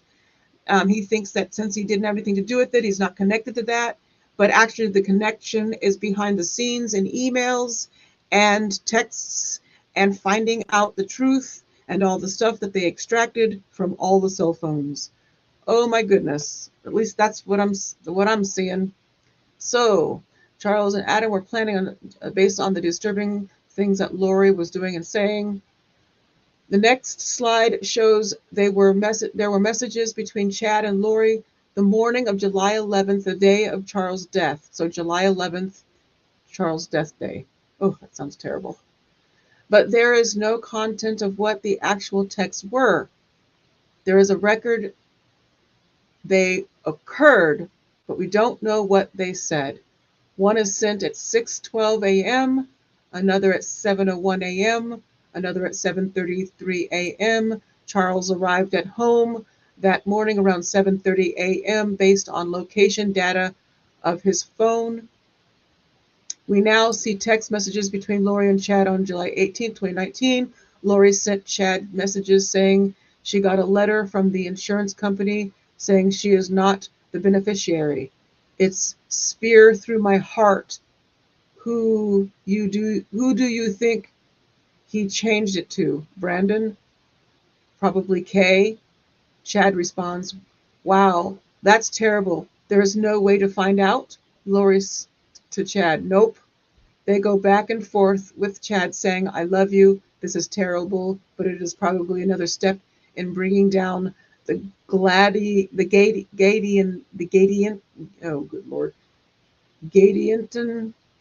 Gadiantons, especially Brandon. What the heck? Uh-oh. So now I don't know what this is. So Lori sent that to Chad. Letter from insurance company saying he's not. Oh. It's a letter from the insurance company saying she is not the beneficiary. Oh.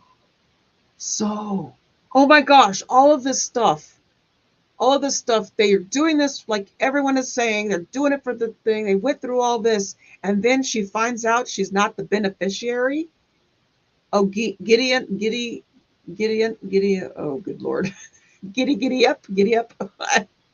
Some of these words get me tongue-tied. So let me see. Let's see. Are y'all dying? Do y'all need me to stop now? this is totally interesting to me once I'm figuring this out in my brain. It's like they just placed themselves in this view of their world. It was probably manipulation that gets embedded in your head, sorry, get myself in trouble for singing a song. Oh, now some zombies. There you go. Wait, what? Sorry. I'm all, see, like I'm saying, I can hear it. I can sit here and listen, but I don't make a connection to it until I can see it visually. And this helps me see it visually. Hearing it first being spoken about over the thing and then going back over it this way. I hope that this is good and not boring AF. Okay, so I'm going to keep going until they come back, because we have about 9 minutes, so I'm going to get as far as I can. So we now see text message, Lori, because that's the one saying, okay, that's that one, the Gideontons or Gidea something or other.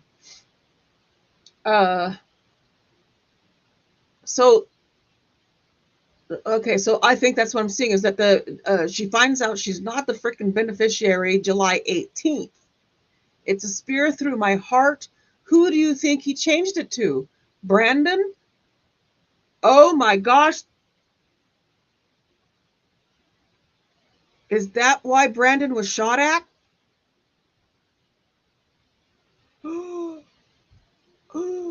Or probably Kay? Kay? Who's Kay? Chad responds, wow, that's terrible. There is no way to find out? Lori to Chad, nope.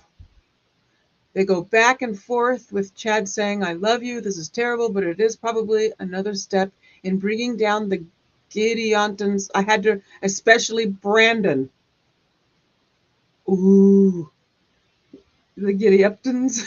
I can't with this stuff.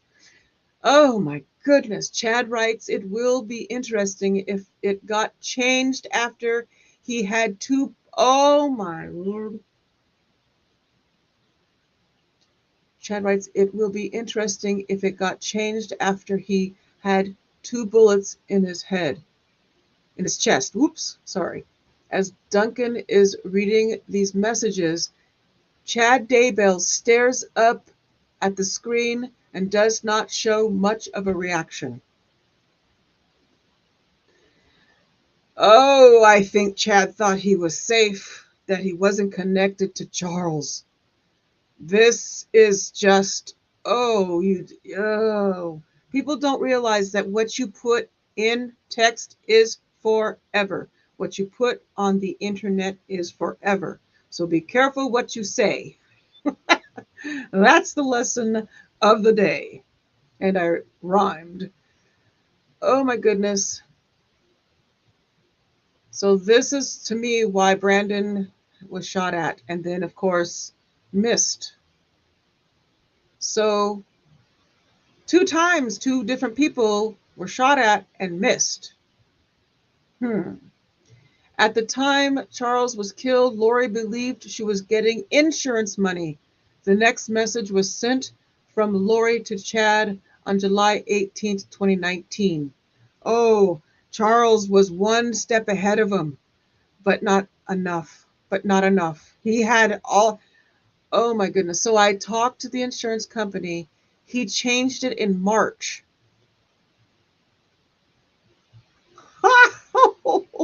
Oh, Charles. Oh, he tried.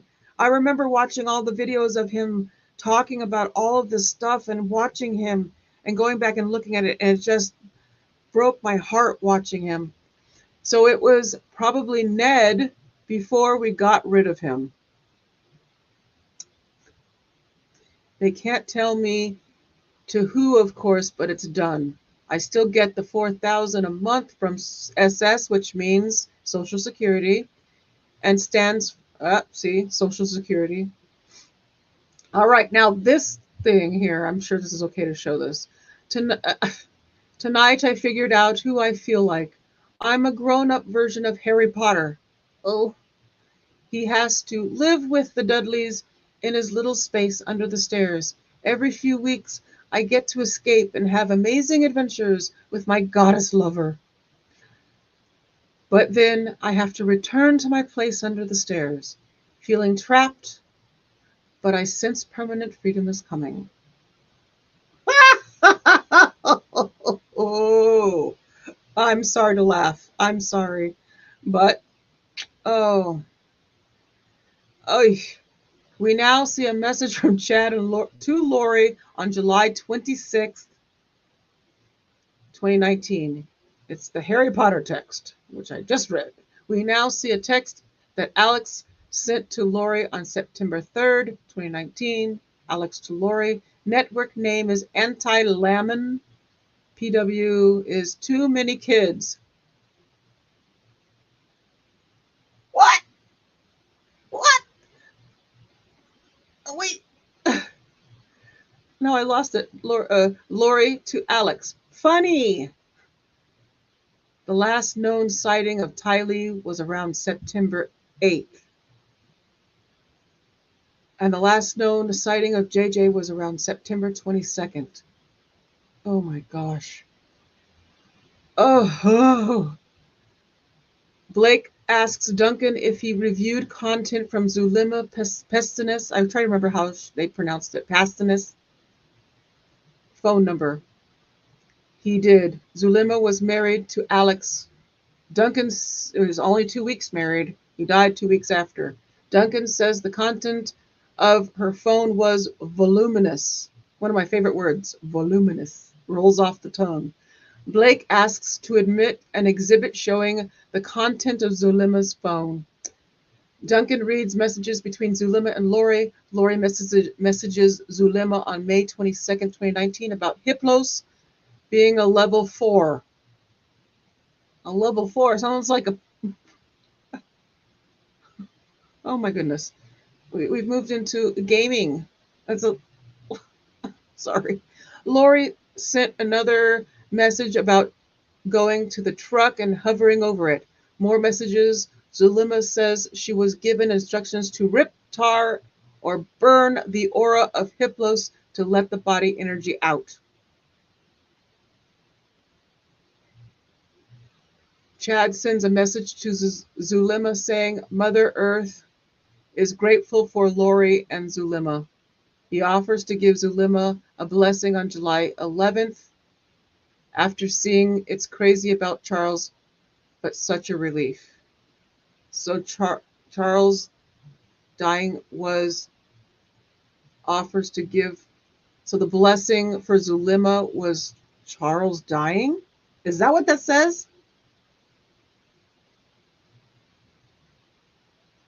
Oh my goodness. Oh. It's crazy about Charles, but such a relief. Ugh. Duncan says he never saw any indication of grief about the loss of Charles in any of the phone messages he observed. We now see email sent on April 21st, 2019. It is purportedly from Karen of Avow. The letter is inviting Chad to come and speak at a youth conference in Houston about the temple.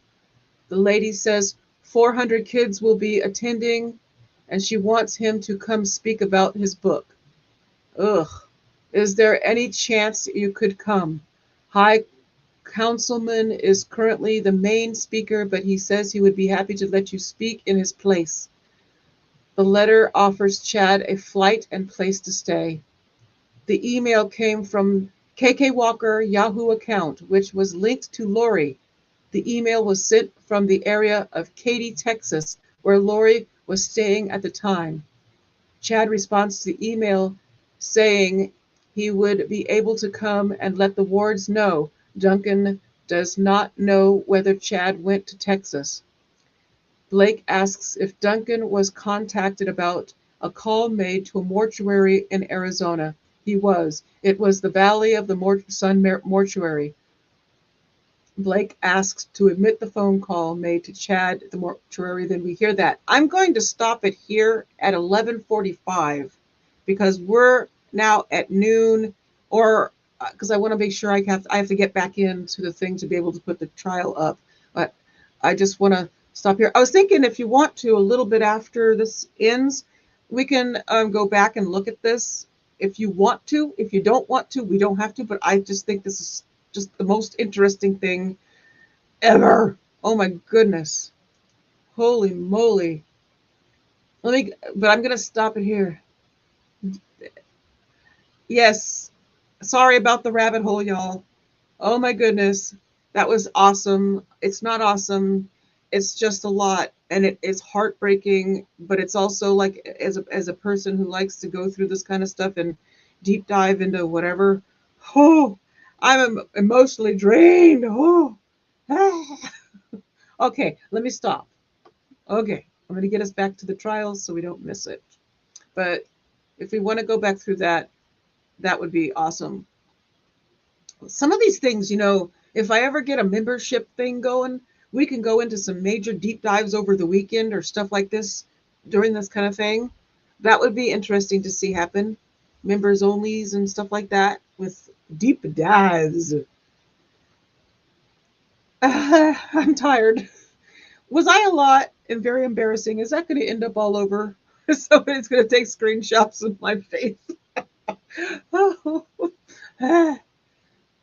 okay. Let me get us back.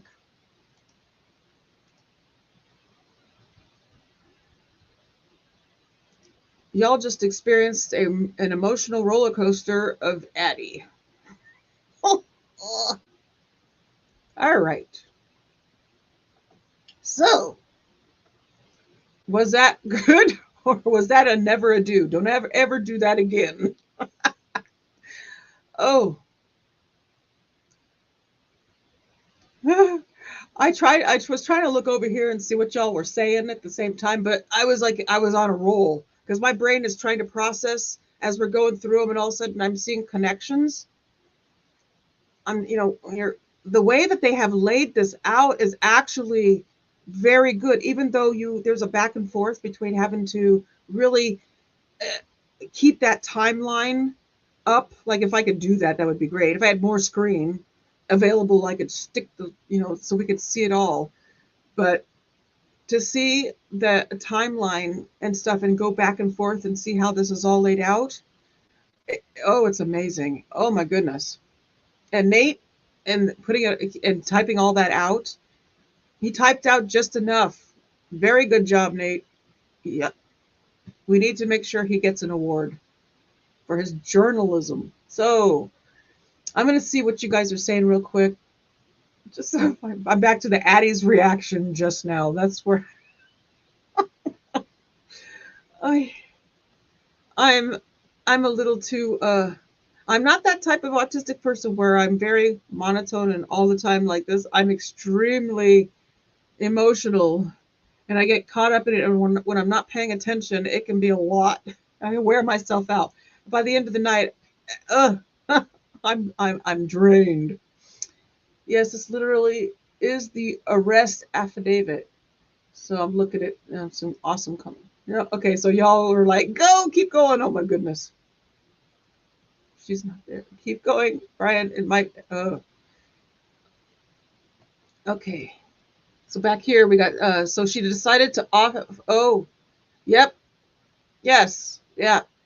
So, but here's the thing: are they doing this because they believe in these things, or are they using their beliefs to cover getting the money? I personally think it's intertwined. I think that they've created this world and they're trying to get to this world, and they have to get rid of all these obstacles in the way that they feel. And I don't think they've created these things. We're going to say this is what they've got going on. I think they truly all believe that this is what is happening with these people, but they need to get rid of them so they can have this realm with the prophets and have this whole thing, and Zulima and Alex and all of them, I don't even think they were expecting Alex to die. I think that Alex was always going to be the taker care, he was the one who was taking care of the goddess. Aha. In my opinion, I think that's what he was there for. He was taking care of the goddess. KK, aka Lori, Lolo, whatever other names she's got going on. So, oh, K, okay, yes, K, okay. So there, K Woodcock. Oh my goodness, how could I forget the sweet Woodcocks? Kay and Larry. I am so sorry. I did not mean to forget you. There's just a lot of names. And then you add KK in there. And I'm like, what? Oh. So this one I like, the Giddy Uptons. Oh my goodness. These words. Oh. Oh. Oh. So from New York, we put accents on the beginning part of that word. So which one was that? This is way back when. This is way up there. Sorry, I've scrolled back way far. Just kind of try to get an idea. Yes, and I just hit down the rabbit hole. Isn't layman a person in the Mormon Bible? Probably. Layman, and I think is also in the other Bible. Boring, boring, boring. What's boring? Oh no, I bored her to death. Isn't lame? Yeah, I'm dying over. Oh. She meant HIPAA. Oh, see, this is a thing we're trying to go back after I went through all that, and now I'm like trying to piece together what you guys were saying while I was in a hole. It's all coming back to me now. It's been a long time since I've read the affidavit. Actually, that would be actually kind of neat if we could get our hands on that. That'd be kind of something fun to do at a later time, is go over the affidavit. I'd love to get us in a member chat. Maybe some of us can get on the live together and do this together. Y'all don't even have to be on camera. You could just be your voices if you ever wanted to, and then we could go down a whole rabbit hole and try to do this stuff together. Because that part, like picking stuff apart and going through it and dissecting it, is awesome. And it's even better when you have somebody else to do it with and not just yourself. Because my memory, having to connect things. But I think I did pretty good on connecting what we just read. Oh, Mal says, oh, just enjoying adding to the max and you dynamite chatter. And Brian too.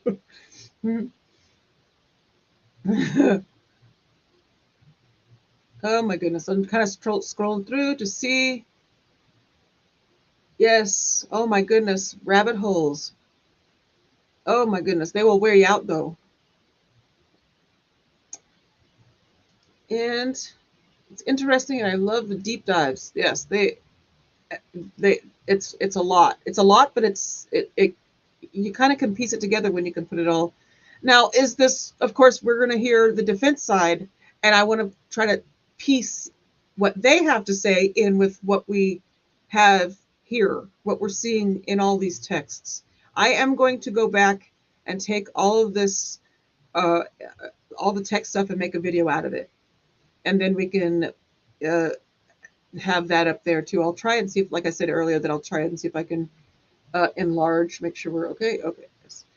Enlarge those texts if I can. If I have the gumption, maybe I'll type them out. He read it, so his reading it, I can transcribe it. Let's see here. So, Addie, I love it, and I appreciate the hard work you put into it. It really makes the breaks go by fast. Okay, so I think that that's a neat way to do this. As long as you guys are good, like we can look back at what is said and stuff. I do like kind of going back over the testimony this way rather than me trying to remember it and trying to form thoughts. Reading it is easier than piecing, than going part by part, like what we just said. Okay, I think, let's go with this one. I think Chad created it as a way to manipulate people.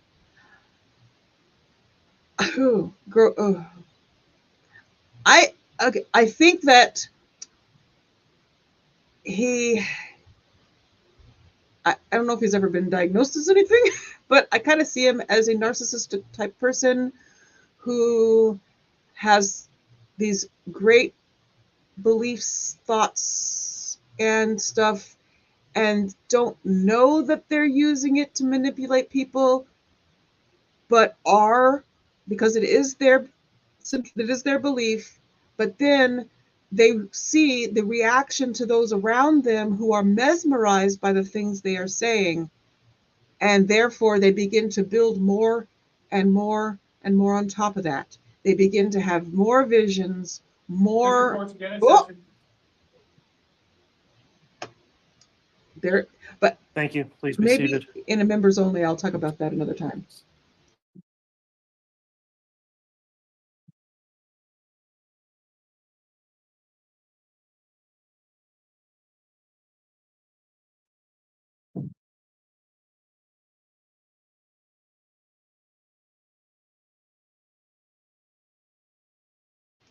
This is, if you remember, this is the motion hearing.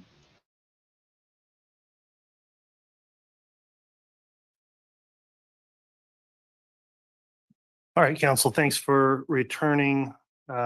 We've got a motion scheduled being heard outside of the presence of the jury. We're on the record on KCR 2221-1623. The state filed a motion in limine yesterday. Well, along with a request to temporarily seal, which based on a hearing earlier today is unsealed, as well as the hearing being held in public here. However, again, outside the presence of the jury. I also have granted the hearing to be held on an expedited basis based on the fact that we are in trial and the issue has arisen and developed during trial, which doesn't permit the typical response time we would have for a motion in a case. So based on that, I am going to allow for some argument on the motion in limine. I'll hear response from the defense after the state argues the motion. And after consideration of the arguments, I should be able to make a ruling this afternoon before the jurors return. So Ms. Blake, I understand you'll be arguing on behalf of the state. Is that correct? That is correct, Your Honor. All right, if you'd like to present argument in support of your motion limine, I'll hear that at this time. Thank you, Your Honor. And as this court is aware, we've already litigated a very similar issue in front of this court. However, this one deals with a different witness and some different materials. So during preparations in this trial and getting ready for witness prep with one of the witnesses in this case, specifically Melanie Gibb, the state had reviewed a discovery response that was provided by defense counsel. This was provided to us within the discovery timeline as required. This was my first time reviewing it in full. And this had previously been provided by the state, actually in the prior pending matters against both Chad Daybell and Lori Vallow. They were originally provided in cases CR 2220-755 and CR 222838 on approximately March 3rd of 2021. So defense counsel would have received them in that case initially. Subsequent to that, I believe they were re-provided in this case's discovery on December 14th of 2022. Defense redisclosed them to the state on or about February 1st. As indicated, in preparations for the trial, I had not reviewed those in full until recently. Upon a review of those and then coupled with defense counsel's current state of cross and opening statement, looking at those, the state had concerns that we may be back to litigating in the future the issue of whether or not Prosecutor Wood is a witness. When I reference a previous hearing dealing with a similar issue, it dealt with that, wherein this court determined and quashed a subpoena that had been served on Prosecutor Wood. And while that was in relation to another witness, a review of these coupled with the arguments being made in the state of the cross-examination raised the state's concern that there could be another attempt by the defense to make Prosecutor Wood a witness. and specifically in relation to Miss Gibb. The state disclosed in this motion the content of the communications that we feel the defense may be relying on or may use.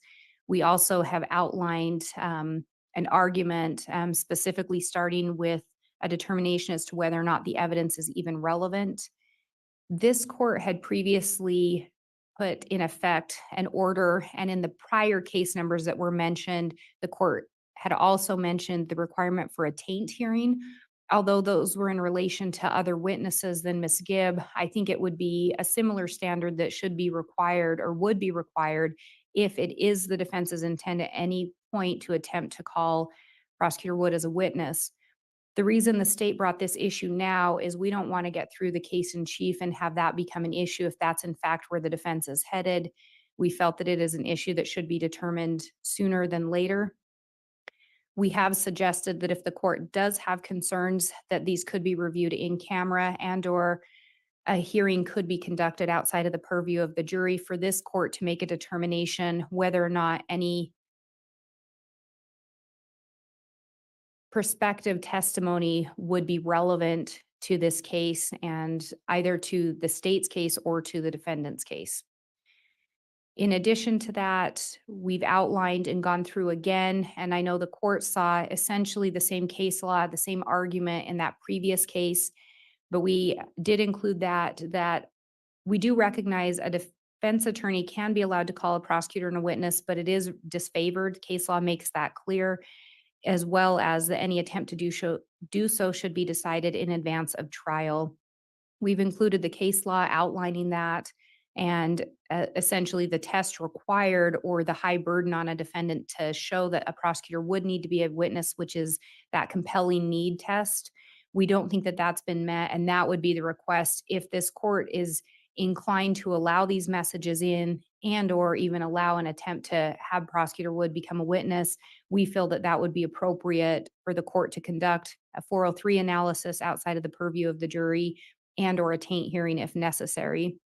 We would point out that from the state's review, it is very, very rare for courts to find that a prosecutor should be a witness. And in the cases the state found, it either involved the prosecutor being a witness to the actual facts, so a factual witness to the case, or where they are a witness to a statement that contradicts a later statement made by a victim or a witness, and they are the only available witness to that contradictory statement. So I don't think we're anywhere near that at this point, but the state did have concerns that's where we could be headed. In an attempt to avoid running into that issue down the road, we wanted to address this now. Further, I think it would also determining before Ms. Gibb takes the stand, kind of what the parameters are with regard to any allowance of those messages and/or any parameters surrounding them would be prudent to do outside of the purview of the jury rather than in front of them. So that is the secondary reason for this. Finally, the state would argue that the defendant cannot invite error. We recognize that we are already into the trial. Testimony has already been given. The jury has already heard from the prosecutors in this matter. But we do believe that if there is any attempt to call Prosecutor Wood as a witness, that at this point, any objection to that has been waived by the defense and/or would be invited error if we end up at that point. So we would also just note that for the record. But at the end of the day, we are asking the court to consider either excluding the messages and/or excluding Prosecutor Wood as a witness or any attempt to call him as a witness, and/or if necessary, if the court has additional concerns, that a taint hearing be conducted outside of the purview of the jury in order to determine whether or not we would get to that point of the defendant meeting that compelling need, which is a high burden. I think that's all the state has unless the court has any questions.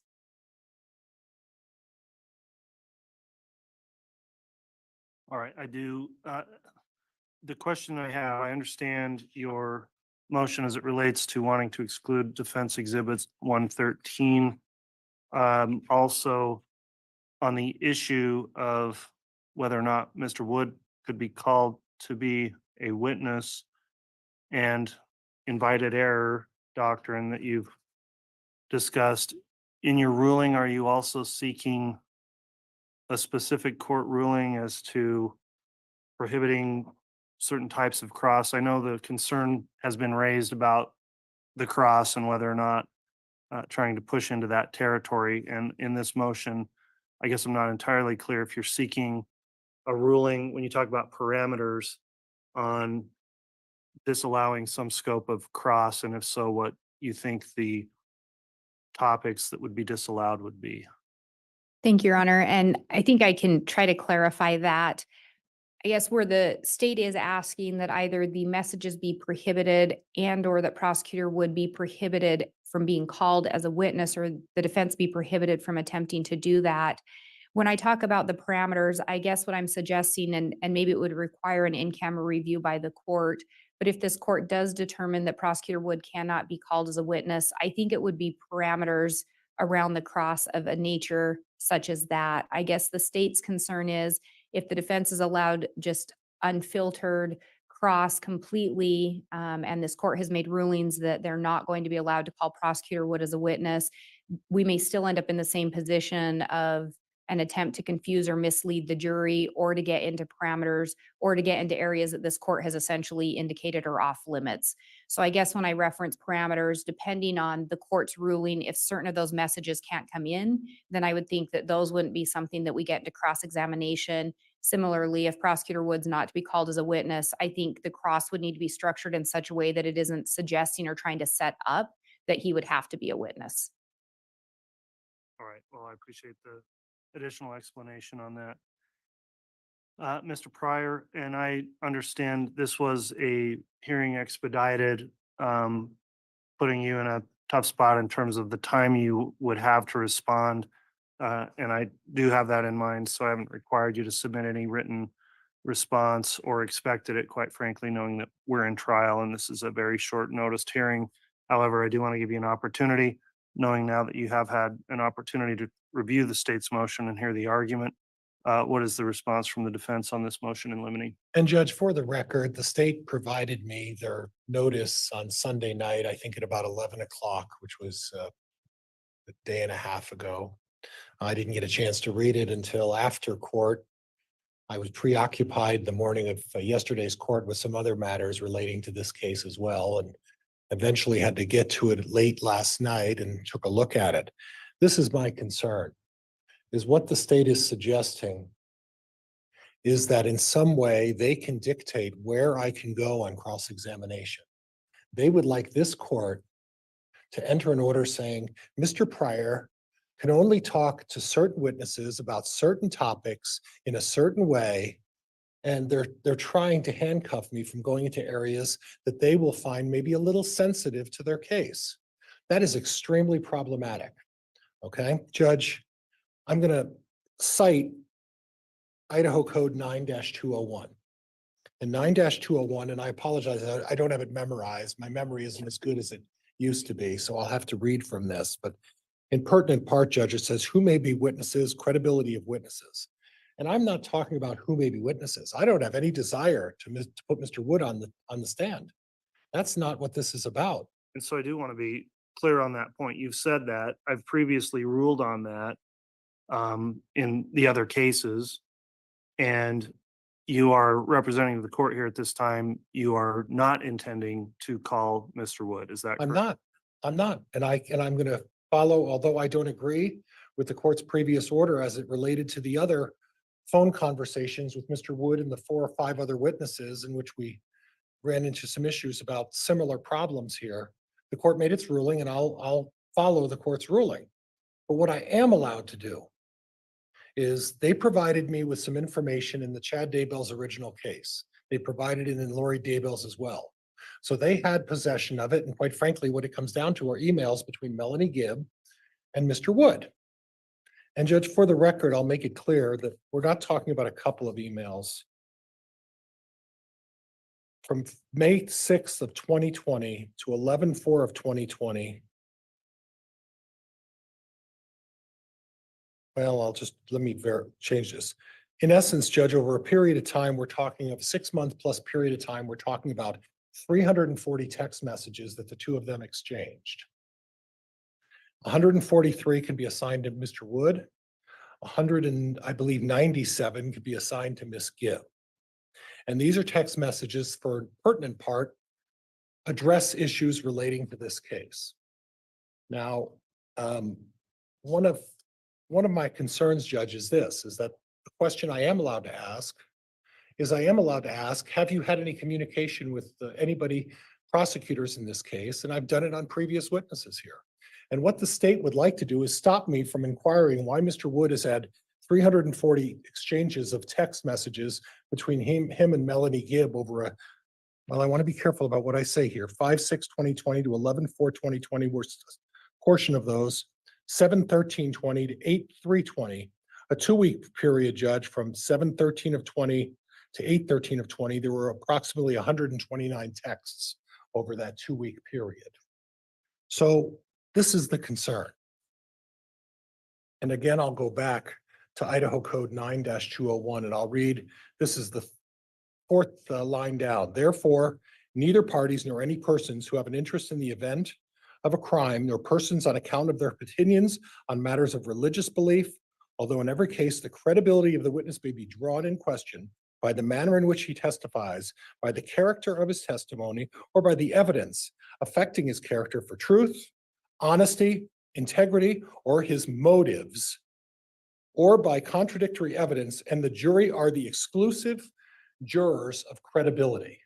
So what the state is trying to do is basically circumvent Idaho Code 9-201. What they'd like the court to do is they'd like the court to say, Judge, we're not going to let a jury hear what Mr. Wood and Ms. Gibb have been talking about for 340 text messages that are related to this case. And we're not going to allow the court to allow the witnesses to or the jury to judge the credibility of what was said in those text messages. That's what they're trying to do. And Judge, that's in complete violation of 9-201. This isn't a balancing test. That's what the problem with their analysis, Judge, is. They'd love to put you into a taint hearing. The difficulty with a taint hearing, Judge, is this. 404B, the rules of evidence, 404B, and we touched on this yesterday, Judge. They'd like you to do the relevance of 403 balancing. They'd like you to do 404B and do that. The problem is with 404B, Judge, at the bottom of 404B, you talked about it the other day. It applies to prosecuting attorneys who are trying to bring in prior bad acts. That has nothing to do with this, and this balancing act has nothing to do with this. The reality is this. Does this information go to the credibility of a witness testifying in the case? And what I would suggest to the court is simply this, is that when a prosecuting attorney engages in discussions with a witness to the tune of over a 7 or 8 month period, 340 texts, and I've included them, Judge, I believe it's 113 is my exhibit that I provided. I do want to clarify. So 113 is not a summary, but it includes all of these texts you've referenced. Right. Okay. And I what just wanted to be clear 113, Judge, is it's a specific response to discovery that was provided upon seeking some information from the state. And it's I believe it's A through K, if I remember. And Judge, this was disclosed by the state 2 or 3 years ago. On the 15th of March of this month, I provided them a list of the exhibits that I was going to provide. And Judge, a week before the trial started, I took the liberty of providing them. I wasn't afforded the same courtesy, but a week before the trial even started, Judge, I handed the state a copy of all my exhibits. That was over 3 weeks ago. So they've had ample time. Last time I've checked, last my count, is there's 1 defense attorney and there's 4 prosecuting attorneys. And they should have had ample time to go through my exhibits, and suddenly this last minute quarterbacking of saying, this is a way we're going to stop Mr. Pryor from talking about evidence when we call Miss Gibb. And I don't appreciate the tactic. I don't appreciate what they're doing here, but the reality is they're not allowed to do it.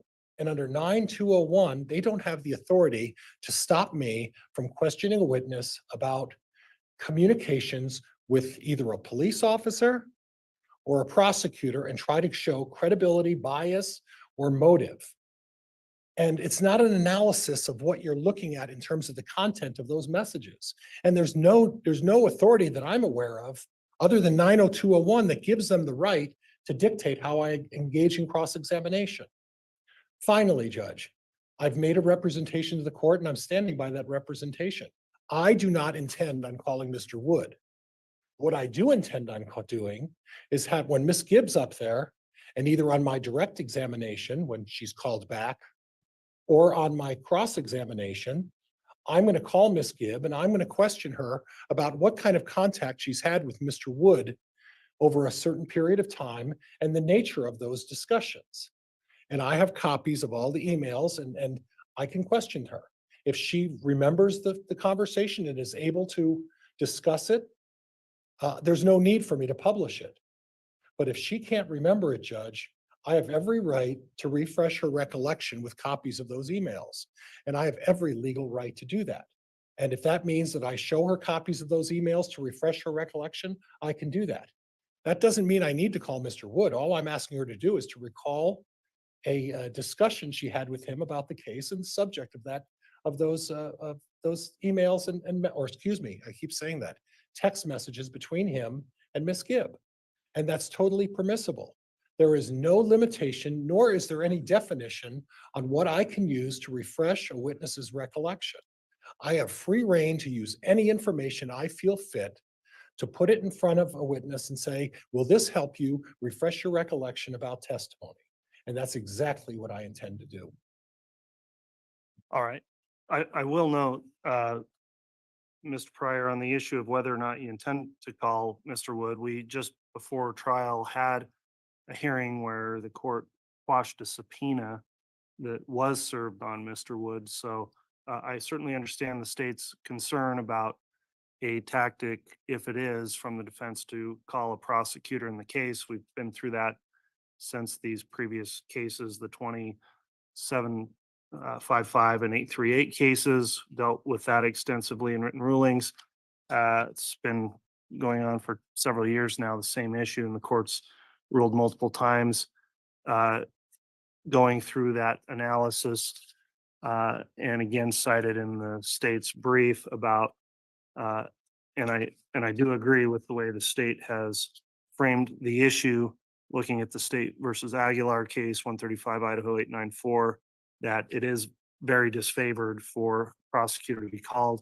And in those rare circumstances where they are an actual observing fact witness, or perhaps the only other witness that could corroborate some testimony or something. Besides that, they have to show in order for a prosecutor to be called that the testimony would be vital to the case and the inability to present the same facts from another source. So again, with the subpoena being served just before trial, I'm not surprised the state still has that concern. And I will indicate, without additional need for argument from the state on the invited error doctrine, I would agree with that as well, that if that were a strategy here to not have the issue come to the forefront before trial started, and then attempt to do that unless it somehow met that very narrow structure that is laid out in the case law, I don't see that happening here. However, I do want to hear some additional argument back from the state on the issue of the Exhibit 113, the communications, and whether or not Mr. Pryor should appropriately be allowed to use that as a way to question the credibility of the witness or potentially impeach if there's contradictions in what the witness may say versus what could be contained in 113. Thank you, Your Honor. And I guess to be clear, the state is not in any way trying to stop the defendant from being able, or the defense from being able to conduct appropriate cross-examination. I guess I disagree a little bit. I think the court does have the ultimate discretion over the allowance of cross-examination in compliance with the rules of evidence to make sure people stay within the bounds. What the state has concerns about was any attempt by defense to misconstrue the content or attempt to create a situation where the defense then argues, well, we have to put Prosecutor Wood on the stand, and especially without conducting any kind of a hearing in advance. The state does appreciate the comments made by the defense that there is no intent to call Mr. Wood as a witness. I guess it still makes the state a little bit nervous because, as the courts pointed out, we've litigated this issue multiple times. The state also recognizes that Sometimes trial strategies change. And if at any point that does, the state still doesn't want to end up in that position. Because I guess while defense says we're just going to question her and maybe show her the messages, it still creates a concern for the state that then later the defense is going to say, given her answers, given something, we now think we have to call prosecutor Wood. So while I appreciate the representations made by defense counsel, I think that is still the concern surrounding these messages. The state does not disagree that so long as the defense counsel sets the proper foundation, he would be able to absolutely use these messages if he were trying to introduce them. I guess I should be clear on the proper foundation. I don't disagree. I don't think the state disagrees at all that cross-examination can include asking about meeting with the state, meeting with investigators. That would all be fair game. The concern would be an attempt to misconstrue the statements. And that was why the state was asking the court to potentially review them in camera to make any ruling regarding those messages or conduct a taint hearing if necessary. I think the court was very clear with defense counsel that if there was going to be an attempt to call prosecutor Wood, a taint hearing would be required. I guess the state is not still completely assured that this would not still result in that attempt to essentially circumvent the court's prior orders. So that's the concern with the state.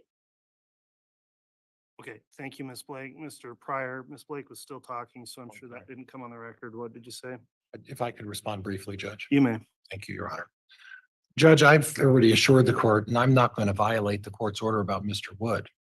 And frankly, the state can say if certain things happen, but the reality is this court can make rulings on relevance issues as it relates to certain things. But when we're talking about credibility, Idaho Code 9201 allows me the leeway to go forward and impeach a witness or ask a witness about communications with a prosecuting attorney. And it's perfectly permissible.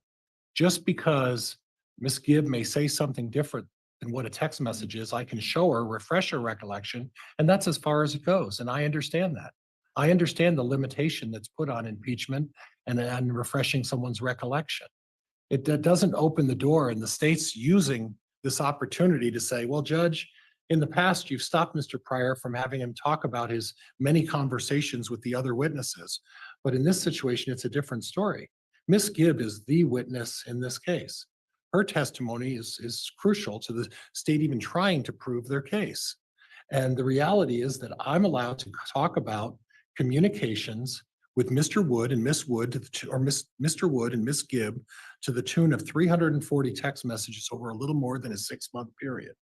So I am allowed to go into that, and I'm go into content if that content. So the suggestion is that there should be a taint hearing. They are completely off base, and what they're trying to do is they're trying to, strap a motion that has previously been ruled on and say, Judge, oh, there still may be some threat here. We really better go through this long process and have you evaluate things. And I'm going to object if that's where we're going. I'm allowed to go into the credibility, bias, and motives behind any witness. And I'm allowed to question them about anything that may go to bias, motive, and in that regard. So I appreciate the state conceding finally that I can use this information on cross-examination, and Judge, as a representation on cross-examination and maybe direct examination when Ms. Gibb is subpoenaed, that's where I intend to go. And again, I will reiterate, I do not intend to call Mr. Wood, nor do I plan some scheme. Sounds a little paranoid to me, but that's fine. But again, I'm going to follow this court's order. But 9201 allows me to go into the credibility of the witnesses, and I don't feel like I need permission to do that. All right, the matter's been argued. I am ready to make a ruling on it. So I am going to put the ruling on the record. I'll just have an order entered that will say for the reasons stated, because I don't expect either side to draft out in an express order the analysis I'll go through here. So as it relates, first of all, I'll indicate that 9201, of course, reiterates the provenance of the jury, that they're the ones that determine credibility of witnesses ultimately, and that clearly states that. The matter of evidentiary ruling and relevance is always, though, for the court to determine what evidence comes in or what does not come in based on objections or proffers during the trial.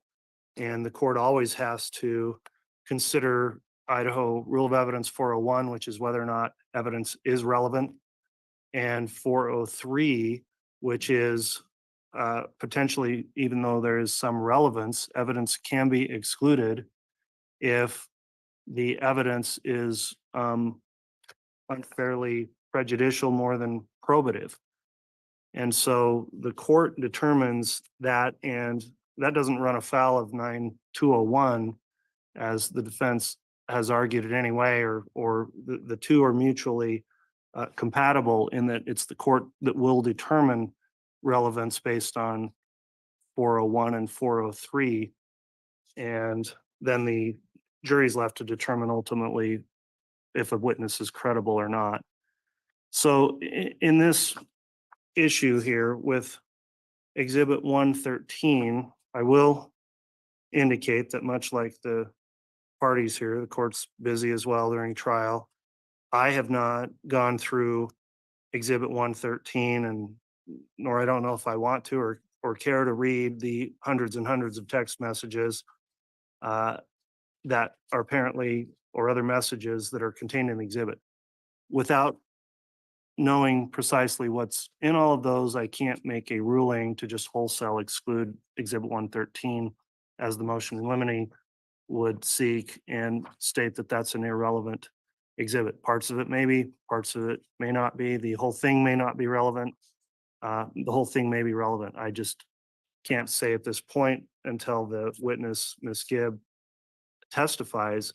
I would state that to the extent anything comes up within those messages that may well be proper on cross-examination as impeachment if the witness begins contradicting things that were previously said to the prosecutor, or vice versa, or on other factual allegations that may come up during cross or direct. So the court's going to deny the motion as it relates to a motion to eliminate, to just exclude Exhibit 113.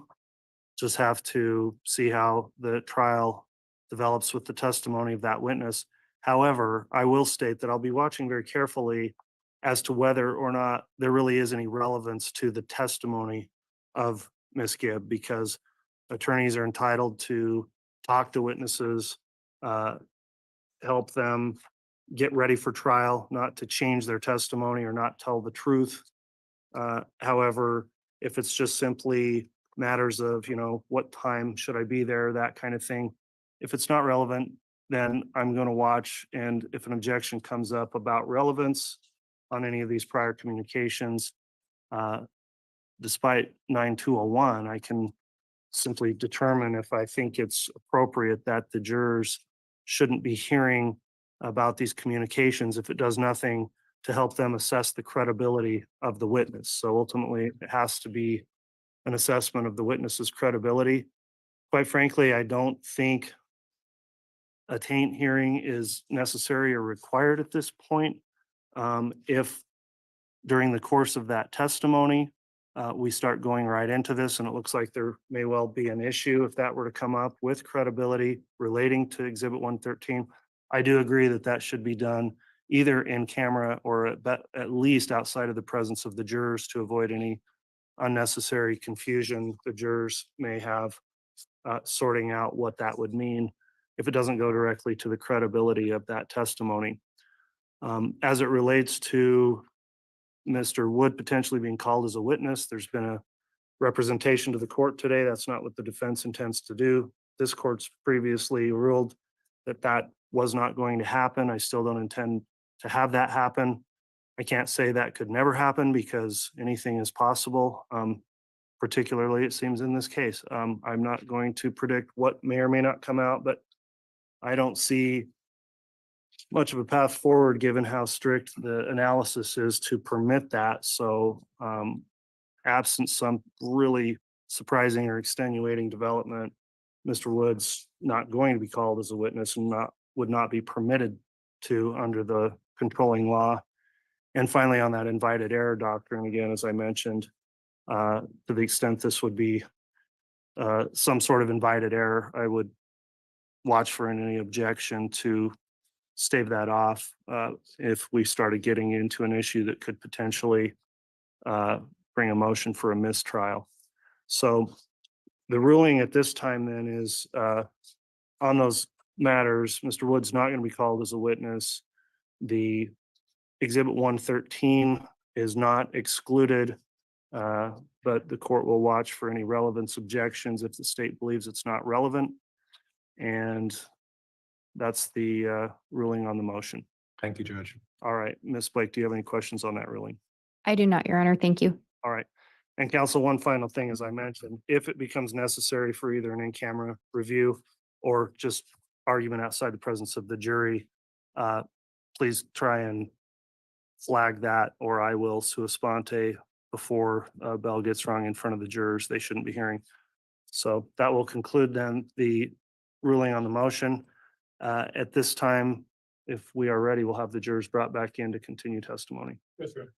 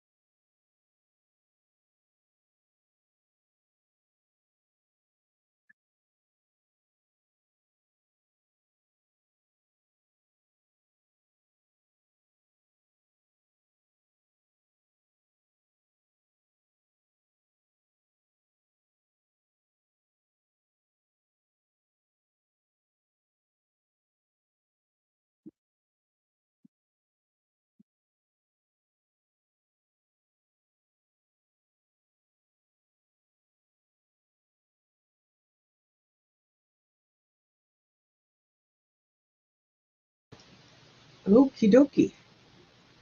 So, let's see what. So, Boyce says the court has already ruled that Wood will not be called. Absent some really surprising development, Boyce says Wood will not be called as a witness. So, but he is free to question, correct? Free to question Melanie Gibb about the conversation, right? He says attorneys are entitled to talk with witnesses and get ready for trial, not to change their testimony or not to tell the truth, but help them. Okay, so is that what I'm getting from that? Is that he won't be testifying? He won't be taking the stand, but he Pryor can question All Melanie right, about thank it. you, Mr. Bailiff. Please be seated.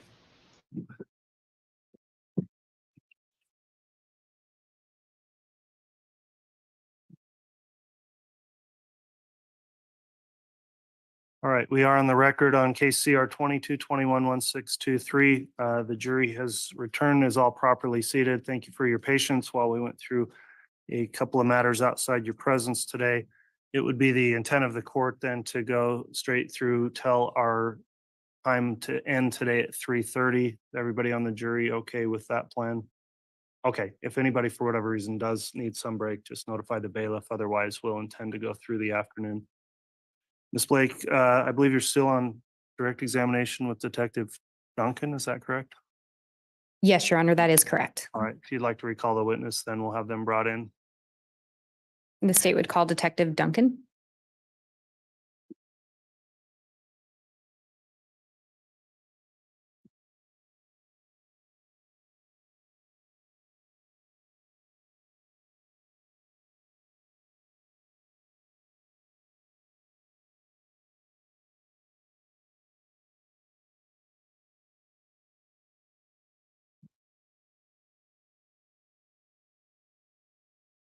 All right, Detective Duncan has returned to the stand. Let me just inquire.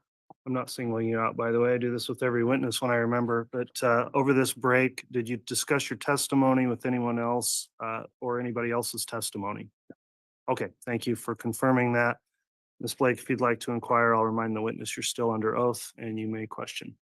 Thank you. Detective Duncan, before the break, we had just heard two calls that were linked to the same mortuary call. Do you recall those? I do, yes. And you recovered those as part of the investigation? Yes, And I believe you indicated the FBI had actually requested you collect those calls. correct. And prior to today, had you heard those? I have, yes. Have you heard Chad Daybell's voice? I have. Were you able to recognize the voice on that call? Yes, I was. And who was that? Chad Daybell. And during the call, did you hear him use any other name than Chad Daybell? I heard him use a different spelling of the last name, yes. And in that call, do you recall him saying where he was hoping to send the remains to once they were cremated? I do. And where was that? Louisiana, Do you know where Charles Vallow's place of birth was? Louisiana. Do you know if he still had family living there? Yes, he did. Did you also hear Chad give a location for himself where he was currently located in that call? He indicated that he was in Iowa. Through your investigation, did you ever find anything indicating Chad was in Iowa? Did not.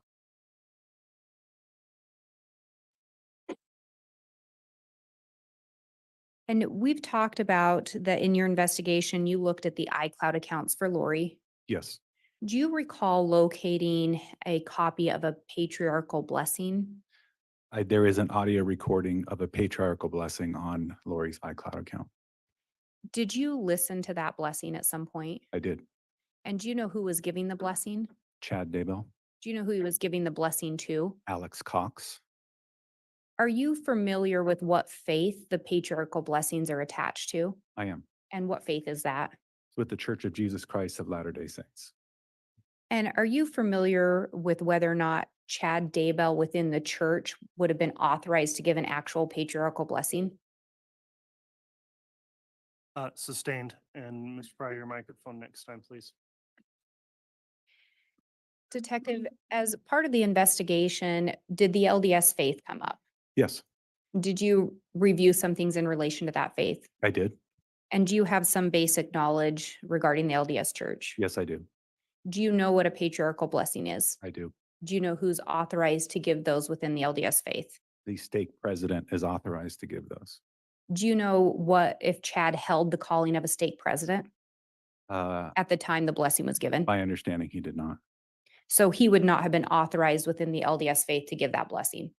Correct. I think it actually would correct myself. Like it's a stake patriarch that gives that blessing, not president, but a patriarch.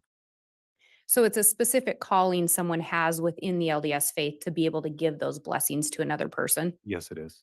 And Chad did not hold that calling. My understanding, he did not. And Your Honor, the iCloud accounts have been admitted into evidence. The state has what's been marked as State's Exhibit 50, which is the reference to recording, where those iCloud accounts are already in evidence by stipulation. The state would move for the admission of State's Exhibit 50. No objection, Judge. Okay, Exhibit 50 is entered, and counsel, again, to be clear with those accounts, et cetera, as each individual item comes in into evidence, as you just did, Ms. Blake, continue to please reference those specifically so the record remains clear. Thank you, Your Honor. The state would ask for permission to publish State's Exhibit 50. You may publish.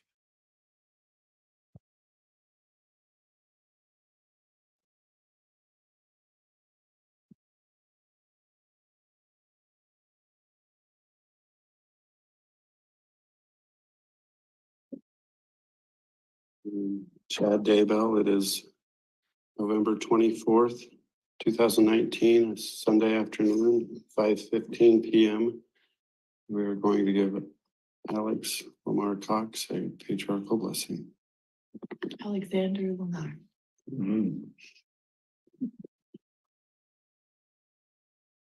Alexander Lamar Cox. On this special day, I lay my hands upon your head to give you a patriarchal blessing. As part of the member of the Church of the Firstborn that you have earned the privilege to be a member of. I do so by the power of the Melchizedek priesthood which I hold And in the name of Jesus Christ, our Savior, who has authorized this blessing, it is grateful that you're receiving it as you move forward in your life. You are a member of the house of Israel, of the 12 tribes, and you are a descendant of Joseph through the tribe of Ephraim, which grants you many blessings, particularly of spreading the gospel in these latter days and protecting and preserving those who seek to learn the truth. And that has been your mission on this earth, and it will now expand into ways that we will discuss further in the blessing. I want to begin by opening up the portals of time and going back to your previous creations in which you've lived. I see you on the third creation as a valiant warrior fighting for truth and righteousness, always seeking to do what is right. Then you progressed and were selected by the Savior himself to be part of the fourth creation. Great warriors were needed in that creation. Powerful goddesses were needed to be protected, and you were selected to help protect your sister. And you helped her in numerous probations as a defender. You have a special bond even from the premortal world. You connected there. And as she grew in power, you were right there beside her, always with a humble heart. You both always were so humble. So as this fifth creation began, after you had been exalted in the fourth creation, when you could have gone on to exaltation with Holly, resurrected being, you accepted the Savior's invitation one more time to come to this mortal realm, to condescend as a God. You help us. You have already assisted us in ways that can never be repaid. But you will continue to do so as you move forward in this life. You were born into a family that needed you desperately, with a set of parents who spoke of the gospel with their mouths, yet did not live it. And once again, you were reunited with a sister who needed you to survive such an environment. In no way was it a reflection on either one of you that you lived in that home. You were put there to help each other persevere. But the lessons you had to learn in your youth have now made you both strong, powerful servants of the Lord that would not have occurred in a traditional LDS home. You had to go to great depths to achieve tremendous heights. And the fruits of those trials are beginning to be demonstrated.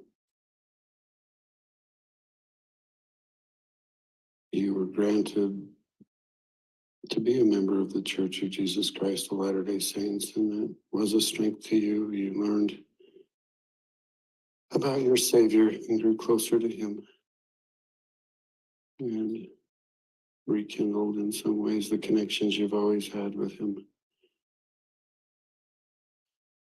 And through adulthood, you have refined yourself. And I just want you to know that at this time the Savior is saying unto me, well done. Thy soul is cleansed. All is well.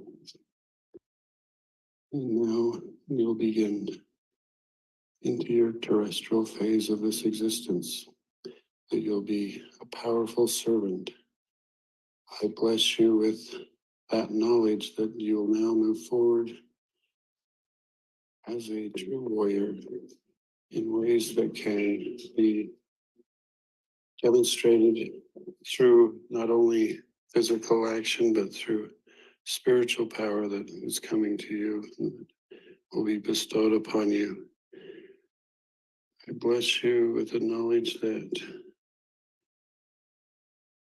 through marriage, you'll be united with a partner who will match your powers and complement your strengths. You'll be known throughout the world for your good-heartedness, your willingness to save souls all over the world through portals, and you will begin to gather the souls that come unto Christ. I see you in New Jerusalem, but more importantly, I see you as a messenger of the Lord. Surrounding New Jerusalem will be many small communities where people will come who aren't quite ready to enter those heavenly gates, those terrestrial gates.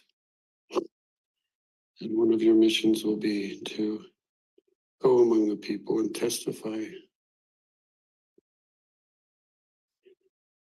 as a prophet that they can make it. You'll share your own experiences of overcoming adversity.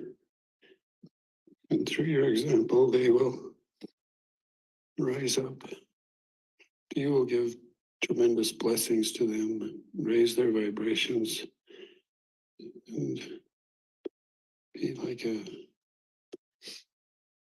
brother to many of these fathers who may have had doubts, but through your strength, they will look to you as a hero, and you'll bring entire families that have been sanctified to the gates of New Jerusalem, and they will be allowed in on your word.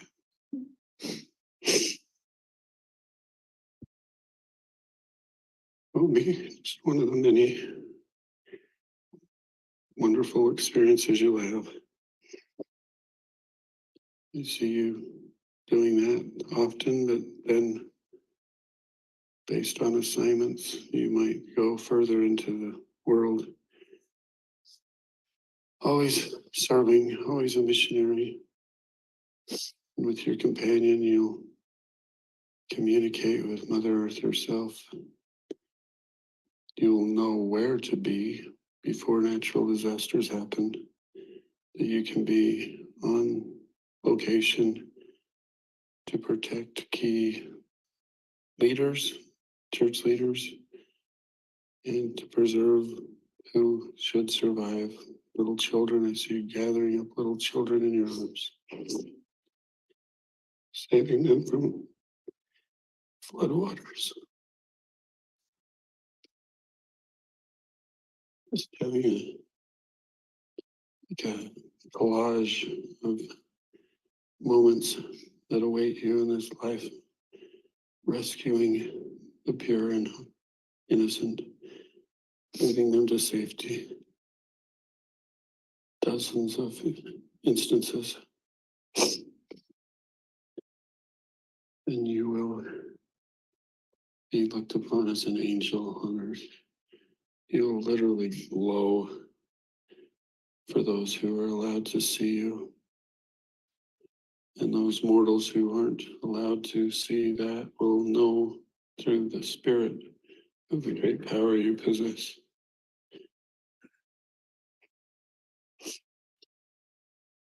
proper time, after many years of service in such ways, as the second coming approaches,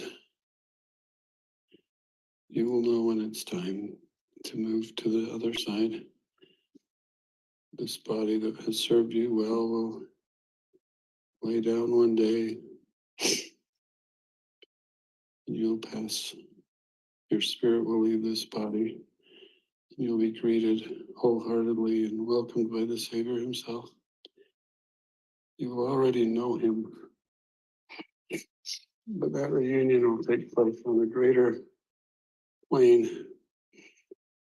But the spirit, you'll feel at that time, the vibration will exceed all. Before the second coming even occurs, the Savior will let that body rest a day or two, and much like himself, you will be raised and be resurrected, so that when the Savior does return, you will be right at the front of that amazing team of angels. It will sweep the earth, much like described in the renewed earth. You will be there. It will bring you great joy to help Mother Earth transfer to a terrestrial realm, to burn away the celestial refuse. At that time, you and Holly will still have assignments here temporarily, but then you will move forward. She's already preparing a world for you two, and you will be able to be an eternal family with eternal children on that earth. And the glory will just continue for you out, on and on through eternity. So I bless you at this time with strength, power, and dominion over the callings you will receive, and that you are part of a very special team of people that are moving towards translation and transfiguration, and that the Lord will be with you at all times.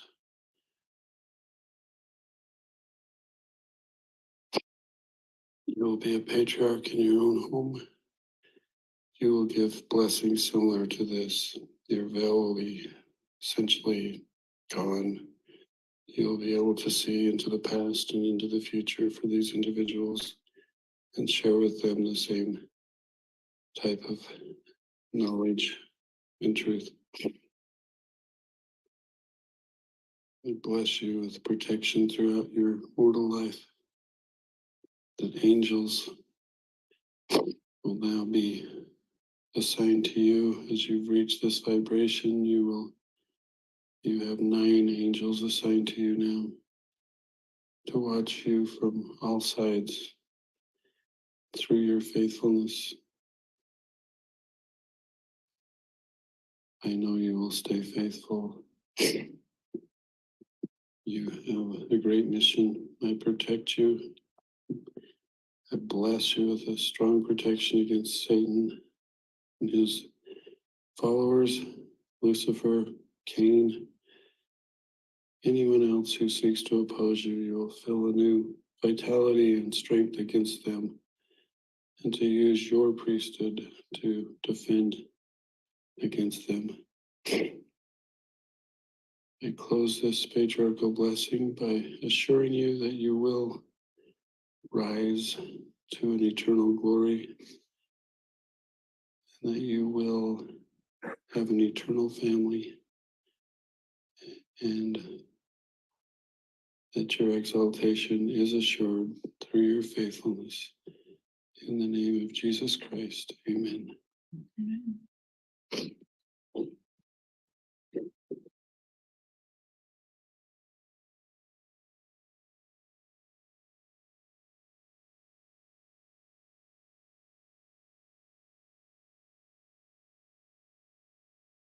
And Your Honor, I have State's Exhibit 50 ready to submit. Very well.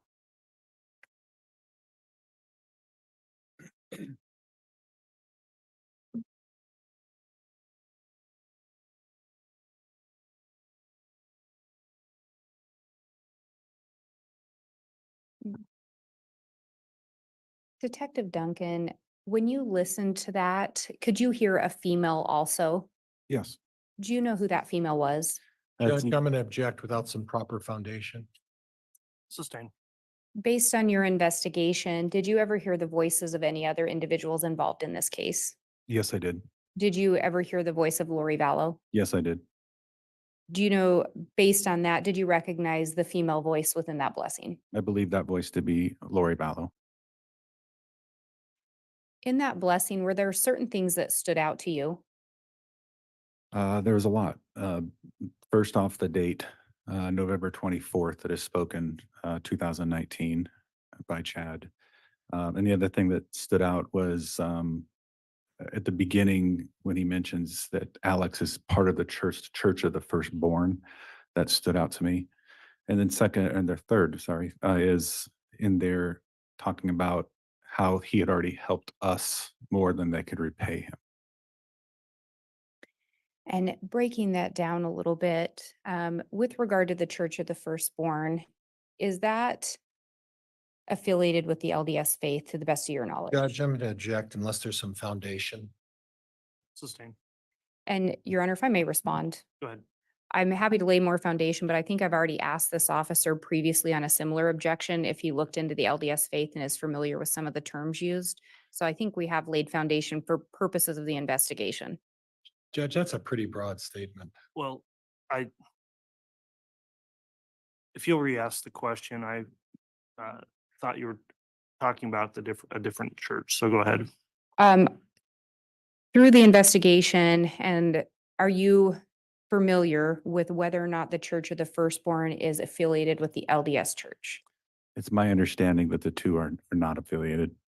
Is that why it caught your attention? Yes. Then you talked about a statement in there that the statement was made already assisted us in ways that can never be repaid. Correct. And again, Chad was giving the blessing, Correct. and it's your belief Lori was also present for the blessing. Yes. And then circling back, you said one of the other things that stood out to you was the date, November 24th of 2019. Yes. Do you know if Alex Cox is still alive? Alex Cox is still alive during that time. Yes. And do you know when he passed away? December of 2019. So just shortly after this. Yes. In the blessing, did you also hear reference made, you will know when it's time to move to the other side? I did. And that's Chad telling that to Alex. Correct. On November 24th of 2019, were Tylee and JJ missing? Yes, they were. And on November 24th of 2019, was Charles Vallow dead? Yes.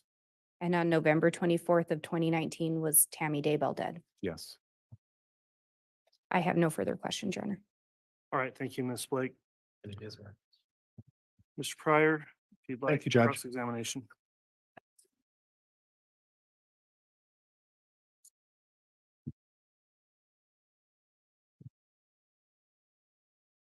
Back on. Thank you. Okay.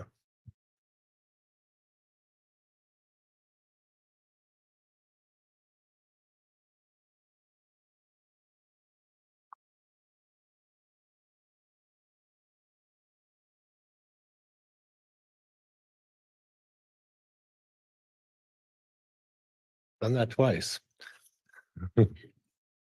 Not on purpose. May I refer to you as officer? Is that okay? Absolutely. Yes. Okay, thank you, officer. So you made mention of the fact that you familiarized yourself with the LDS faith. Is that right? I was born and raised in the LDS faith. Yes. Okay, so maybe you can enlighten me because this has been a learning experience for me. It has me as well. Okay, but you're obviously have a hand up. Is that you were at least part of that faith for a while? I don't have that. So you're familiar with the term doctrine of covenants. Yes, Okay, and in the doctrine of covenants, it talks about the Church of the Firstborn as part of the LDS faith. Remember that? well, I can't speak to the doctrine of covenants. I know what the Okay. doctrine of covenants are, but I'm. Well, you spoke to the doctrine of covenants, though. That I know what they are, yes, Well, but you- I don't understand All the right, content. We're, sorry, we're already having an issue with you talking at the same time as Mr. Pryor and vice versa. So please question and answer and don't talk over each other. And Your Honor, I'm going to object as beyond the scope. Overruled at this point. Ms. Blake talked to you about the Church of the First, and you said that it wasn't part of the LDS faith. Is that right? My understanding that the two were separate is what I said. Okay, but the doctrine of the covenants talks about the Church of the Firstborn as part of the LDS faith. So where did you get your information from? Basically, I had talked to other investigators that were part of the LDS Church, and we had heard through this investigation earlier the mention of the Church of the Firstborn, Okay. not understanding what. So you really don't know whether it's part of the LDS faith or not, the doctrine of covenants, even though the doctrine of covenants discusses Church of the Firstborn being part of it, right? Yeah, so like I said, other than, I don't, based on my knowledge, yes. Now, and I'm going to go off topic a little bit, Sure. but some of the other stuff that I saw, Zaluma Pastena is talking about light and dark. Correct. And light and dark is part of the LDS faith too, right? I have no idea. Okay. Well, you said you familiarized yourself with it. Did you familiarize yourself with light and dark? Not totally, no. What about death and death percentages and things like that? Is that part of the LDS faith? I've never heard of that. Okay, but you don't know whether it is or not, right? Correct. Okay. And then we heard about some vibrations. I heard the word vibrations a couple of times. Are you familiar with that term within the LDS faith about vibrations? I am not. What about being possessed by spirits and praying for their removal from your body? Have you heard about that? I have not. Okay. But you don't know whether any of these theories are part of the LDS faith, right? Correct. Okay. Are you aware that in the LDS faith, that if someone is possessed, that if you pray for them, you can have them removed from their body? Are you aware of that? I am not. Okay. Now, we talked a little bit about the frequency with which on a specific day where Lori Vallow texted Chad Daybell 3 times in the morning, right? Yes, And that was with Charles Vallow, right? that was the day that Charles Okay. died, yes. And you made a point of bringing that up, that there were 3 messages that day in the morning, or at least there appeared to be some communication. We really don't know what they said though, right? That's correct. Okay, now when you go over the phone records, 3 calls in a day was not uncommon for them when I looked at the records, was it? No. In fact, it was frequently more than that in the morning, more than that in the evening, and more than that in the afternoon, right? Correct. So when you pointed out the 3, I got the impression what you were trying to suggest, that because Chad texted her or communicated with her 3 times, that somehow links him to Charles Vallow's murder. That's not what you're suggesting, is it? No, I didn't suggest that. I made comment that that those show up in her CDR records, but they do not show up, those contacts do not show up in her iCloud records. Okay, so just because there were differences, but it wasn't unusual for them to communicate several times a day at various times of the day. Correct. Right. After all, they were having a relationship with each other, weren't they? My understanding, yes. Yeah. Okay. Now, Maricopa County, is that the county that you're in down there? Yes, sir. Okay. Do you know the prosecutor down there? I know many prosecutors Okay. there, but are you referring to? a specific- Alistair Adele? Hold on, Mr. Pryor, he wasn't done answering. Oh, I'm sorry. I thought he was, Judge. Wasn't. Go ahead. I do know Alistair Adele, the prosecutor, but I don't know her personally, but I know who Okay. she is. So, you talked in great detail about the Charles Vallow case, right? Correct. Okay. And you're aware that Mr. Daybell is not criminally accused in the Charles Vallow case, right? Correct. You're also aware that in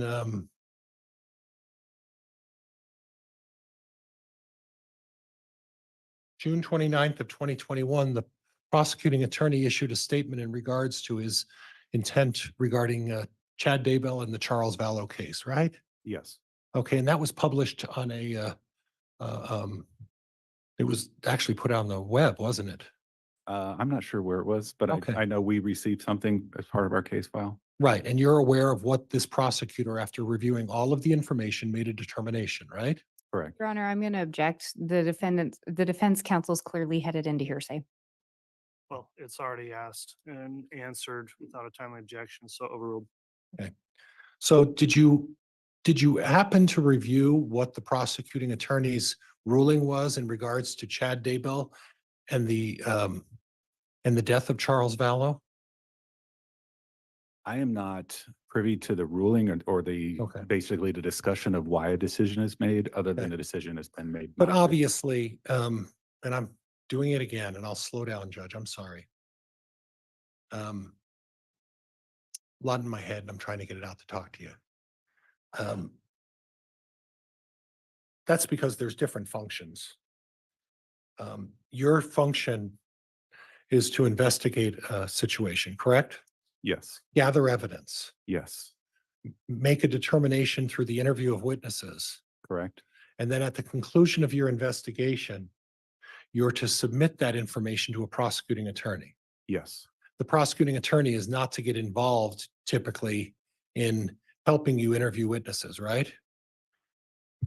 I don't agree 100% with that, because on all of our homicides, we do have an attorney that responds to our scenes and Okay. is aware of the circumstances surrounding it, because that attorney would have to speak at a hearing later on. Okay. So they need to know about the case. Would they be participating in the interview of the witnesses? No, That's unusual, isn't it? yes, Okay. Okay. And it's unusual to encourage or tell witnesses what they should say and not say. Would that be fair as well? for the attorney to tell witnesses? Yeah, how to testify, what to testify to?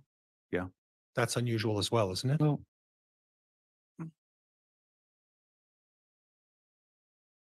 there is witness prep in cases, so you can actually talk about, certain things, but no, I don't say it's not highly unusual. Okay. So when we're talking about witness prep, that's a completely different thing than a prosecutor or an attorney getting involved in the actual investigation of a criminal matter, correct? I can speak for Maricopa County. in Okay. mind that they would be present during the investigation, and they might have a suggestion or two, but they would stay out of it. Right, okay. So is there anything that would refresh your recollection in terms of what the prosecuting attorney's ruling was on June 29th of 2021 regarding Chad Daybell? There is what's called a disposition sheet on my report that would show that, yes. And Judge, could I approach, you don't remember exactly the wording the prosecutor used, do you? I don't remember the exact verbiage, no. Okay, Judge, could I, Brother, I'm going to object to hearsay here. The answer is going to call for hearsay. Right. I'd like to, in camera, just on a sidebar, review the exhibit proposed.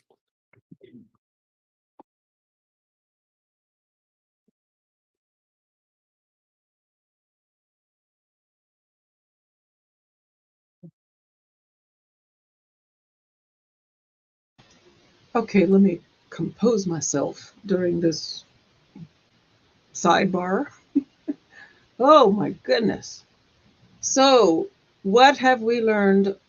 We learned that Chad was not supposed to be giving the Melchizedek priesthood blessing. I still can't find, I did find that he was excommunicated in 2020, but I have a feeling he was in and out, in and out, in and out. Probably was excommunicated more than once. So, but the last one I can find is 2020. So he gave that priesthood blessing in 2019. So that was before his 2020 excommunication. But I also cannot find if he was ever I don't know, I forgot what they call it, inducted. I don't think you induct people in the LDS. I think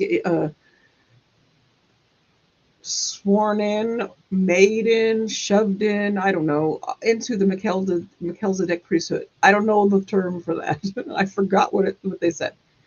But whether or not he was actually really supposed to be allowed to give that. And I don't. All right, Mr. Pryor, you can continue. Do they now, do that? officer, as part of the disposition and a determination by a prosecuting attorney, And this is after the police officers have done their investigation. And the case is then put together and submitted to a prosecuting attorney. Are you following me? Yes. Okay, at that point, a prosecuting attorney makes a determination after they review all the evidence independently and make a determination as to whether or not they're going to proceed with charges against a particular defendant. Would that be fair? That's fair. And then in Maricopa County, how is that accomplished? So we submit our charges to Maricopa County, the courts, and then they review the case, and then they send us back their decision. So it's, like I said, it's been in the form of a disposition form. If they're not going to charge, they would send us a disposition form. If they are going to charge, then we would attend a grand jury or go through the process or preliminary Okay. hearing, whatever it may be. And is that disposition form public record? I believe so. Okay. And do you recall whether or not the disposition record that was filed in regards to Mr. Daybell and his, even any potential involvement with Charles Vallow, was that public record? If it is in the report, then that would be public record, yes. Okay. And is that published anywhere that you're aware of? What do you mean? Is it published? Is it published on the internet? Is it published? Is it published on any sort of media? No, the report wouldn't be published. You'd have to request that report. Okay. Okay. So in addition, there would also be a reason or an explanation for why they didn't prosecute. Is that correct? Like I said, I wouldn't know that information other than I would just get the disposition. I wouldn't understand their rationale for charging or not charging. Okay, but they would give you some explanation in the reason on the disposition sheet, right? Yes. Okay. And did you receive a copy of the disposition determination by the prosecutor in regards to Chad Daybell in any potential involvement with Charles Vallow? Yes, I did. Did you review that? I did, and I scanned it to the report. Okay, and do you have an independent recollection of what the reason was that they didn't charge Chad Daybell in the Charles Vallow matter? I do not. Okay, is there something that could refresh your recollection? Sure. Would the disposition sheet refresh your recollection? Yes. Judge, may I approach this witness? You may. Well, let's have the bailiff hear that over. Approach this witness.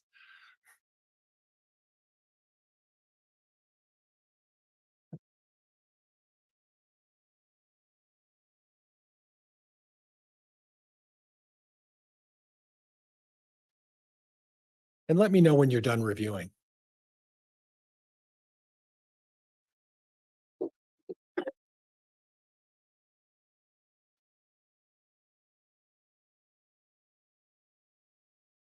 Okay. Are you done? Yes.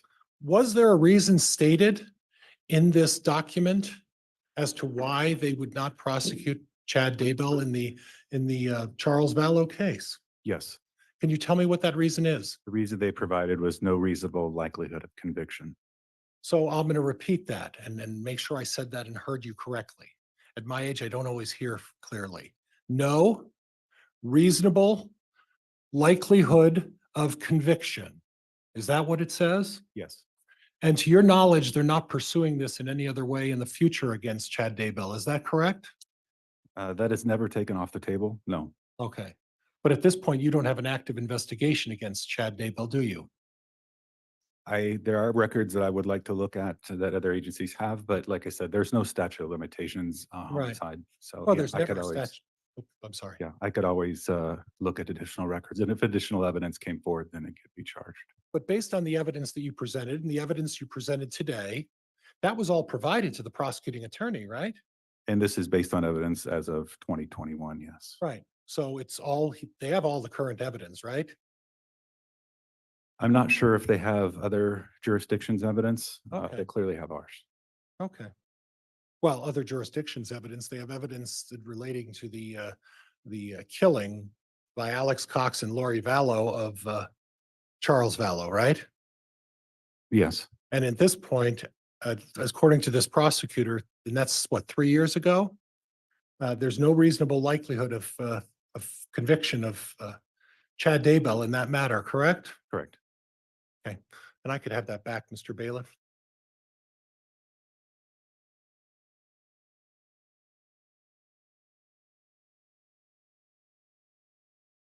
Thank you. Now, this is an unusual case because there's a lot of talk about religion. I agree. And Mr. Daybell, do you know how long that blessing thing went on for? I have no idea. Yeah, me neither.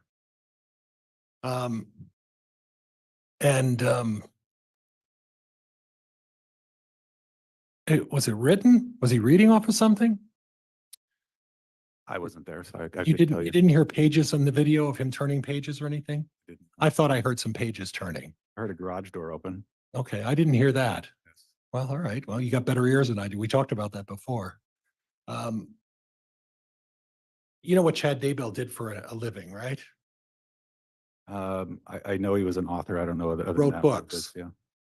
And as I was listening to that, it sounded like someone was writing a book. Would you agree with that? Objection, Your Honor. I'm going to ask that the narrative be stricken. I think council can ask questions, but there's narrative being added. Well, that, I'm gonna make a ruling, Mr. Pryor. So on the last question, I'll overrule that, but to the extent it does become more narrative, Ms. Blake, you can object again. Okay. Now, you know the name's Melanie Gibb. Yes, Did you ever interview her? I did. Okay. And David Warwick.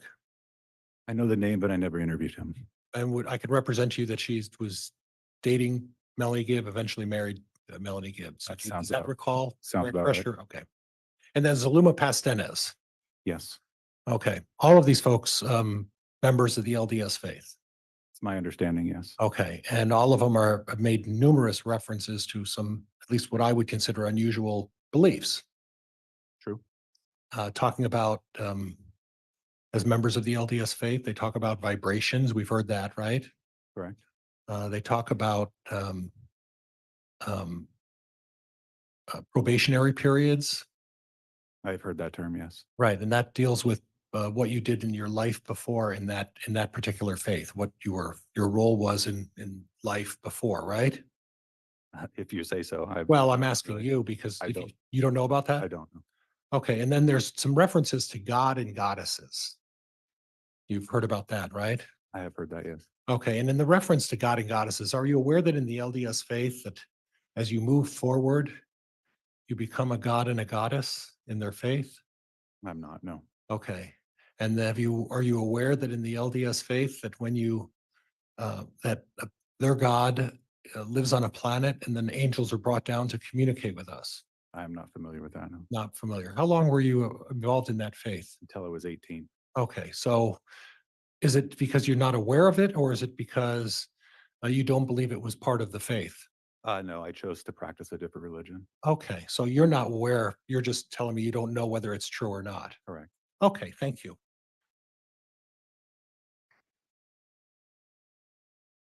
And we're not trying to you agree with me, we're not trying to disparage the LDS faith, right? No.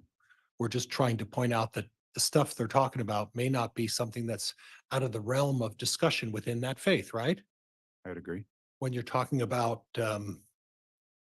spirits and exercising spirits such as Ned, I guess we talked about Ned, right? That wasn't with you with Ned, never mind. But that's all of this stuff, because these folks were all actively involved in the LDS faith. These are things that came up as Your Honor, objection. Counsel stating facts not in evidence. And again, this is a narrative. Sustained.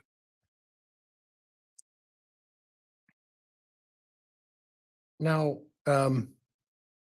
You investigated this case, and there was a time when J.J. Vallow was exclusively with Charles Vallow, and Lori Vallow wasn't involved. Do you have any recollection of when that took place?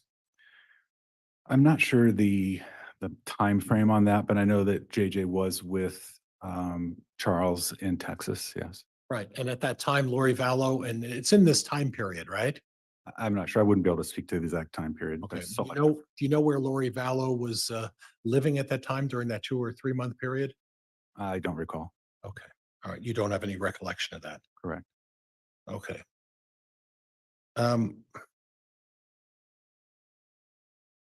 So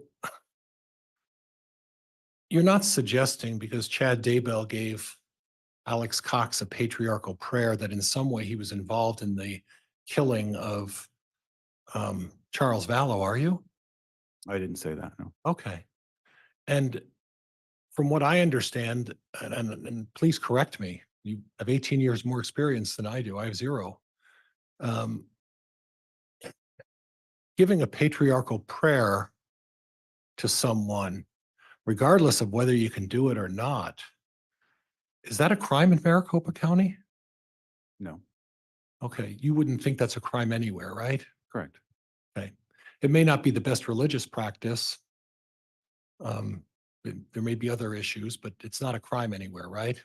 Correct. And you would agree with me that just because you give someone a patriarchal prayer, a very, very long patriarchal prayer, that isn't to insinuate that you've committed any kind of a crime, right?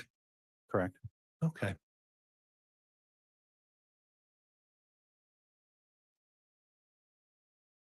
You knew Zalim. I'll wait. Go ahead. You're fine. Go ahead. I wish I had one.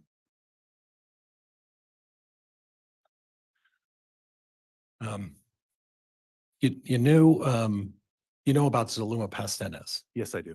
Okay, and tell me who she is again. So Zulema is the wife of Alex Cox and also a friend of Lori Vallow. Okay, now the friend of Lori Vallow, do you have a recollection of when that friendship with Lori Vallow started approximately? I do not. Okay, but the friendship with Lori Vallow predated the marriage to Alex Cox. Yes, it did. And you would agree with me that the relationship between Lori Vallow and Alex Cox was close. I would agree, yes. Oddly close? I don't know much about the relationship as far as the intimacy or how close it was. But yeah, I've heard it described as such, but I have no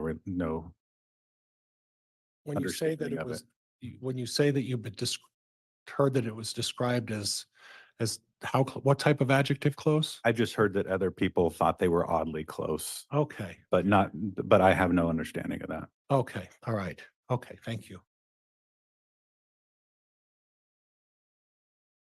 I want to go back to the date of Charles Vallow's unfortunate death. Okay.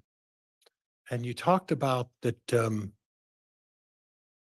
Alex Cox was there and there was some sort of an altercation. Correct. That's what was told to us. Okay, and you got that through a 911 call or how? So it came through obvious 911 call and then a subsequent interview with Alex Cox. Okay. And at that point, who was present at the time? That my understanding is that was Lori Vallow's house. Yes. She has 2 children. She had JJ Vallow Yes. and Tylee Ryan. Correct.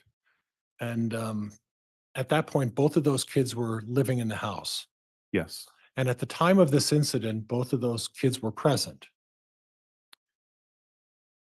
At the time of the actual shooting, Well, at the time of the altercation, both of them were on present. the date in question, all 4 of them were present. Right. Yeah, when Charles arrived. Right. And at that point, something with Tylee and a bat. Yes. Okay, tell me about that.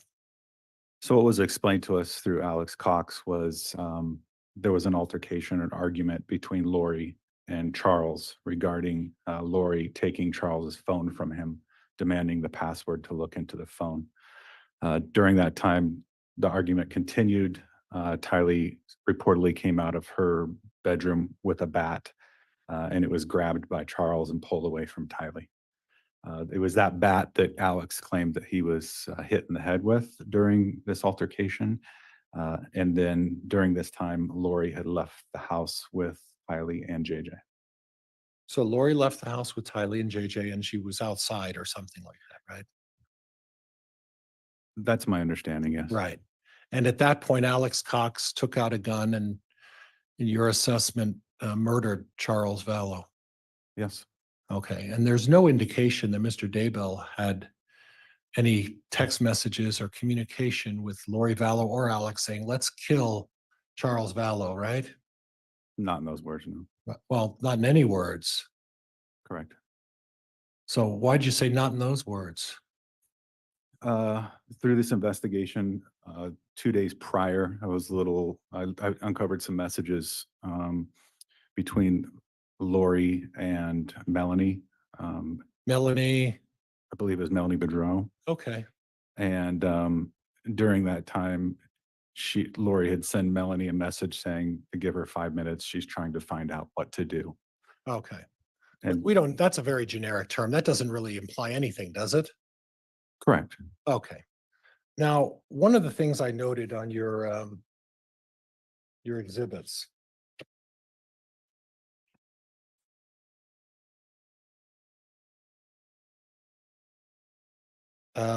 You talked about, and this was on the Lori for Styles on the second page of your exhibit. It was, Could you reference which exhibit, please, Mr. Pryor? Judge, I don't have the number. It was the Lori for Styles. Well, maybe I do have the number. Might be 49. I think so, Judge. Could we hand that?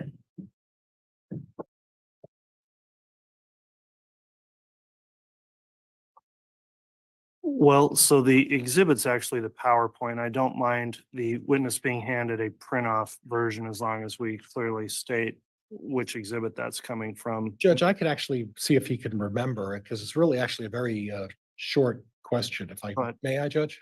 Yes. So there was some discussion where you read off the exhibit, and this was in the Lori for Styles, where you said, it's not Ned, it's a new one. Yes, Okay, and that was from Lori Vallow to Alex Cox. correct. So when I hear it's not Ned, and your suggestion is that Ned was someone who has possessed Charles Vallow's body, is that right? Yes, And what I read from that is it's a new one that's possessing Charles Vallow's body now. Would that be a fair assessment? yes, that would be a fair assessment. And is it a fair assessment to suggest that when you're trying to extricate a spirit in the LDS faith from someone's body, you pray and that's how you get rid of a spirit? Once again, you're talking out of my expertise. Okay, okay, that's okay. And I appreciate your honesty. Then there was some discussion from Nicole Earl to Lori Vallow. And Lori Vallow talked about, at least for yes, she awoke in the night coughing, threw up, collapsed, and passed away. And she said, oh my gosh, I did not hear that it's Hawaii, it's 6 a.m. So Lori Vallow on that day of 10/19/2019 at least expressed shock at the death of Tammy, right? Yes, Okay. And then subsequent to that, she's talking to some Melanie, and that's Melanie Gibb. correct. And they had a discussion, and Lori again is acting like she's surprised. That would have been later in the day, yes. Right, right. And then there were other numerous references where you talked about the fact that Lori Vallow may not have been completely honest about things. In what way? Well, is it your impression that she was manipulating some of these people? I don't know if I'd use the word manipulation. Okay. Okay, all right. Now I want to get to the phone call to the funeral home. Yes, Okay, now at that point, when was that again? I'm sorry. I'm not sure the date on that. No. Okay, Oh, actually, I am. Sorry. That is the evening of Charles Vallow's death. okay. And at that point, Lori Vallow and Chad Daybell were having an affair, Yes, and they were involved in a relationship. correct. And Chad Daybell, that's not something you want someone to find out about. Would you agree? I would agree. Yeah, I mean, if you're involved and have a wife and then you're making phone calls. But when he first called, he used his real name, right? Yes, He said Chad Daybell. yes, And then as it's going on, he maybe told some untruths, right? correct. So if he tells people his real name when he's trying to cover up an affair, it's not the smartest thing to do to suddenly say other things when you've already told him who you are, right? I'd agree. Okay, all right. And that doesn't mean that he was involved in any way in the death of Charles Vallow, does it? That phone call alone would not indicate that. No, that's what they talked about, no likelihood of prosecution because he made a phone call to a funeral home about that, right? I don't think that no likelihood in prosecution was directly related to the phone call. Okay, it was directed actually to all of the evidence in whole up until the 21st of this year is what it was involved, didn't it? Correct. Okay. Now,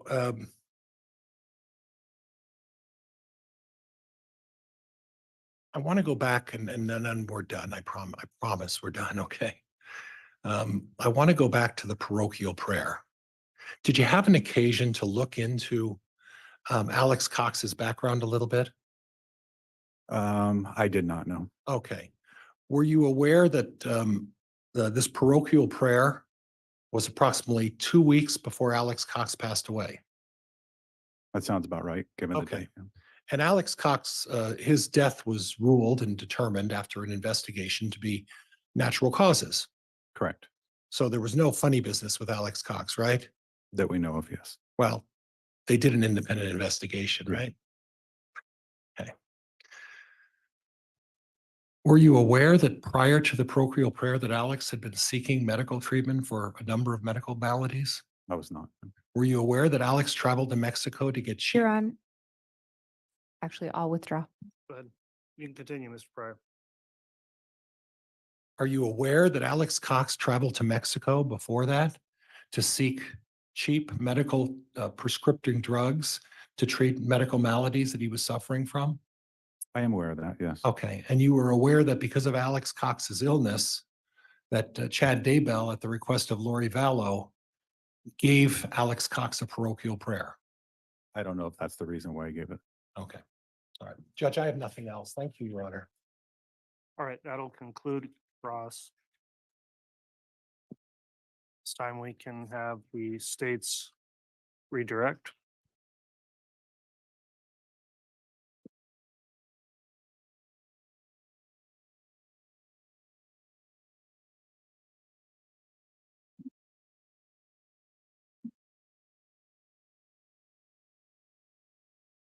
Detective Duncan, were you personally involved in anything to do as far as an investigation or responding to Alex Cox's death? I was not. And you indicated you were aware that he'd gone to Mexico. I was aware that he went to Mexico. That's all that I knew.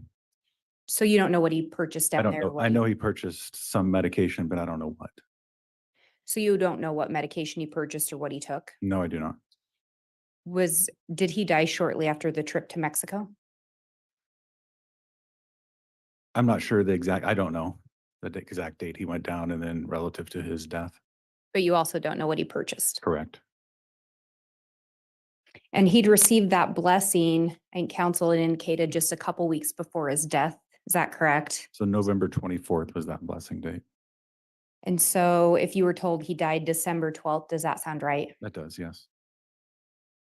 So on November 24th, Chad talks to him about crossing over, about his time here being done. Yes, And then December 12th, he's deceased. correct. When you're doing a homicide investigation, is a focal point the day of the actual killing? Yes, So in this case, is it fair to say that you really focused in on July 11th? correct. And then ultimately, did you look at times before and after July 11th as part of your investigation? Yes, I did.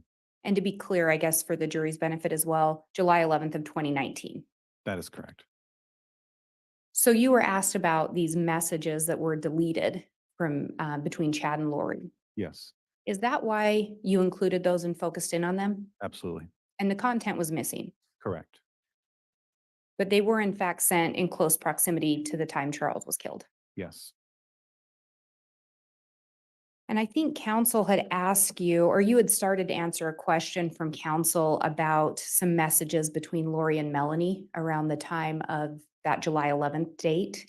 Council cut you off. Yes. Could you finish what you were saying there? Yes, as I indicated that on the 9th of July, there was some conversation or text message that Lori sent to Melanie to give her 5 minutes that she was trying to figure out what to do. At that time, she was talking to Chad Daybell on the phone. You were also asked about a couple of assessments that you made. And one of them, council asked, was it your assessment that Alex murdered Charles? Yes, In your assessment, did he act alone? I don't think he did, no. You were asked a lot about what the prosecutor recommended in relation to Chad Daybell and Charles killing. Yes, Was something submitted to them to review in relation to Chad Daybell? yes, And you were also asked if the text messages alone made you think Chad Daybell was involved. correct, And you were asked if the blessing alone made you think he was involved. correct. And you were asked, I think, about some other things to say, and I think your response was not alone, Correct. that alone didn't. Council asked about your assessment. In your assessment, did you recommend charges for Chad Daybell? I did. I have no further questions. All right, thank you, Ms. Blake. Any Judge, recross? recross? If you may, yes. Your Honor, I would object to recross. I don't think I went outside the scope. Oh, he went in. If we're outside on recross, raise an objection, otherwise I'll permit it.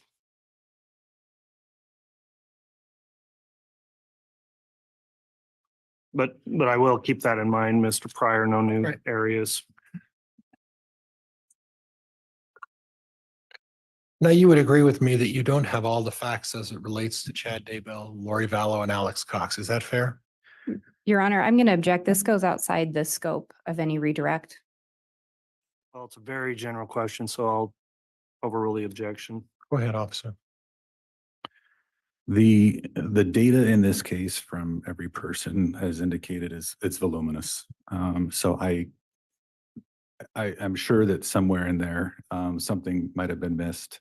And so I can't say that I have gone through everything in regards to Chad Daybell that I would like to. Okay. But you've made a determination that you think that Mr. Daybell is guilty, right? I said, based on the information that I obtained and the totality of the circumstances, I recommended charges be filed. Yeah, that doesn't mean he's guilty of anything, right? Correct. Okay. And the prosecuting attorneys whose job is to apply the facts that you give him to what the law says made a determination otherwise, correct? Objection, Your Honor. This was asked and answered, and it's definitely outside the scope of redirect. Sustained. Nothing else. Thank you. All right. Okay, that will conclude the testimony then of Detective Duncan. Before he steps down, I did want to reiterate a limiting instruction the court's providing at times during this trial and will be provided as part of the jury instructions with the jury. So let me provide that instruction and then the witness will be concluded. Ladies and gentlemen of the jury, during the course of this trial, evidence will be introduced for the purpose of showing that the defendant or an alleged co-conspirator has committed acts other than that for which the defendant is on trial. Such evidence, if believed, is not to be considered by you to prove the defendant's character or that the defendant has a disposition to commit crimes. Rather, such evidence may be considered by you only for the limited purpose of proving the defendant's motive, opportunity, intent, plan, or absence of mistake or accident. So that's the court's instruction. Again, it will be provided as part of your instruction packet as well when you deliberate. That concludes then Detective Duncan's testimony. You may go ahead and step down from the witness stand. Thank you. Judge, is he excused? Would he be recalled? The state does not intend to recall Detective Duncan. And the defense does not intend to call Detective Duncan. Thank you. Okay, well, on the issue of that exclusionary order, then if Detective Duncan follows the case any further, he may be prohibited from testifying if he is recalled for any reason. So, thank you.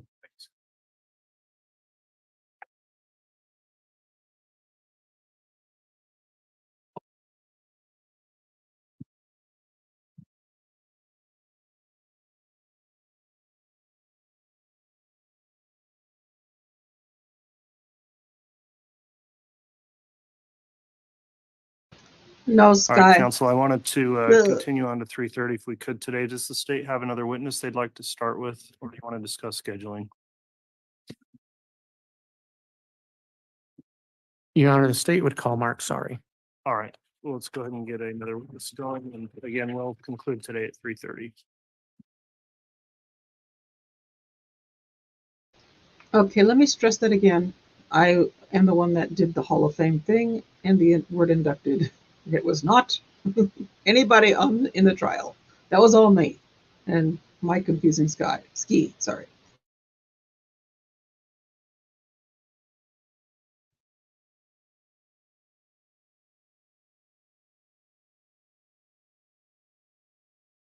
Solemnly swear or affirm the testimony you're about to give will be the truth, the whole truth, and nothing but the truth, so help you God.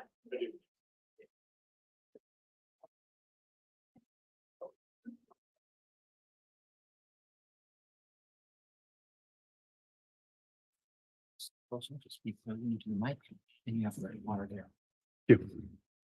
All right, before we get started, what is your preferred title? Is it officer or agent or some other title? Special agent is fine. Special agent. All right, special agent, before you testify, let me just ask, now that you're under oath, have you reviewed any of the previous testimony offered in this case? No, I have not. So you haven't observed any on the court's live stream? No. All right, Mr. Wood, you can inquire on direct. Thank you. Can you state your name and spell your last name for the record? Mark Saari, it's Saari. What is your occupation? I'm a special agent with Social Security Administration Office of the Inspector General. Right. And how long have you been doing that? Approximately 5 years. Tell us about that. What do you do as a special agent? So I investigate allegations of fraud, waste, and abuse within Social Security Administration. And how does one become qualified to do that? So I was a prior deputy U.S. Marshal for approximately 13 years. I have completed the criminal investigator training program at the Federal Law Enforcement Training Center in Glencoe, Georgia.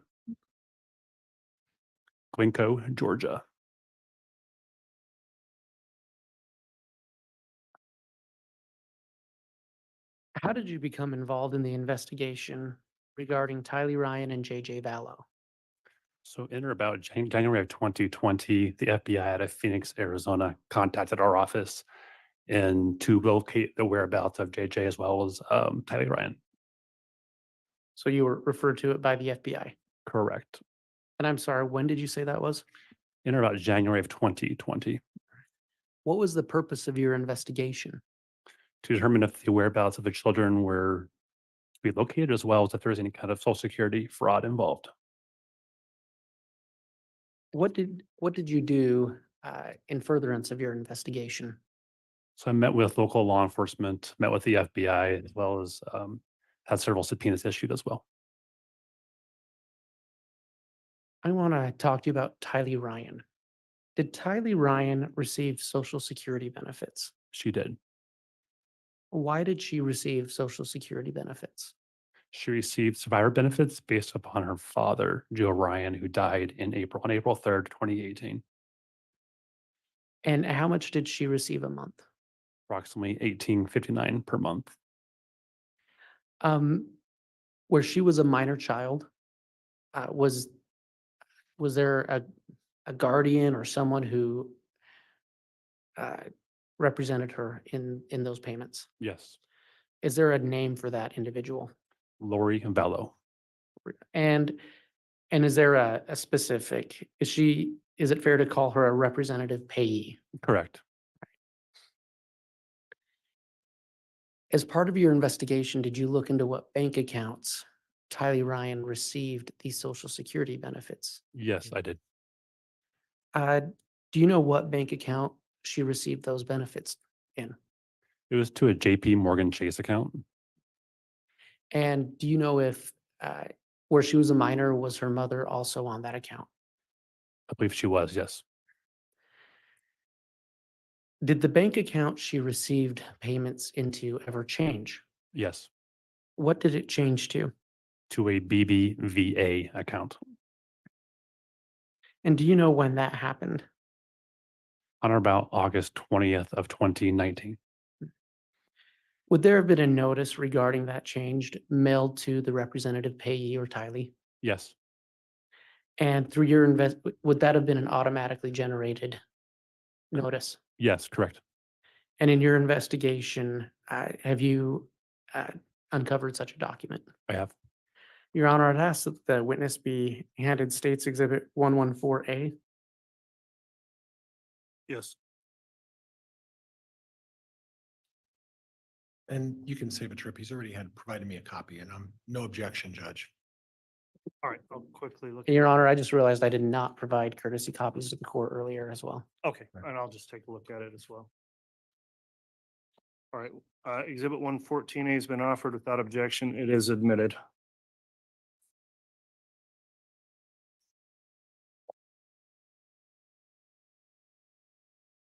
Detective, what is Exhibit 114A? This is a notice sent by the Social Security Administration to Lori Vallow on behalf of Tylee Ryan on August 27th, 2019, notifying of the bank change that happened. And does it state the I'm sorry, did you say what date it was sent? The letter was sent on August 27th, 2019. All right. And this just establishes that that bank account changed. Correct.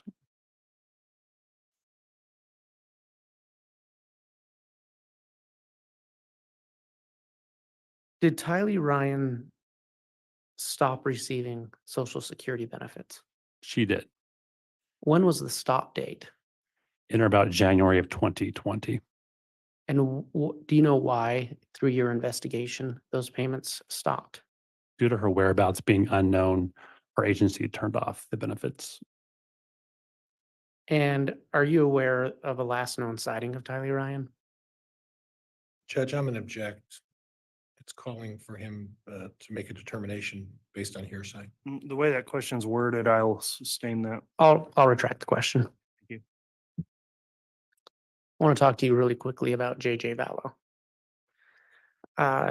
Pursuant to your investigation, did JJ Vallow receive Social Security benefits? Yes, Why did JJ Vallow start receiving Social Security benefits? due to his father, Charles Vallow, dying on July 11th of 2019, And do you know how much he received? $19.51 per month. And do you know when those payments began? It's in September 18th, I believe, of 2019. Did he also have a representative payee? He did. Who was his representative payee? Lori Vallow. Okay, so the same as Tylee's. Correct. Do you know when JJ Vallow, or did JJ Vallow's payments stop? They did. Why did they stop? Due to his whereabouts being unknown. And now I want to ask you a couple questions about Lori Vallow. Did Lori Vallow receive Social Security benefits pursuant to your investigation? Yes, she did. What kind of benefits did she receive? It was called Mother, Child, and Care. So essentially, she was married to JJ's father at the time of his death. So he received a benefit for taking care of JJ during that time period. So she received payments tied to Charles Vallow's death as well, Correct. essentially for being the mother to a minor child who was receiving payments. Yes, correct. And do you know when those payments started? It would have been the same day as JJ, so on or about September 18th, 2019, And do you know what her monthly payment was? approximately $19.51 per month. Did the monthly amount she received ever change? It did. Do you know why? In January 2020, I believe there was a small U.S. Treasury reclamation or money was taken away from the account based on her a debt she owed, I believe, to the U.S. Treasury. And did her payments ever end? They did, Why did they end? due to JJ's whereabouts being unknown.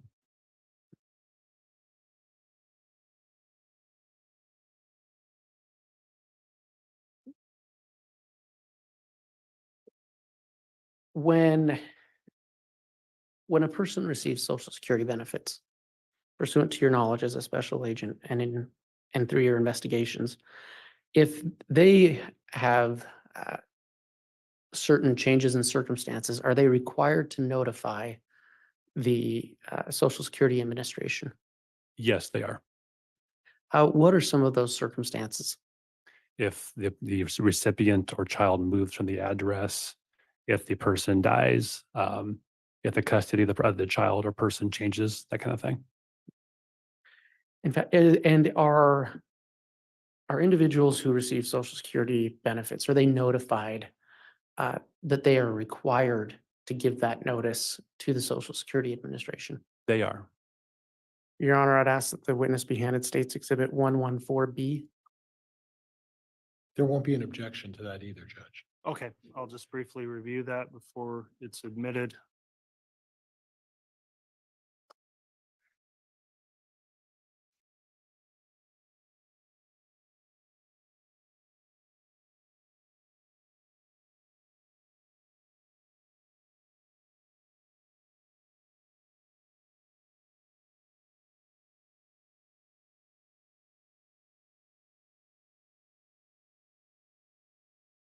Exhibit 114B is admitted. Thank you, and may I publish that to the jury? You may.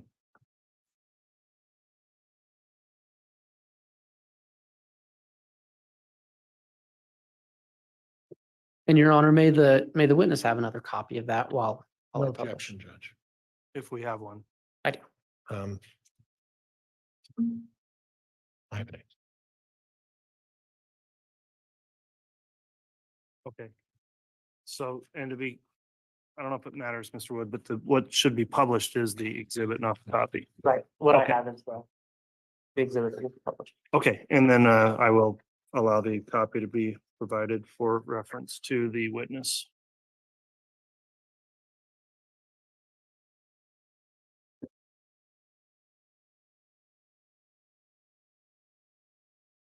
Special Agent, what is this document? This is the copy of the reporting responsibilities that were given to Lori Vallow upon the application for JJ Vallow. And would that have been an automatically generated document? Yes, correct. And it would have been mailed to her? Either mailed or handed to her directly. Either two of those would have happened, correct? All right. And you said this lays out the notification requirements. It does. And what page is that on?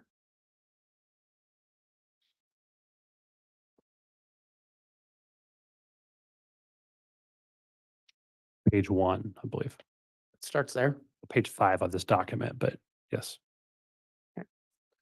And so what are, again, you stated before, but what are some of the requirements that require notification for a change in circumstance? On here, and notes any beneficiary dies or becomes unable to handle benefits. That would be one item on this document. And if a beneficiary moves, are they required to notify the Social Security Administration of that change? They are. And you stated earlier, if one of the child beneficiary dies, they're required to report that? Yes, correct. If a person such as Lori Vallow, who's receiving parent and care payments, if they remarry, are they required to provide that information? They are. Special Agent, pursuant to your investigation, did Lori Vallow ever report to the Social Security Administration that Tylee Ryan died or was missing? No. Did Lori Vallow ever report to the Social Security Administration that JJ Vallow died or was missing? No. Did Lori Vallow ever report that Tylee and JJ had moved from Arizona to Rexburg? No, Did Lori Vallow ever report to the Social Security Administration that she married Chad Daybell on November 5th, 2019? she did not. And did Lori Vallow ever report to the Social Security Administration that she moved to Hawaii in November or December of 2019? She did not. Special Agent, the funds from Social Security, before they're paid out, who do they belong to? They belong to the U.S. Treasury, which is part of the U.S. government. Just one moment, Your Honor.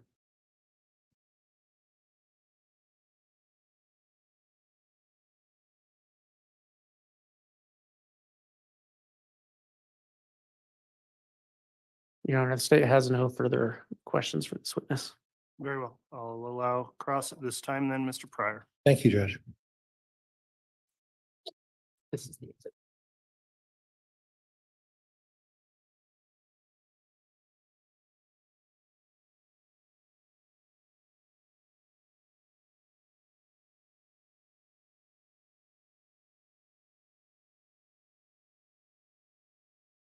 Good afternoon, Special Agent. Good afternoon. Now, I heard a lot about Lori Vallow. Lori Vallow didn't do this. Lori Vallow didn't do that. Lori Vallow didn't notify of the deaths or moving. Are any of these documents or is this case involved in any capacity with Chad Daybell? No, Chad Daybell's not on any of the documents. correct.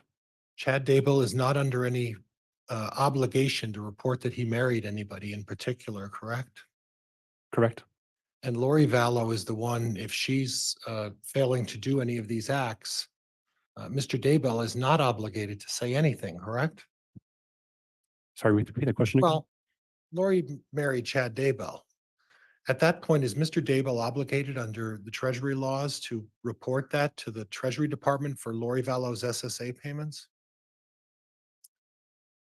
I think if he were aware there was a violation of what's happening with the reporting responsibilities, it would probably be a problem for him. I would agree with that, actually. Okay.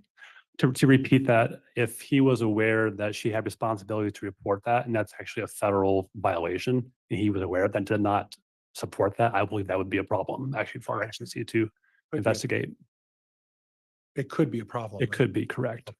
Okay. But primarily, the person who's failing to report making those representations is the one who's primarily criminally responsible. Would you agree with that? That's probably accurate, I would say, yes. Yeah. And it would be unusual for a spouse to report on their own spouse that, oh, by the way, they're not, they didn't report about the benefits. It's really the onus is on the person receiving the financial assistance, right? I would say so. And that financial assistance was being put into Lori Vallow's independent account, correct? Correct. Okay. Okay. Now, if I'm adding this up correctly, you said Lori Vallow was getting $18.59 a month commencing when? In or about September 18, 2019. And was that because of a death? What was the reason for that check? For JJ or for Tylee? For Tylee. That was for her father dying in 2018. Tylee's father dying. Correct. Okay, so Tylee's father died and Lori Vallow. Do you know when did that come in? That check started? For Tylee? Yeah. Her father died in April of 2018, so she applied, put up her benefits after that date. Okay, so he died in April of 2018. Okay, and at that point, she was getting or after she applied, she was starting in September of 2018, she was getting $18.59 a month, right? September of 2019, she was receiving $18.59 per month. Every year increases based off of COLA, so it would have been a little bit less, I believe, in the previous year to that. Okay. And at the same time, she was also getting this mother-child care as well, right? In regards to Tylee? For Tylee, did she get the mother-child care? Not true, no. It would be for JJ. Okay, well, I was just asking whether she did, so Okay. Okay. And then JJ started getting the Social Security payments. Is that right? In September of 2019, correct? Okay. As far as Tylee is concerned, the Social Security payments end when? In January of 2020. In January of 2020, the payments would end, right? Is that what you said? Based upon our stopping the benefits for her, correct? Yes. Okay, what about age? When do the benefits end as far as age? If she turned 18, they would have stopped. So if Tylee had turned 18 years of age, they would have stopped automatically anyway, correct? Correct. And at the time of Tylee's death, do you know how old she was? I don't have the exact age for her at that time. I don't. Okay, that's okay. Yeah. That's okay. And then as a result of Charles Vallow's death, JJ started receiving $19.51 a month. Correct. So my math is not great. We're about $3,800 between the two kids just from Social Security benefits. Is that right? That Lori Vallow received? Are you asking per month or what time period? Per are you month, per month. I'd have to like add it up, but it'd be 1951 times 2 plus 1859 per month. So I don't have a calculator. Oh, I'm sorry. That's right. The child throws another $1,900 in there as well, right? With mother, child, and care, correct? So 39 and 18, we're north of $4,800. $5,800 a month approximately, right? I'd have to add it up, but it sounds right to me. Okay. And that's money that she receives every month. And only because her third husband died, right? Correct. Her fourth husband died, correct? Correct. Okay. And then at some point, those funds would continue until the children would reach 18 years of age. Is that fair? They would, with one caveat. If Okay. we had sent a letter to her address in that time period and the letters were being returned to us, we would have stopped benefits immediately based off of that happening. Okay. So at some point, we would have probably be sending letters to the address in Arizona. We would have stopped benefits based on the letters probably being returned to us. So But I'm talking in generalities. In generalities, if nothing had changed and everything remained the very same, and it just continued on with until both children reached the age of 18. Potentially, she would be, until Tylee turned 18, you'd be looking at almost $5,800 a month in payments for just the kids to her. Would that be fair? until the children aged out, I believe that'd be correct. Okay, all right, Judge, I have nothing else. Thank you, Judge. All right, thank you, Mr. Pryor. State have any redirect? Your Honor, the state does not have any redirect, All right, is this witness intended to be recalled? not by the state. Not by the defense, Judge. Thank you. Okay, that'll conclude your testimony. Thank you for appearing. Can I have a quick counsel sidebar, please?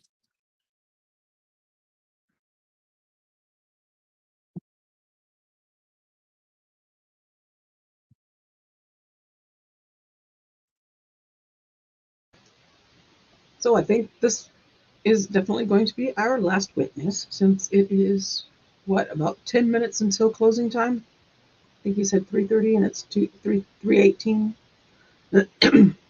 So almost time to call it a day. Time for, I in the back, I was actually going down another rabbit hole with a theory that oh, I really struggle with the whole Alex death thing. I have this nagging feeling that there's more to it than natural causes. I don't know. So I'm just going to, let it be, but I could, I don't know. I don't know what you guys think about that, about Alex. His cause of death was, what do I have it up here? I had it somewhere. I probably closed it. Oh, no, his death was Where'd it go? There it is. Caused by bilateral pulmonary thromboemboli with hypertensive cardiovascular disease. And I think so he had bilateral, that means both sides. Was it pulmonary embolism, I believe is what is the term for that?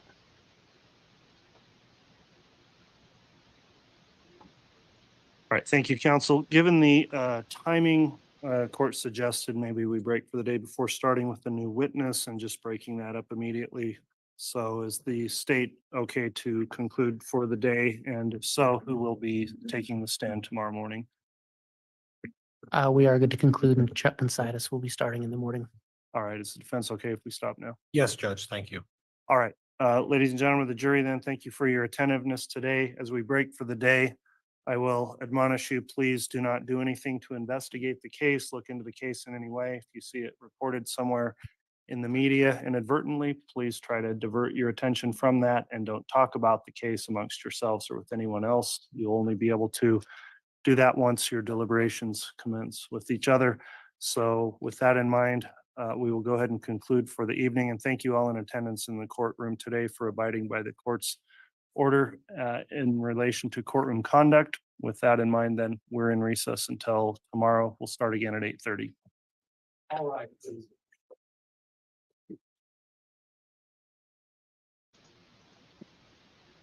Okay.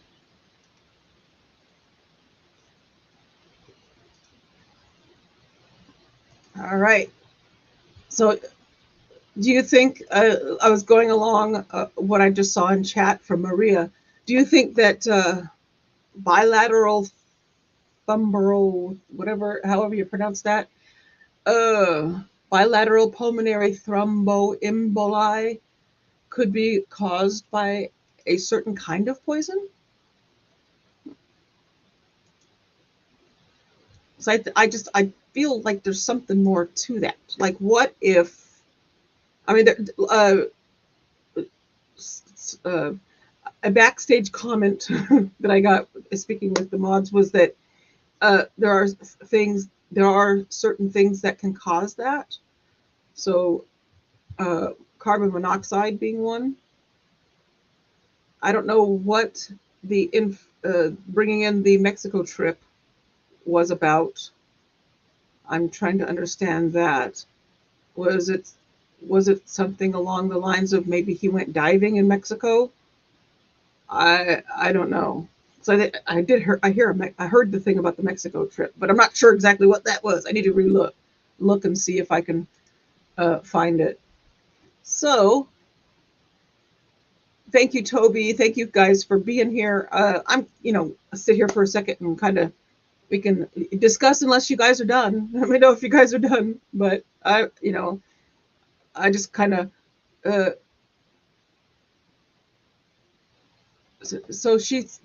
okay. Wish I had the medical knowledge to know, but I have to think his wife was involved. Since she was deep into the whole there's my babies, they're playing on. You may see it behind me distracting me. But so I know she was deep into it. I forget. I have to look her. What I need to do is list what each part in this. No, Bella, no barking. What each of these players, what else am I going to call it? What their places were, what they held, what they gave to this religion. Just hold on a second. Let me.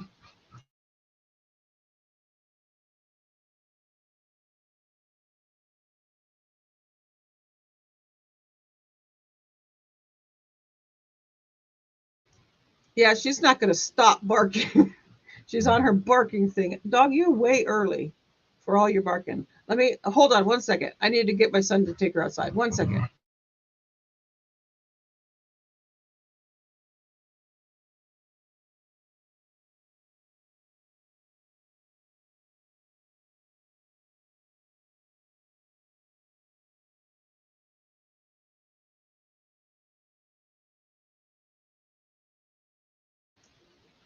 Okay, she seems to quieted down a little bit until my son can come get her.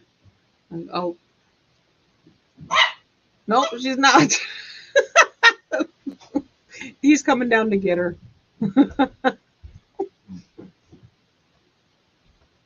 we use Discord in our house to talk to each other. I just had to Discord him. Come get your little sister is what I said. Yes, I call the dogs sister, brother. It's a thing in my house. Anywho, I was just, wondering if like he did go diving or anything, or can we rule that out? Because go diving, can't you get a pulmonary embolism from doing that if you come up too fast? But anyway, I just feel that there's something more to it, and it's a nagging thing, and it will always be a nagging thing for me because we can't prove it. So anyway, Beanie, be safe. Thank you for being with us. Anyway, this was actually a really good day, and I did like going down that huge rabbit hole during lunchtime. That was fun. That was a lot. I was deep into it. My brain was all up inside that looking. Oh my goodness, that was a lot, but it was a good one. So let me see what we got here. Paper. Where'd it go? You should hear my house when my 6. Oh my goodness. Yeah, we have 3 doggies. We got the 2 little ones and that one the curly one you just saw wandering in, my doodle. But he's usually pretty good. He barks when the mailman comes, but she barks at certain times of the day. They tell us when they want food. They tell us when they want to go out. I don't have to. They have their own schedule, and when they went out, they let us know. So I guess I've trained them well. Oh, okay. So there is something I need to look back into. I'm going to go back down that. There's a rabbit hole. I can go back. I want to figure out what this Mexico thing was. I heard it mentioned. So he got medicine in Mexico. And I want to look into that. I'll look at that later on.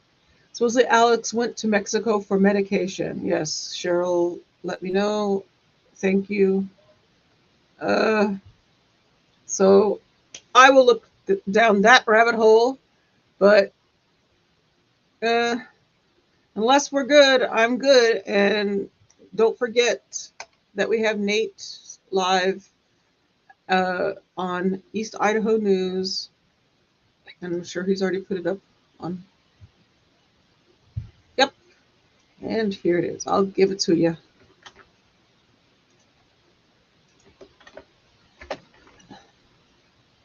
Every day I have to remind myself because we end at 3:30 and that's 3 hours later that I have to remind myself that there is his live. His lives, I cannot wait to hear what he has to say about this stuff. Oh, I can't wait. And there's also It's a Crime. That's who I follow for this. Hidden True Crime is another. I don't know her first name yet, but she's in, I don't know if she's always in court, but she has been there at the courthouse. She was there during jury selection. I think she's there now. She's another really good one for following and trying to keep up with the stuff to help us get through this. These are people that, I'm not sure if the Hidden True Crime, if she's a lawyer. I don't think so. It's like I'm not. Well, I'm an armchair lawyer. That's about all the lawyering. And I passed the bar on 5th Avenue, so there's that. That's what I always say. I'm just a trial watcher who enjoys doing this. And watching trials all day. Wishing that I could have been a paralegal. Not a lawyer, no, just a paralegal. I'm okay with that. Oh, whoops, let me see. Dana says, Addie's dogs know all the players in this case and what part they had. she just likes to voice her opinion on everything. Actually, it was potty time. I need to coordinate. The courts need to coordinate around my dog's tinkle time.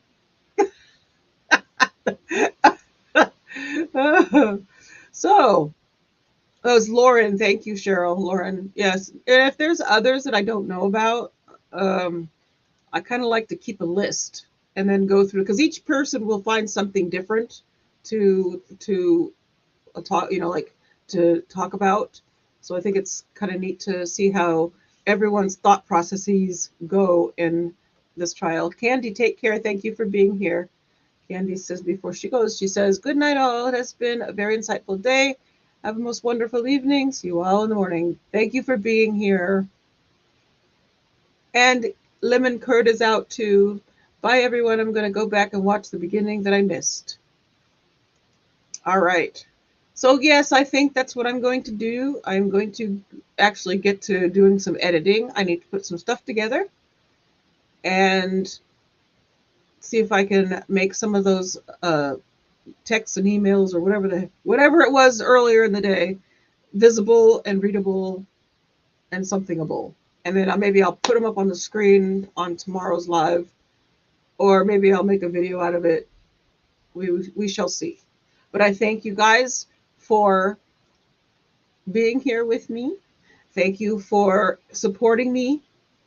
Thank you. I'm going to put my little banner up for a second. I took out my Cash App. I put Super Chats in there instead. There you go. Everything on this channel is alleged and my opinion. Thank you for your support. Super Chats and stickers are always appreciated, but not expected. I almost said not accepted. I ignore that last part. But thank you guys for being here. Thank you for supporting me in this little tiny endeavor over here in this small place in this YouTube land. And I will see you all in the morning. And I think it did say it's same time, 8:30 start time, but my stream, I start at 15 minutes early just so we can get in and say hi. And occasionally they do start earlier and surprise us with that, like they did yesterday. But thank you guys for supporting me, and I will see you all tomorrow. Bye.